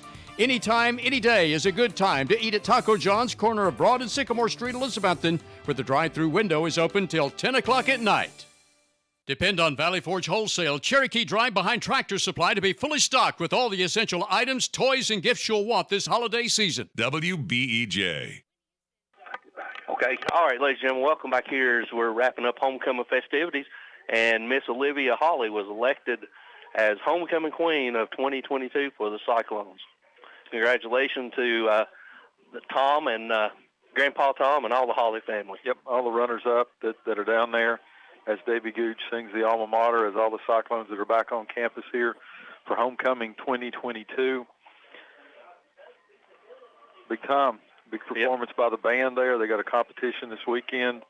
Was going to be in the castle, probably going to be moved to Viking Hall now because of the weather. So just a big weekend on campus here. Great time. Always a great time to be a Cyclone. Always a great time. And while we're still in the halftime, we're going to bring Ryan on here in a few minutes. Ryan has got something wonderful they're working with Sidekick Therapy and Jessica Holt, and we'll bring him in and let him talk a little bit about it. It's supposed to happen tomorrow night, or Saturday night, but for Saturday, weather's knocked it off, so it's been postponed. So after this quick timeout, we'll bring Ryan on here and let him speak about what he's doing with this great, outstanding outreach he's got. So we'll be back after this 30-second word from our sponsors.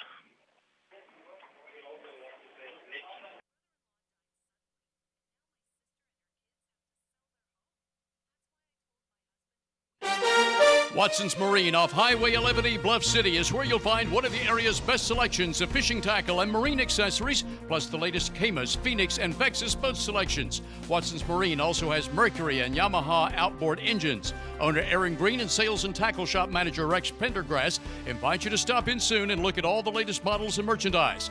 Watson's Marine, Highway 11E, 2 miles from Bristol Motor Speedway towards Johnson City. For the best carpets, hardwood floors, vinyl, ceramic tile, laminates, and waterproof flooring, see Winchester Quality Flooring, 110 West Elk Avenue, Elizabethton. Better than ever, WBEJ. All right, ladies and gentlemen, welcome back here to halftime as we got about 3 minutes till we start the third quarter, and we're lucky enough we brought Ryan back on. Ryan, if you don't mind, we alluded to it just a little bit before we went to break. Tell our listeners what you've teamed up with is it Sidekick Therapy? Sidekick Therapy Services. What you've got going on, which is tremendous, tremendous outreach. Yep. So we had it planned on October 1st. We started in about last March. Excuse me. We started. I had the idea of just taking what we used to do with Jason's camp and just adapting it. So we've come up with the Dream Team adapted football camp for children and athletes with diverse abilities. So we've got about 81 signed up from all over the South. It's one of the few adapted football camps in the South. So we're really excited. And, unfortunately, the rain that's forecasted has moved us to October 9th instead of doing it to Saturday night. So we're going to do it under lights. We've got tremendous sponsors, Sheila Sanders and Snap-on and Appalachian Family Care and that provided. But Forrest and Jessica have really been Forrest was an outstanding special education teacher. Jessica works in Johnson City with all kinds of students all across our region, and they've been a tremendous help to me, and they've really organized it. We're going to run Jason's template, but we're going to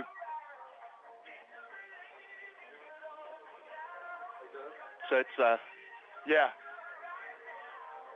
So it's a great thing that you're doing. So I appreciate what you're doing, and I know that a lot of families that have children that have special needs they get to experience. Right. You know, something stuck out with me the other last home game. We had that young man Gavin. Yeah, right. Gavin, when you told him that he was going to be part of that camp, it took him to his knees. Yeah, right. Yeah, and that's why we didn't want to move it. Even with the rain, we didn't want any injuries. We want that night to be all about them. So when they run through the helmet and we announce their names and they get to tackle down here, or they get to scrimmage some of the coaches and the teams, that we want that all to be about them. You know, so they don't get to play in regular sports leagues. They don't get to play. And some of them are blind and deaf and wheelchair, and they didn't pick that diversity. Right. So we've teamed up with Daniel McInturf. His son Brody has been coming down. He threw some passes, and he's super excited. He does. He's in a wheelchair. He does wheelchair basketball, wheelchair hockey. So there are opportunities. You know, over in Kingsport they do the kind of like the Sandlot baseball field. So you know, it's something that maybe we can attract here to maybe we can start something new with a league or once a month or once a season that we could have this camp. Hopefully it'll be a hit and we'll continue to have it. But tremendous support by Jessica Holt. She's done a lot of the legwork, and then we're really excited. It's next Sunday from 5 to 7, weather permitting. We're going to have about 81 athletes. So we're really, really excited. Ryan, I appreciate you taking the time out first and foremost for you doing this for these children. I know, you know, I helped you with Jason's camp for years and years and years, and it touched my life with those kids. I just can't imagine how this is going to touch your life. And and from us looking back, we just thank you for you doing that, you teaming up with Jessica and all, and it's just we're just proud. We're proud of it. I appreciate it. It's going to be, like you said, we're going to, you know, the adults are going to get more out of it than probably. It's probably more meaningful for us, and I think it'll be good. Actually, I think it might not be. We're going to reach out to like Cole Morgenstern and some of the ETSU Jake and obviously the Milligan Flag football team, and our guys will be able to help. You know, even though it's coming after Ray, you know, coming home from Ray County and not having it on a Saturday because of the band competition. So it may even work out even to be even a little bit better, hopefully. So as long as those kids, you know, I can only imagine. You know, we've worked with a couple of them just to try to see what drills we can and can't do, and they've been extremely, extremely excited. Well, I hope it's something that you can do at least yearly. Yeah. I hope it continues to grow. And like I said, I can't allude enough. I appreciate what you do. You do a lot that we live through your life and what you do, and I appreciate everything you do. As we're getting ready to start the second half, as each will be kicking off, Ryan's going to stay with us for a little while. Back deep is Nate and Dry, and it's going to be short kick, and the ball's going to go out of bounds. So the Cyclones take over 1st and 10 there. Nope. Coach Sean says, nope, make them kick it again. Kick it again. Yep, you're right. Again, you can't. It's hard. It's very, very, very hard to practice kickoff and kickoff return live, especially when you're, you know, battling for playoff spots. You know, we've got a few injured, Rhett and Landry Buckles, and still playing the JV season. Colton Killian is down there injured. You know, so we don't want to lose anybody. Wesley Taylor, obviously Mason Ball. We don't want to lose anybody in a practice rep. Running kickoff and kickoff return, so you got to maximize your opportunity here. And you know, he alluded to it earlier. He spoke, like we said, and we talked about our. He takes pride in the special teams, and you got some. You know, you look out there who you got. You got sophomores and some juniors and a lot of sophomores. That this is your contribution. Right. You can make the block to spring it. Right. You know, we've always had starters on special teams. Always. You know, Deuce used to run down kickoff team. Obviously, Corey Russell returned punts. I think he punted at one time. Bryson was our punter. You got it. If you can't play on special teams, you're probably not going to play much on offense or defense. Yep. So a short kickoff fielded by the Cyclones. Caleb Holzer, who fields at 30, and he's going to be tackled right about the 37-yard lines, where the Cyclones will take over 1st and 10 at our own 37-yard line, leading by a score of 49-14. Yeah. The clock stopped running. Oh, there it is. There we go. Now it's still not running. It stopped. Yeah, there we go. We got it going. Now we got it. So, yeah. So bear with us. We're going to have a running clock. So Maupin's in at quarterback. You got they're going to play fake. And Maupin's running out to his right. He's rolling. He's going to throw it out to intended receiver Luke Whaley, who gets it after a nice 11-yard catch, and that's enough for a select 7 first down. Had Cameron there at the Rip and Liz where Cade has been playing, so that's a nice little matchup there.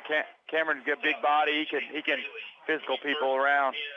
Yep, got a new tailback in. You got number 40, Jaybird Wallen, who is a freshman in at tailback. You got twins left, single receiver.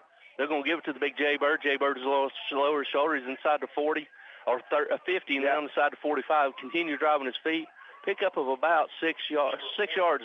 Yeah, for the freshman. Andrew White in there now, offensive lineman as well. He's a junior. Tyron Smalls, the center. Got Pitzenbarger in. Whitaker. Jacob Whitaker's a right guard. We'll get all these new faces and new names in, ladies and gentlemen. They practice just as hard, and they need the air time. So it's bring up second down and 4. Get out of there. Get out of there. There he is. There he is. Looking, he's going to throw it and throw it incomplete pass. We had Justice down here open. Tight end was down in the flat. So it's going to bring up an incomplete pass. Going to bring up third down and 4 from the Patriot 46-yard line. You're going to have twins at H-back left, single receiver to the right. Yeah, Jay Bird. Here they come. They're going to bring it, and Jay Bird gets it, and he's going to lower his shoulder. Going to cross the 45 down inside the 41-yard line, enough for another select 7 first down for the Cyclones.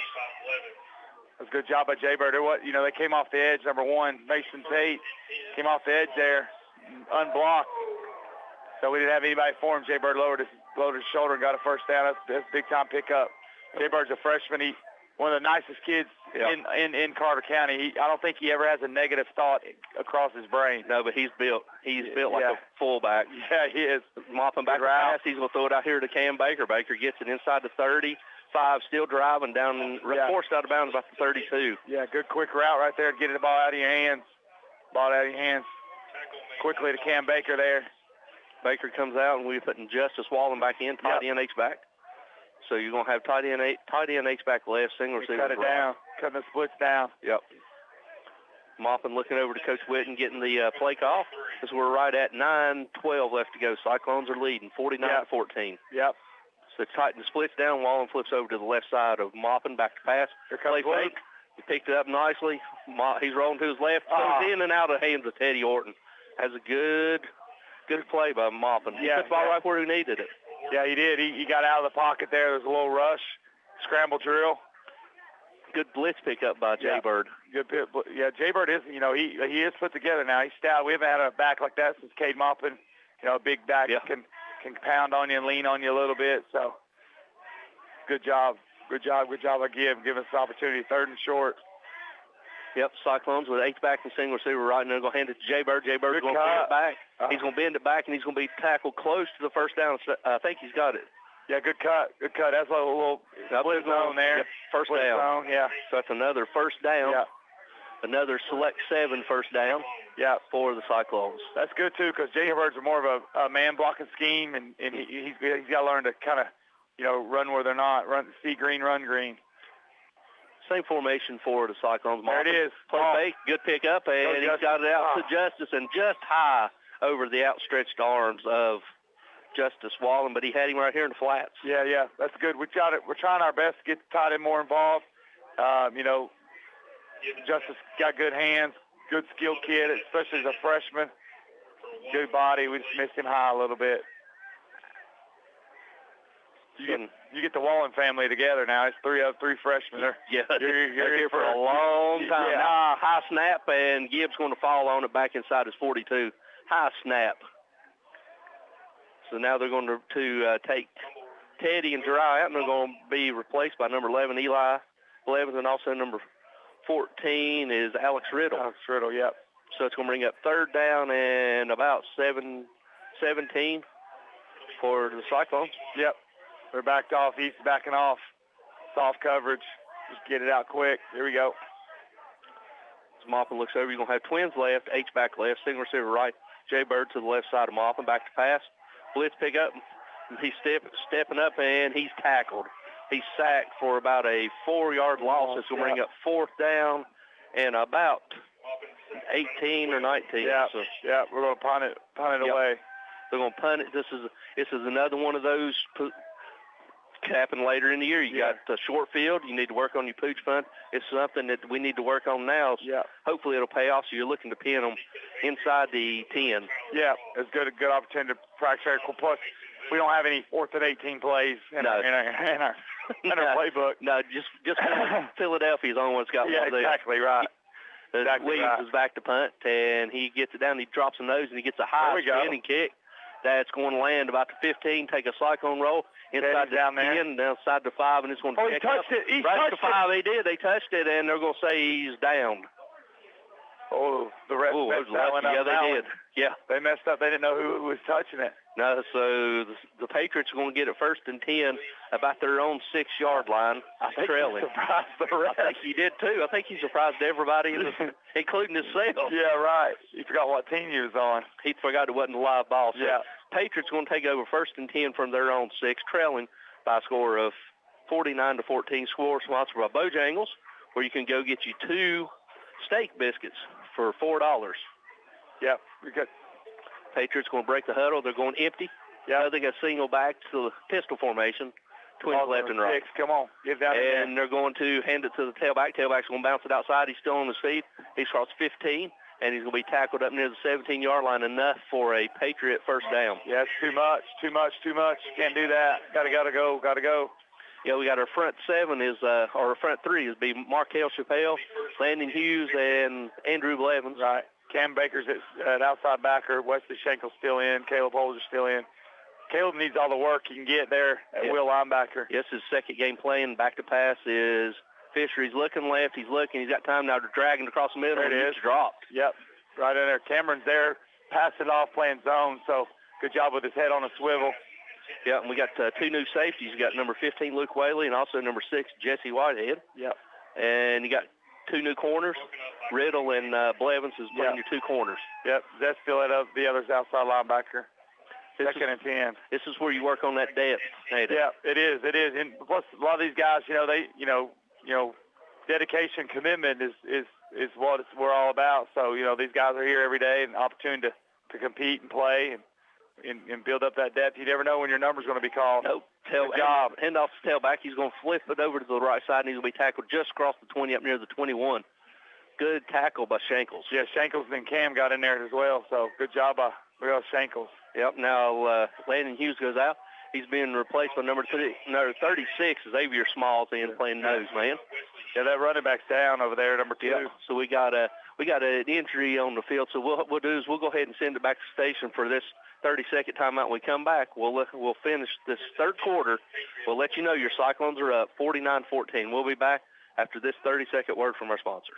At Carter County Bank, it's our job to help you create happy moments. From buying your first home together to renovating an empty nest. From your first car loan to your first small business loan.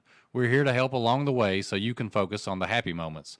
Carter County Bank, in the business of happiness. Learn more at www.cartercountybank.com. Carter County Bank is locally managed to support our first priority, Carter County, and the people who live here. A division of Bank of Tennessee, equal housing lender, NMLS number 430203. Simply Elegant Catering and Bakery is open for business with Kim's Coffee at 528 Elk Avenue, downtown Elizabethton, for all your catering and bakery needs. Better than ever. WBEJ. All right, ladies and gentlemen, the injured Patriot was number 2, Dawson Jones, who walked off under his own powers. So it's going to bring up 3rd down and 7 for the Patriots, right at their own 21-yard line, trailing your Cyclones by a score of 49-14. Patriots going to come out. They're going to have tight trips left, single receiver tight to the right, tailback to the right side. One's going shallow. There he goes. Double dragging. They're dragging. Now he's going to set up. Now he's going to throw. And it's going to be nice. Good job. He caught almost picked off by Luke Whaley, intended receiver. And it went through 3 different hands. I thought Luke had it, but just got a little bit out-muscled. Yeah, that's a nice play by number 12. Good concentration. Corbin Lesor, sophomore. Man, he's big. Yeah, he's a big kid, yeah. Yeah, that was a nice play by someone. Tipped it. I don't know if that was Maddox Tressler or who, but someone tipped it, and then Luke had his hands on it and got ripped out by number 12. Yep, they're going to throw a quick screen out here, and Zeth overran it. Zeth goes inside in the quarter. He goes outside and they're inside for a pickup of about 6 yards.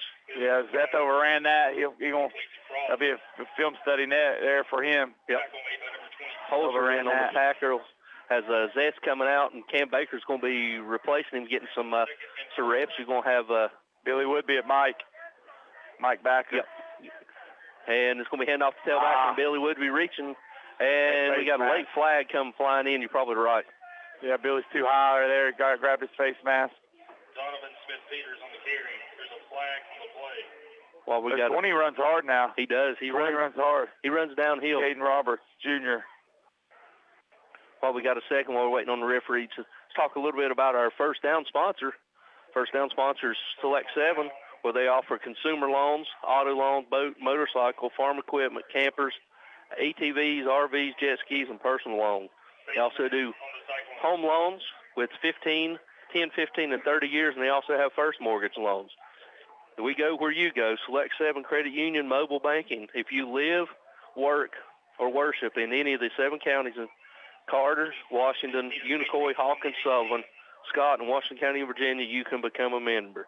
Select 7, helping you select a brighter future. Back to pass, and it's going to be intended for Tate, and Tate comes through, catches it between two Cyclone defender down to about the 2-yard line.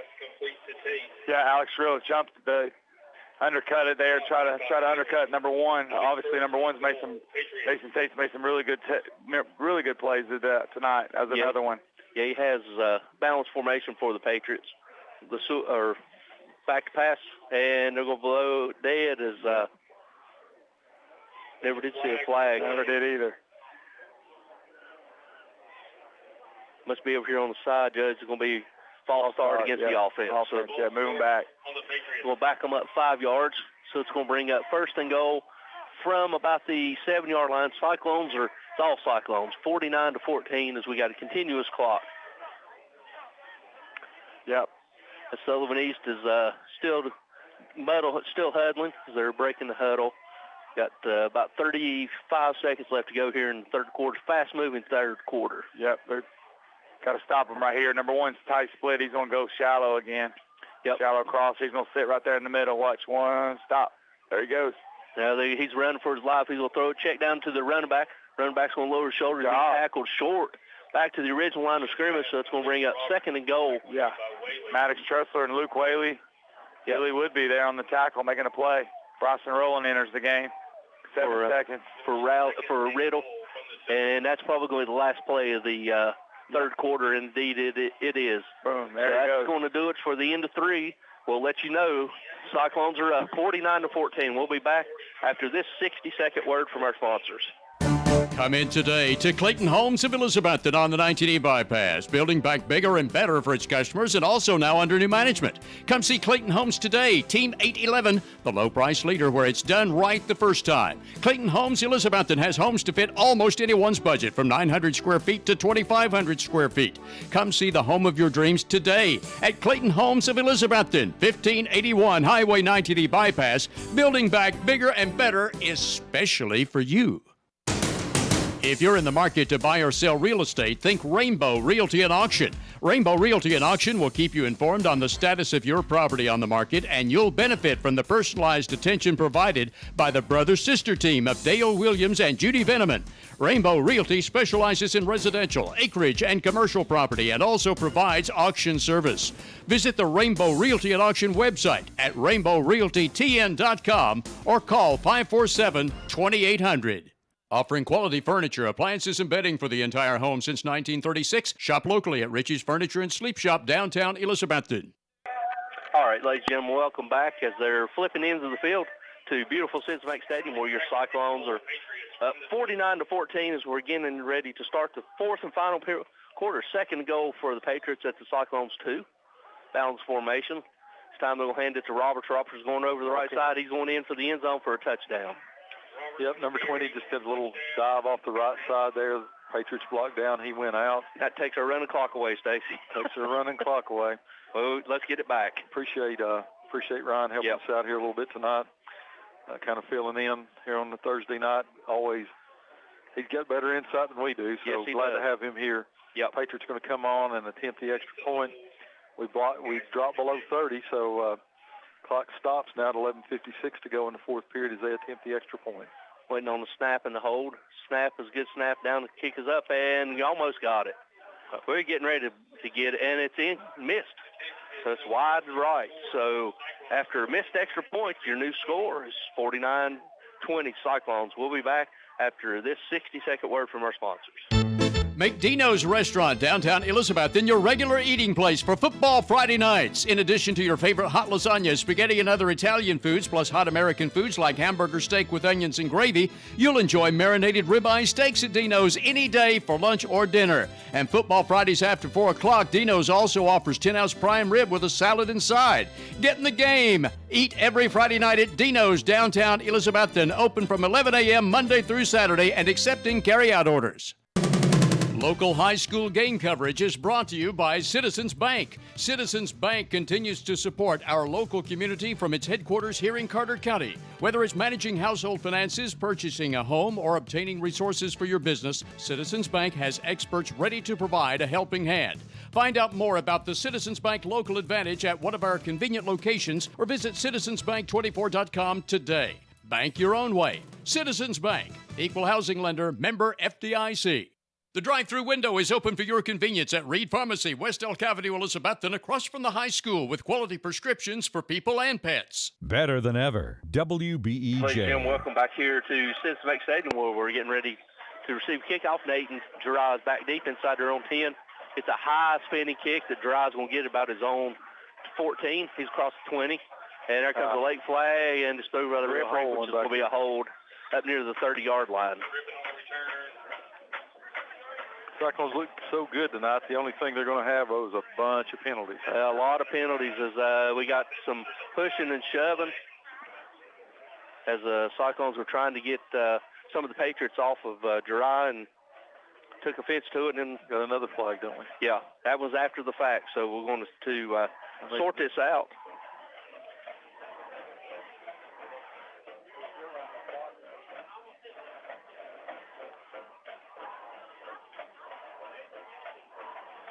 Clock's still running, so 29-point lead.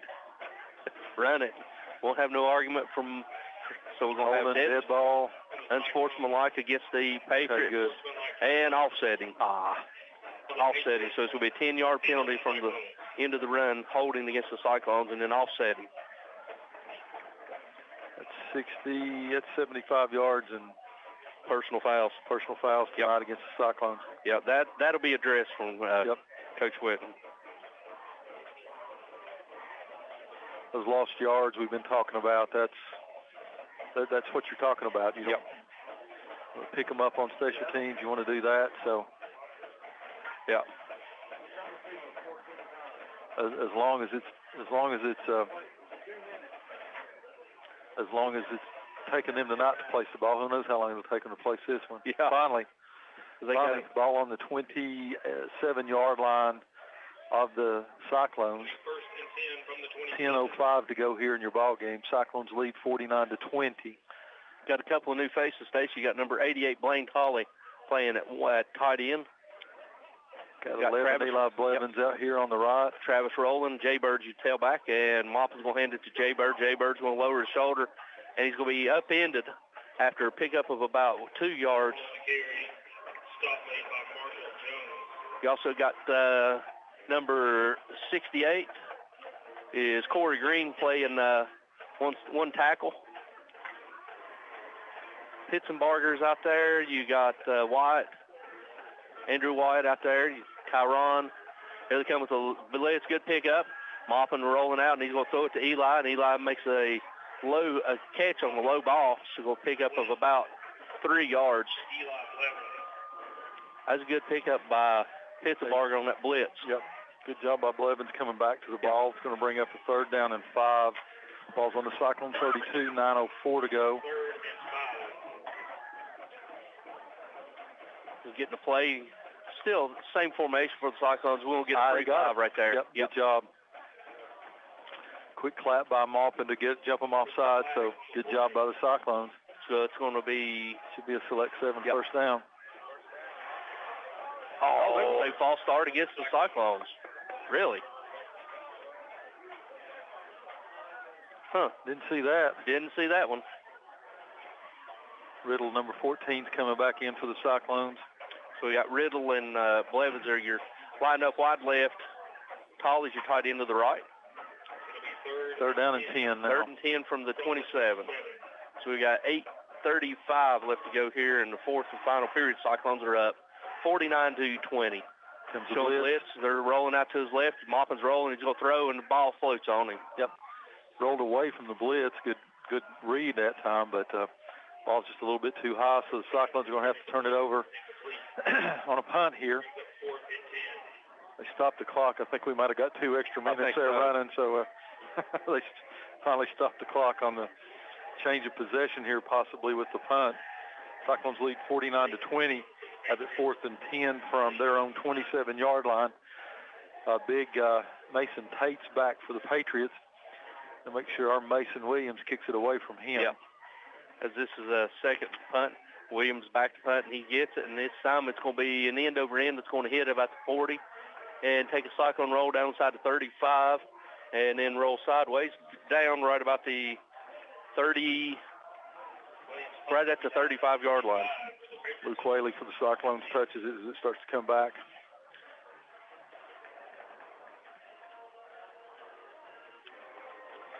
So 8:20 to go here in your ball game. Cyclones lead 49-20. Patriots have it 1st and 10 from the 35-yard line. All right, Stacey, we got some new fresh faces in on defense. We'll try to get them to you. 13 Bryson Rollins is here at the corner. Bryson Rowland. Yeah, we got passed by quarterback, and it's these out. Young guys better get number 1 down on the ground. He's a horse. He's a horse. He's a man to tackle out there. All right, you got Rowland at 1. You also got number 62, Gavin Kodak, playing at one of your down linemen. You got number 89, Adam Manning, freshman Adam Manning, playing defensive end. What do you got here at safety on this side? Whitehead. You got Whitehead and 20 Wallen, the other Wallen, Zach Wallen, and it's going to be handed off to... come on, get big 78 out of there. Yes, he just flattens number 59. That's freshman Braden Drainwater playing your other end.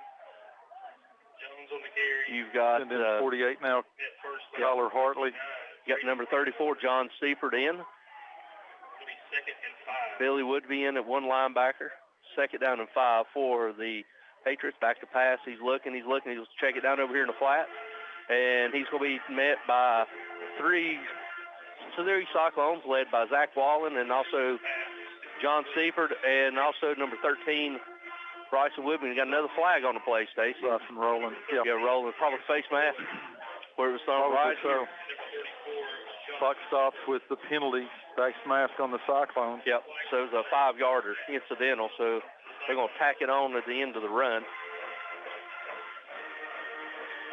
So it's going to take the ball down inside the 35-yard line down to the 34. Coach Sean Witt down there coaching them up, Tony. Yep. The thing about it is you're a Cyclone out here. If you're on that field, if you're on the practice field, they're going to coach you up.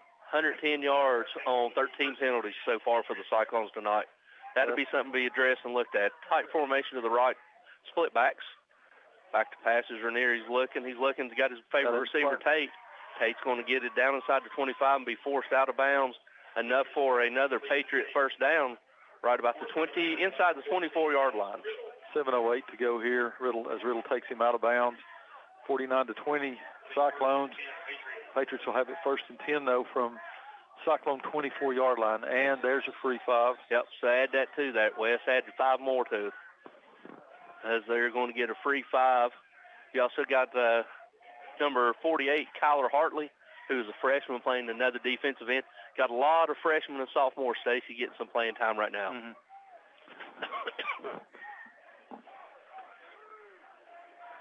Going against the ones for East. East is going to have trips left, single receiver right, tailback to the right. Back to pass. He's looking, check down to his favorite receiver, Tate. Tate's going to try to muscle his way down inside the 10, and that's enough for another first down for the Patriots, first and goal for the Patriots inside about their 8-yard line. Clock stop, 6:56 to go in your ball game with the out-of-bounds play. You're probably going to see 20 here. Split backs, probably. Split backs, tight formation to the right, back to pass. He's looking. He's got number 2. He's going to tuck it, and he turns his shoulder. No, he's going to keep it, and he's past the line of scrimmage. Plus, he was, Throw the flag.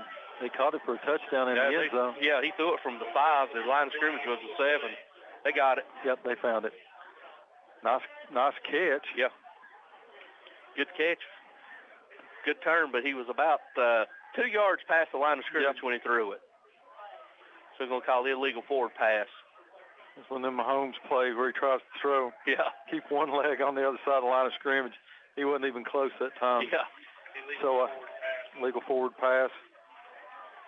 It's going to be a loss of down, so it's going to be a 5-yard penalty and a loss of down, so it's going to be second down and goal from the 9-yard line. So you got number 31, Travis Smalls in. Junior Travis Smalls. Second down and goal from the 9-yard line. 6:45 to go. We'll have tight formation to the left, tight receiver right, tailback to the right side. Near back to pass, he's looking right. Looking for one. Get him on the ground. He's out of bounds by Manning. Manning's going to get him, and he's going to be tackled by Billy Woodby. Billy Woodby in on tackle, and also number 48, Kyler Hartley, just holding to only a gain of about 1 yard. Good job by the Cyclones that time. They had one dragging across the middle. They wanted him. Quarterback's trying to act like he's going to run, but they were able to get him on the ground. The clock ticks now, 6:12 to go in the ball game. Third down and goal from the 9 for the Patriots. Trailing 49-20, your Bojangles score the game to the Cyclones. You're going to have trips formation to the right, single receiver left. Now the tailback flips over to the right side. Quarterback in shotgun formation, play clock down to 5. They don't even have the play. No, they don't even have the play called, and they're going to have to call a timeout. And indeed they do. Kind of bad when the quarterback looks over and he does that. The running back puts his hands up. They don't have any idea what the play is. So we'll go ahead and take a timeout with them. Let you know that with 5:48 left to go in the game, Cyclones are up 49-20. We'll be back after this 30-second word from our sponsors. Signature Healthcare of Elizabethton Rehab and Wellness Center has been faithfully serving the Elizabethton and surrounding area for the past 37 years, offering physical, occupational, and speech therapies tailored to meet your specific needs. The facility is clean, faces are friendly, and they strive to provide the best care to all who enter their doors. Remember, if you feel like you're sitting on the sidelines of life due to a sickness that's got you down, let Signature Healthcare of Elizabethton help you get back into your game. People you know, caring for people you love. And go Cyclones! Visit the Coffee Company in downtown Elizabethton for handcrafted coffee drinks, sandwiches, and salads. Go Cyclones! Better than ever country. WBEJ.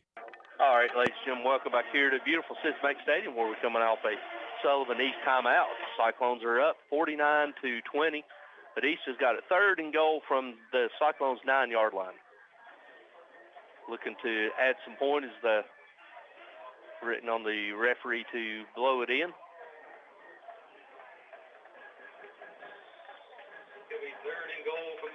He blows it in. Now waiting snap, low snap. Quarterback comes up, gets it. He's looking. He's got him inside. Touchdown. Number 30. Number 30, Cross. Tyler Cross just goes and sits right across the line, jumps up and get it. The defensive back was playing deep that time. Bryson Rowland, he just turns and stops inside the pylon, goes up and gets it. That'll make your Bojangles score the game 49-26 now. As we're waiting on the extra point from the field goal kicker, Geisinger. Snap, the hold is down, the kick is up, and did he sneak it through the upright? Yeah, he snuck it through the upright. So with 5:42 left to go, your new score, Cyclones are up 49-27. We'll be back after this 60-second word from our sponsors. If you're dependent on medical supplies or help with mobility to get you through each day, then you need to come to Smoky Mountain Medical Equipment in Elizabethton. Smoky Mountain Medical Equipment understands your daily trials and tribulations better than anyone, and they're here to help and serve each of their customers as they have over 30 years. At Smoky Mountain Medical Equipment, you're not just a number, you're part of our family. Smoky Mountain Medical Equipment, a name you can trust, 2214 West Elk Avenue, Elizabethton. Call 547-0060. We're deep into the football season, so cold weather will soon be here. Don't let a broken heat pump keep you from enjoying the rest of the games. Get the professionals from Advanced Heat Pump Systems in Johnson City to maintain your system. Advanced Heat Pumps installs and services all brands and types of home heating and cooling equipment with more than 40 years experience. That means a job done right the first time. You always get a live person when you call 926-2665 for Advanced Heat Pump Systems of Johnson City. Depend on Valley Forge Wholesale Cherokee Drive behind Tractor Supply to be fully stocked with all the essential items, toys, and gifts you'll want this holiday season. FM 107.9, AM 1240, WBEJ, Elizabethton, Tennessee. All right, ladies and gentlemen, welcome back here to Citizen Bank Stadium, where your Cyclones are up by a score of 49-27, waiting on the kickoff. The kickoff's a high-spinning kick that Jiraiya's going to get it about his own 18. He fumbles it. He picks it up his 15. And he cuts up the middle across the 20, and he's still on his feet, and he's going down inside the 25 where he's going to be tackled right about the 20, right at the 25 where Cyclones take over first and 10. Tony, I missed the pregame show here. I'll just ask you as we went away to break, what the Patriots were averaging on offense this year. What did you say it was, 34? They were averaging 34, and they were giving up 36. They scored 203 points coming in. I mean, the defense hasn't played the best in the world, but that offense is really something. They got some long, lean, big guys, big quarterback. Number 1 can catch. Number 20, the Roberts kid can run the ball. They're no fluke on offense. No, they can move it. They have a tendency to struggle a little bit when they're not a two-half team. No. We got double tight, single receiver left. They're going to hand to Jay-Bird. Jay-Bird is going over left side. Then he's going to lower his shoulder, and he's going to go up into about a 3-yard gain up to the 20, about a 4-yard gain. They're going to stay up to the 29-yard line, bring up second down and 6. Heard Ryan say, see green, go green. He's got to see the green first, doesn't he? Yeah, he does. Get that head up and not be running with that head down. He's a big old kid, but there's some big old boys on the other side at this level. So, so we got a new tight end in, number 41, Hunter Franklin. And we got new wideouts. Number 85 will be Logan Campbell, sophomore. They're looking over to getting the play. Same double tight. Now Jay-Bird's out to the left. They're going to try him over the right side. He's going better. He's lowering his shoulder. He's down inside the 45-50. 45 still dragging down inside the 40-yard line in Patriot territory. That's enough for a select 7 first down. Saw the green that time, didn't he? He did. And he covered it pretty good for a big man. Yes, ball goes all the way down to the Patriot 40-yard line. Select 7 first down for the Cyclones. 4:35 to go in the ball game. Same formation, same plays. They will try. No, Gibb keeps it. Nice Gibbs play. across the 35, still on his feet down inside the 30, and he's going to run out of bounds inside the 25, about the 24. Enough for another select 7 first down. Cyclones run a quick play there. Great fake by Maupin. Maupin tucks it, goes around the left end. I'm not sure it's a design bootleg, but it sure does look like it. Fools put on film. Fools the East defense there, so Cyclones rolling now, going fast. Yep, something put on film. This time they're going to hand it to Jay-Bird. Jay-Bird rolls over to the right side. He's still on his feet. Down inside the 20, down inside the 15. They're going to mark it right at the 10. Enough for another select 7 first down. First and 10 Cyclones inside the orange zone. We got a new guard coming in. You got number 71, Carter Muncie. Yep, coming in. We also got a new Witten joined us here in the press box. We're joined by Miss Natalie Witten. Gibbs going to hand it to Gibbs will keep it inside the 10. He's still on his feet inside the 5, still driving and stripping for the ball, and they don't get it. He's going to be tackled about the 4-yard line. Look at number 61 coming in. Big Jay Moorfield's coming in. Jay Moorfield to a standing ovation of the Cyclone fans that are left. Big Jay comes in to play. Where are they going to put him? Right tackle? Yep. Come in to play right tackle. Big Jay, one of fan favorite and also a team favorite. He's in. and getting the block, and they're going to hand to Jay Bird, walk in for a touchdown. Big J with the block. Well, I'm not sure if it was a block. I think hey, you got this way, it don't matter. And Colin coming in for the extra point. All right, number 29, Colin Nidifer comes on to attempt the extra point. Fans that are left, they'll go over the top if Nidifer's able to put this in. Yep. As we're waiting on the snap and the hold with Nidifer in the kick. No, actually, we're going to get a new snapper. Zeth Mullins will be your new snapper. So wait and see if the senior Colin Nidifer can... the left footer. Yep. For his second attempt of the year, or third attempt of the year. Snap is down, the kick is up, and he got it. No, wide left. He had the distance. He had the distance. So big rush that time. He gets it off to go, so it's going to make it 55-27. Cyclones lead, 3:14 to go in your ball game. We'll be back after this 30-second timeout with a word from our sponsors. Home loans, construction, auto, and personal loans, all available now at Elizabethton Federal Savings Bank in Elizabethton, Johnson City, and in Mountain City. Elizabethton Federal Savings Bank is your hometown independent community bank since 1937, also offering business checking, certificates, IRAs, and both mobile and online banking. Stop by the Elizabethton Federal office nearest you for more information. Apply for a mortgage online at elizfed.com.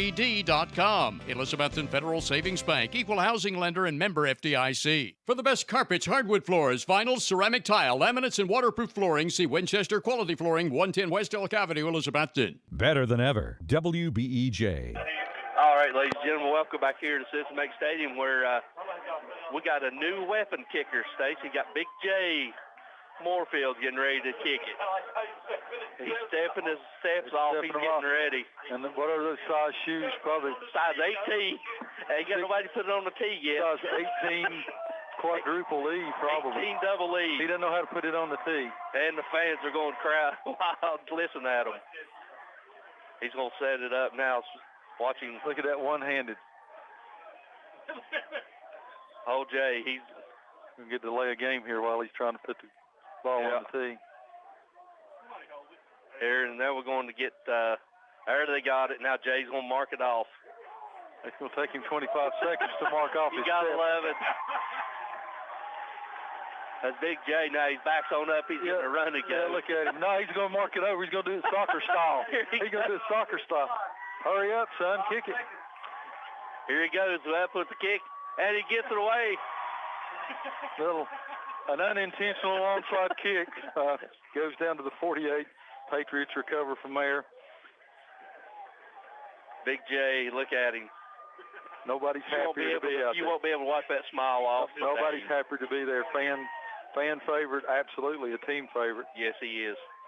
Hats off to what the young man's done in about 9 months, the way that he's lost and the hard work and dedication.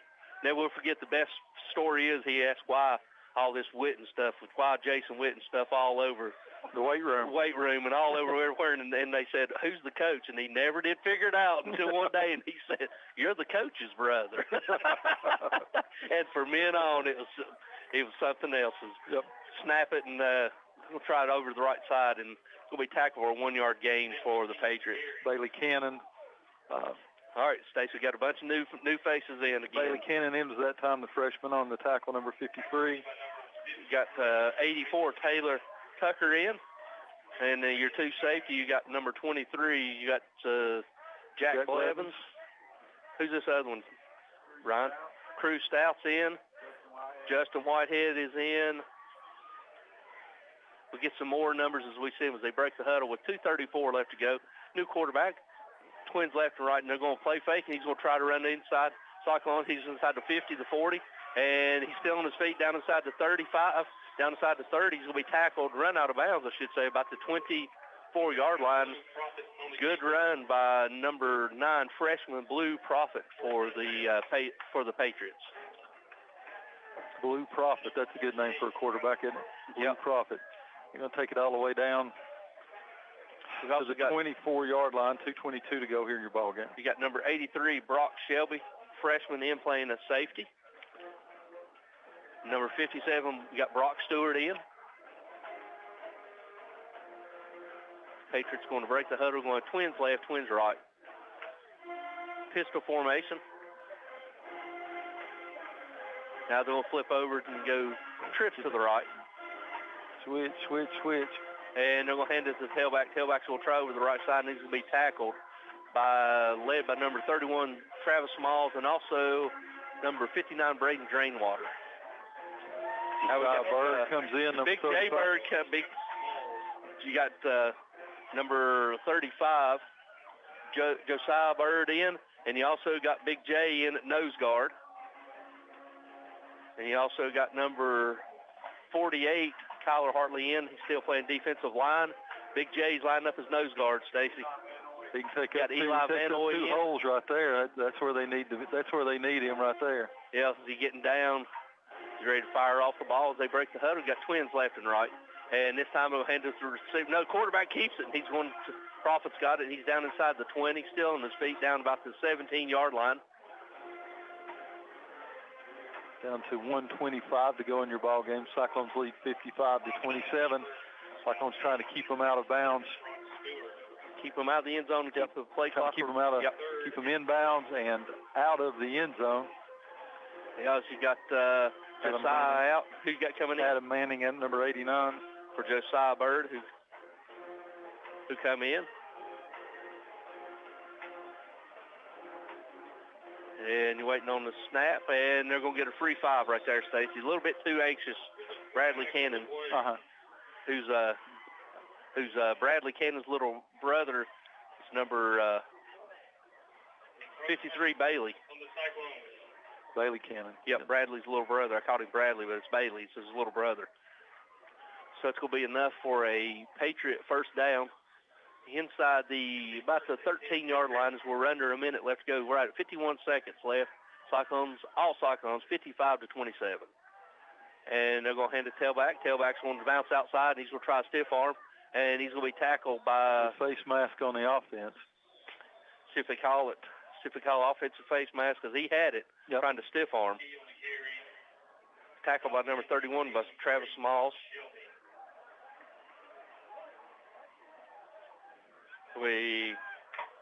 Personal foul, face mask against the Cyclones.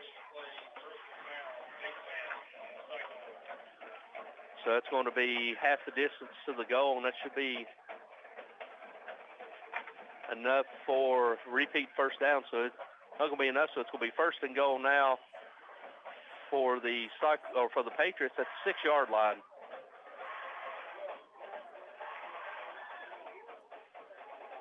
As they break the huddle, they're going to have twins left, twins right.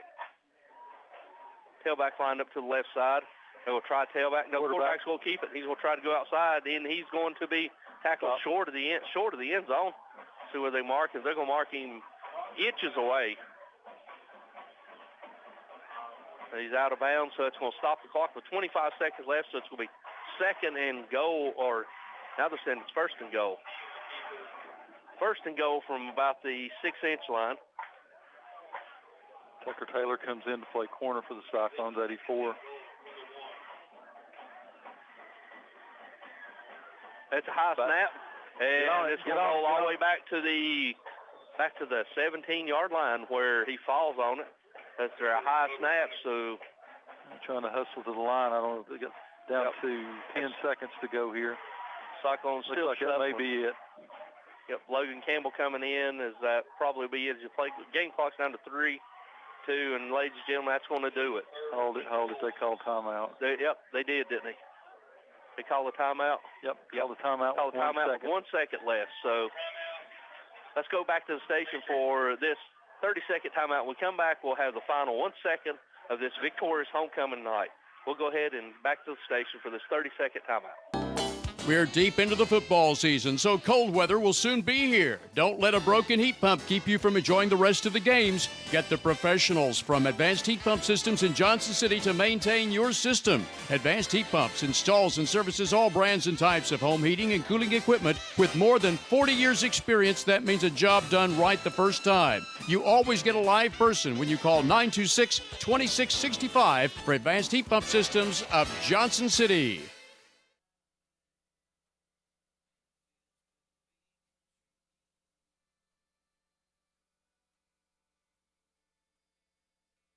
For the best carpets, hardwood floors, vinyl, ceramic tile, laminates, and waterproof flooring, see Winchester Quality Flooring, 110 West Elk Avenue, Elizabethton. Better than ever. WBEJ. All right, ladies and gentlemen, welcome back here to Cincinnati Stadium as East is going to try a field goal from about 33 yards. Waiting on the snap and the hold. Snap is low snap. He gets it down and he gets it up, and it looks like it is wide left. Wide right. So that's it, ladies and gentlemen. That's the final. The victorious night for your Cyclones as they win homecoming 2022 by a score of 55-27. And Stacy, just a little peek, that was Coach Sean Witten's 150th win. Nice time to get that here on homecoming night. Yep. Great victory for a region win for the Cyclones. Talked about it with him during the show this week. You need to win out. Yep. You need to win out from here on out to set up this second half of the regular season to get ready for the real season when it begins at the playoffs. So good job by the Cyclones tonight. Offense of the Patriots is nothing to sneeze at, but the Cyclones offense is nothing to sneeze at either. So good showing by the Cyclones tonight. So let's go ahead and let's go back to the station for this 2-minute timeout. When we come back, Wes will recap the second half and give us the game totals, and then hopefully we'll get the head ball coach up here and get his reaction after a big win here on homecoming night. So we'll be back after this 2-minute word from our sponsors. To ensure Elizabethton will keep growing and thriving through the years, it all begins with a good education. The Elizabethton City School System is always thinking of how to improve your child's future.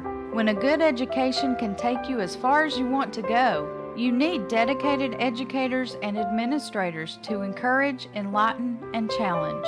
Support local education. The rewards are endless. A reminder from the Elizabethton City School System. Financial investments are very important, but so are the investments of time, patience, and encouragement our young athletes receive from their coaches, teachers, and mentors. Jonathan Street, your Elizabethton Edward Jones financial advisor, understands this. That's why Jonathan Street is a proud sponsor of Elizabethton High School football on WBEJ. For all your investment needs, call Jonathan Street at 543-8811 or visit edwardjones.com. Edward Jones, member SIPC. If you're going to replace the old worn-down tires on your car, head out to Birchville's Tire and Recapping, 1308 West G, Elizabethton. Ed Birchville will give you the best deal in town on tire brands like Yokohama, Michelin, Cooper, and BF Goodrich. Ed throws in computer balancing free. Get free tire rotation every 5,000 miles. Come in today. Birchville Tire, 1308 West G, Elizabethton. Open 8 to 12:30 Saturdays, 8 to 5 weekdays. 342-0174. That's the number for Air Right. Here to make all your heating and cooling problems right. Air Right provides great service at a fair price for all types of systems. Heat pumps, gas and oil furnaces, or geothermal. Just call 342-0174. You'll get honest service and be informed about repairs needed with free estimates. Find out more online at RITETN.com or call Air Right 24/7 at 342-0174. Locally owned Meredith Valley Cabins and Farmhouse provide a comfortable and cozy getaway without leaving town. For a great vacation or just a weekend getaway, Meredith Valley Cabins and Farmhouse is the peaceful place to stay on the beautiful Watauga River on Sycamore Shoals Drive off the Watauga Road. For fishing, canoeing, and kayaking, gatherings for family or friends, and always lasting memories. Meredith Valley Cabins, where memories are made by the water's edge. View Meredith Valley Farm on Facebook for more information. Simply Elegant Catering and Bakery is open for business with Kim's Coffee at 528 Elk Avenue, downtown Elizabethton, for all your catering and bakery needs. Better than ever. WBEJ. All right, ladies and gentlemen, welcome back to beautiful Citizens Bank Stadium, where tonight, during homecoming 2022, your Cyclones win big over the Sullivan East Patriots, 55-27. Joined by our good friend Wes Hostclaw now with our stats. Wes, let's go ahead and summarize the second half scoring and let's have the final stats for the ball game. Yeah, had a running clock there in the third quarter. Drake Fisher, quarterback for East, he hit a couple big throws there. He hit Corbin Leisure, a 32-yarder, and Mason Tate with a 16-yarder. And then Caden Roberts took it in on the first play of the fourth quarter for 2 yards for East to kind of end the running clock there. Fisher went back to the air after a Cyclone punt, and then he hit Tyler Cross with an 8-yard touchdown with 5:42 remaining in the fourth quarter. The Cyclones got on the board in the fourth quarter. Jay Bird, Jaden Wallen, he had runs of 30 and 13 to set up a 3-yard touchdown, and he scored with 3:14 remaining, and that produced your final tally there, 55-27. For the Cyclones, 440 yards of total offense, 223 through the air, 217 on the ground, 14 first downs, 17 penalties for 125 yards. In a penalty game. Dalton Mitchell, who started the game, 9 of 13, no interceptions, 116 yards for 2 touchdowns. Gibb Maupin came in the game, 5 of 9 with an interception, 107 yards and a touchdown. Nate Stevens on the ground, 14 carries, 119 yards, 2 touchdowns. He averaged 8.5 yards per carry, 1 catch, 16 for Nate. Teddy Orton, 3 catches for 106 yards receiving game. He had a 24-yard pick six in the first half. Jariah Griffin, 4 catches, 50 yards and a touchdown. Cade Russell, he scored both rushing and receiving, 4 for 18 on the ground with a touchdown and 2 of 19 receiving for a touchdown. And then Jaden Wallen, who closed the game there, had a really nice second half there for the Cyclones, 9 carries, 74 yards and a touchdown. And Eli Williams, along with Orton, had the interceptions defensively for Elizabethton. For Sullivan East, 270 yards total offense.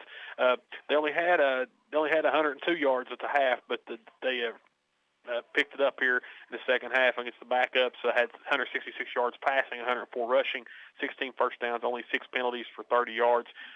Drake Fisher, 19 of 33 for 166 yards, 2 touchdowns. He had the 2 interceptions. His top receiver, Mason Tate, 8 catches, 84 yards and a touchdown. Tyler Cross, 2 catches, 14 yards and a touchdown. Caden Roberts, 8 carries, 52 yards and a touchdown to lead East on the ground. And then Corbin Leisure, he had a sack and a 15-yard interception return for a touchdown for East. Man, Wes, we missed you last week down in Anderson County, but I don't think we had enough room for you down there. They had us crammed in a hole, but that's all right. Interesting thing to me, the Cyclones struggle early in the year on offense, but we have over 400 yards in offense tonight and almost equal passing and rushing. Yeah, it's really, really great to see for Elizabethton. And you had seven different receivers, 5 different guys carrying the football on the ground. Just a lot of guys, as we mentioned, at the half, a lot of guys getting involved, a lot of guys making plays, and that was kind of something that was missed earlier in the year. But it's really nice to see this time of season. Coach Ryan Whitten, Coach Sean Whitten, they want to see that number, the number of hands that touch that ball, or just that many more weapons the Cyclones need now, but they really need it as you go down the road. Absolutely, and you got to look here. 5 different players scored for the Cyclones tonight. I mean, that's going back to the successful teams we've had the last few years here. You had multiple guys getting in the end zone, multiple guys making plays, and a really good thing to see. Averaging 7 yards, close to 7 yards on the ground, per run tonight, and then averaging 16 yards per pass play. Right. That's big numbers. Well, and when you get to the point, the penalties are a problem, and Coach Whitten will address that this week. At least one of their scores can be attributed to at least 2 or 3 of those personal fouls that occurred on that one drive. So Cyclones need to clean that up. But Wes, as always, we appreciate your help. Yeah. Appreciate you're the best stat man in the business, and you don't miss any more. Okay. Yeah, we'll be all good. right. Okay, buddy. Thank you. We're going to take this back to the station for our next scheduled break. When we come back, Tony and I will have a preview of the big contest next week as the Cyclones get on the bus again for the longest road trip, at least during the regular season, as we travel down to Ray County in a big 4A matchup for the Cyclones. We'll be back after these words from our sponsors. Whether you need mowing or other lawn care service, including leaf removal later in the fall, call Steve's Lawn Care of Elizabethton, specializing in these services and more. Steve Burra, owner of Steve's Lawn Care, provides free estimates for all jobs, is licensed and insured, and provides service throughout the entire Tri-City area for residential and commercial needs. So for the end-of-season lawn care you need, including mowing and leaf removal, call Steve's Lawn Care at your service Monday through Saturday at 895-0149. Hey Cyclone fans, this is Lisa from Eagle Center Co-op in downtown Elizabethton, where you'll find the best collection around of sports cards, coins, furniture, tools, and antiques. We're sending love to our Cyclones this year. Bring it home. Eagle Center Co-op is in downtown Elizabethton at the corner of Elk Avenue and Armed Forces Drive. Be sure to shop Eagle Center Co-op any day, Monday through Saturday, 10 to 5, where there's a wide selection of books and collectibles too, and 2 full floors to shop from, upstairs and downstairs. Stop by Titan Nutrition in its new location beside Workout Anytime in the Elk Crossing Plaza, Elizabethton. Titan Nutrition offers health and sports nutrition products from hormone support for men and women and multiple types of protein and great flavors, including whey protein and plant-based protein. Consider Titan's pre-workout products to stimulate muscles before you work out for even better results. Titan Nutrition, now in the Elk Crossing Plaza, Elizabethton, open Monday through Saturday, noon to 8 p.m. Custom Muffler and Brake is a full-service auto repair shop. Bring your vehicle for any mechanical work you might need, whether it's a major engine overhaul or repair, or even just minor fixes and routine tune-ups. Check your vehicle's fluid levels now for pre-winter preparedness, and also check your car's air conditioner too, because it works year-round as a drying agent, taking moisture out of your interior air to avoid condensation on the windshield. Custom Muffler and Brake is EPA certified to service car air conditioners and is conveniently located at 700 South Sycamore Street, Elizabethton. If you're looking for commercial insurance on most any business, be sure you check with Elizabethton Insurance Agency near downtown Elizabethton for the best rates before you buy elsewhere. Elizabethton Insurance has commercial insurance for used car lots, contractors, condos, apartments, churches, and even more. Elizabethton Insurance has a full line of commercial products. Elizabethton Insurance Agency, 328 East Elk Avenue, Elizabethton, specializing in all types of homeowners, auto, commercial, and personal lines of insurance. Offering quality furniture, appliances, and bedding for the entire home since 1936. Shop locally at Richie's Furniture and Sleep Shop, downtown Elizabethton.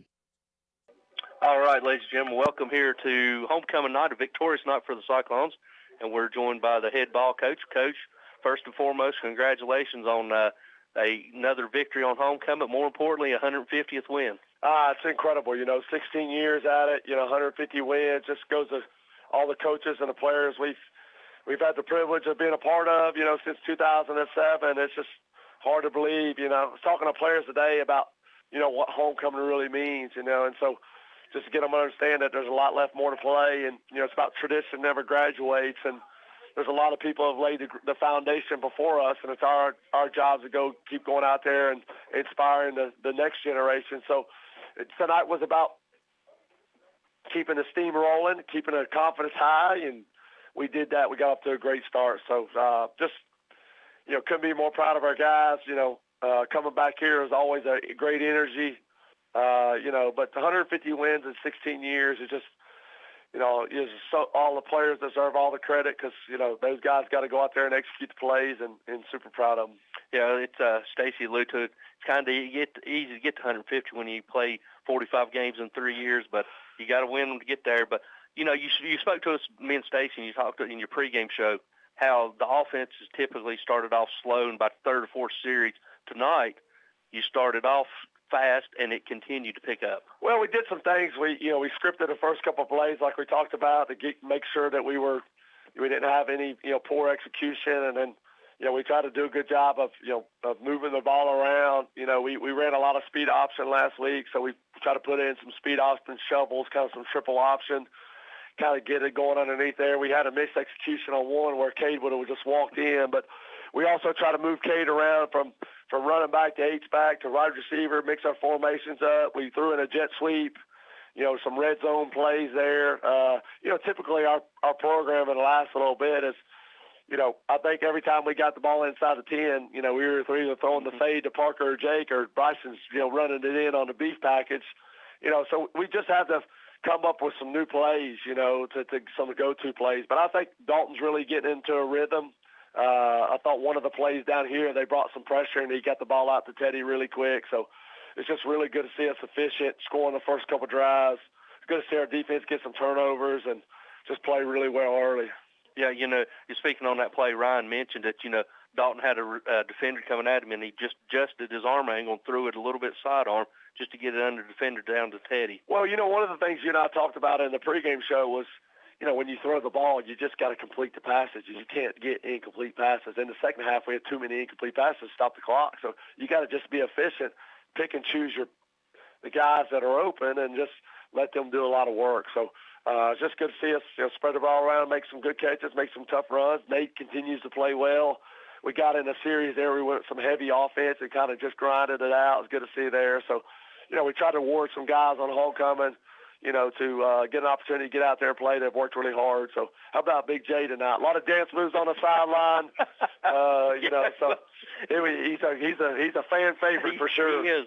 When you had him lined up there to kick, we didn't know what to think with you having him kick off. But it was Stacy was saying delay a game waiting to put on tee, but it is. I mean, Big J's he's not only a fan favorite, he's a team favorite. Yeah, just the guys' personalities inspire each other. It's really what we talked about. Is just it takes one person to provide a spark, and guys like Jay do that for us. So he just we tried to get called in there on another extra point. He missed that, but it's just good to see us work different people in. Really good execution. I thought our line just still really did a good job of picking up some blitzes, picking up some pressures. As you start to be trying to throw the ball a little bit, they start bringing a lot of pressure on. But credit to East, a good football team that's gotten better. They've improved.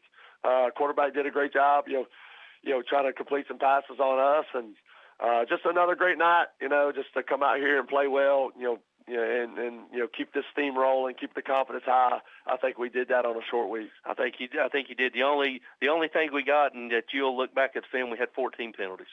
Yeah, that's I hate to be a Debbie Downer, but you had 14 penalties, 17 for 125 yards. Jeez. So I know that that'll get their attention. But Coach, as always, we appreciate you taking time, come up here and talk to us. And again, congratulations, 150th win. Yeah, appreciate it. Thank you.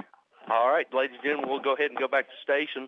And when we come back after this 2-minute break, Stacy and I will put a wrap on here and then preview next week's contest as we hit the road for a long trip. We'll be back after these words from our sponsors.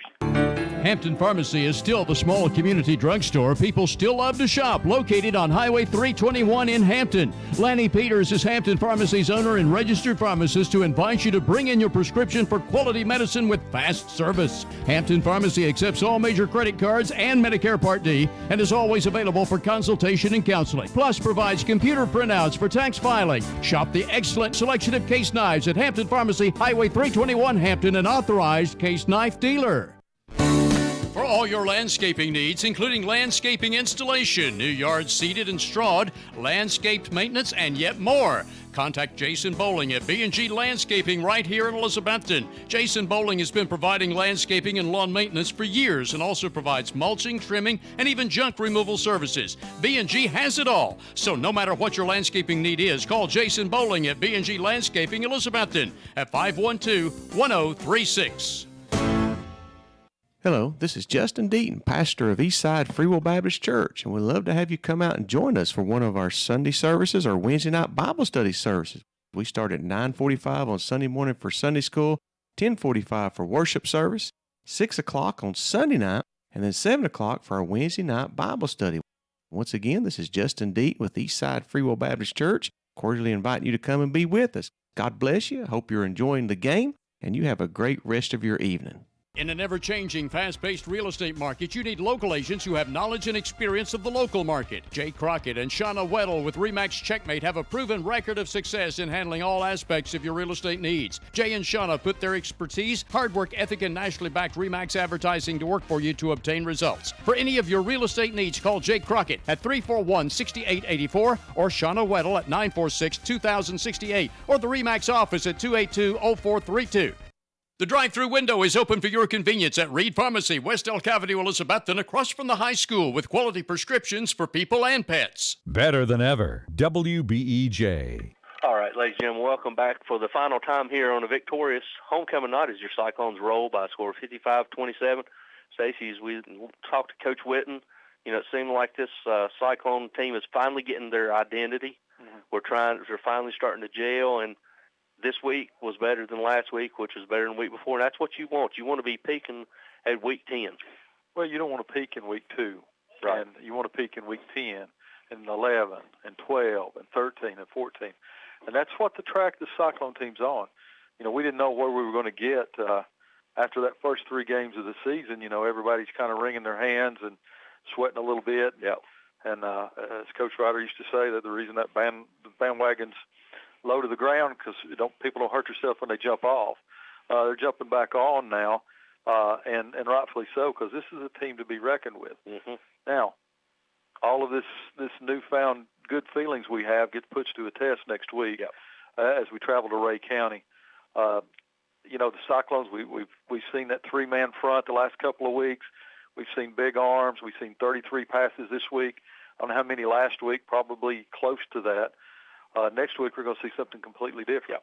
The good thing, and maybe the only good thing about playing on Thursday night, is they get an extra day of practice in. The Cyclones do to kind of get ready for a completely different kind of offense. Yeah, it's going to be a totally difference. You're going to see Wing T. They got the quarterbacks back. The tailbacks back from last year. They lost their 2B backs. They're monsters, Yeah, they're monsters. I mean, they come up here and, it's a long trek. You got a long trek ahead of us. Mm-hmm. We made that trek last year, just went a little further south to play at Chattanooga. But still, anytime you get on the bus, it's something, Coach Whitten, I guarantee you he's going to say we're going to treat it like a business trip. Yep. Well, it'll be a business trip, and that's why you got to go approach the rest of these games. As we went down to Chattanooga last year for the championship game and coming back, we all kind of said, wow, we got to come down here in the regular season next year, almost to here to Ray County. So Cyclone's going to have a long bus trip.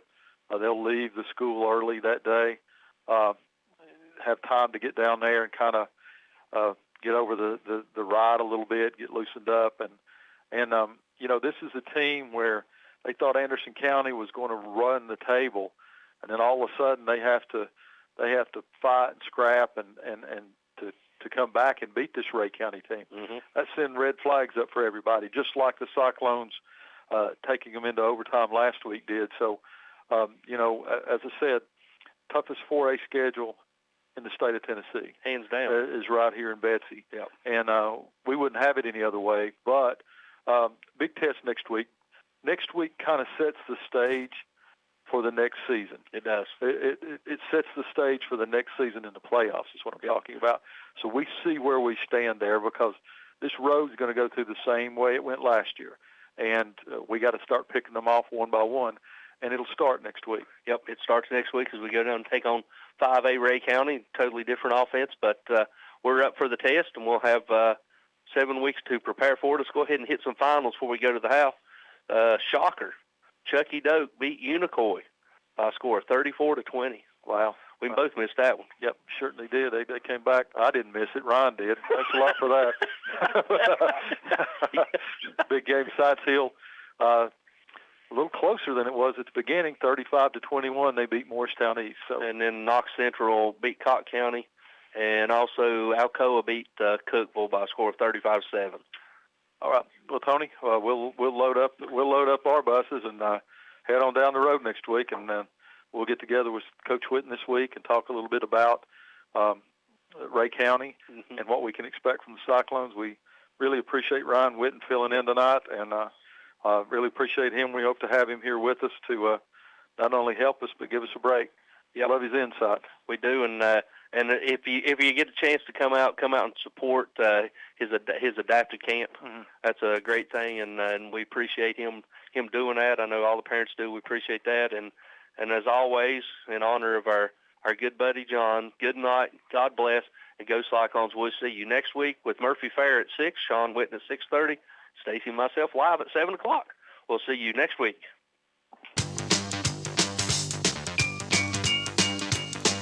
WBEJ Radio Sports has presented Elizabethton High School football.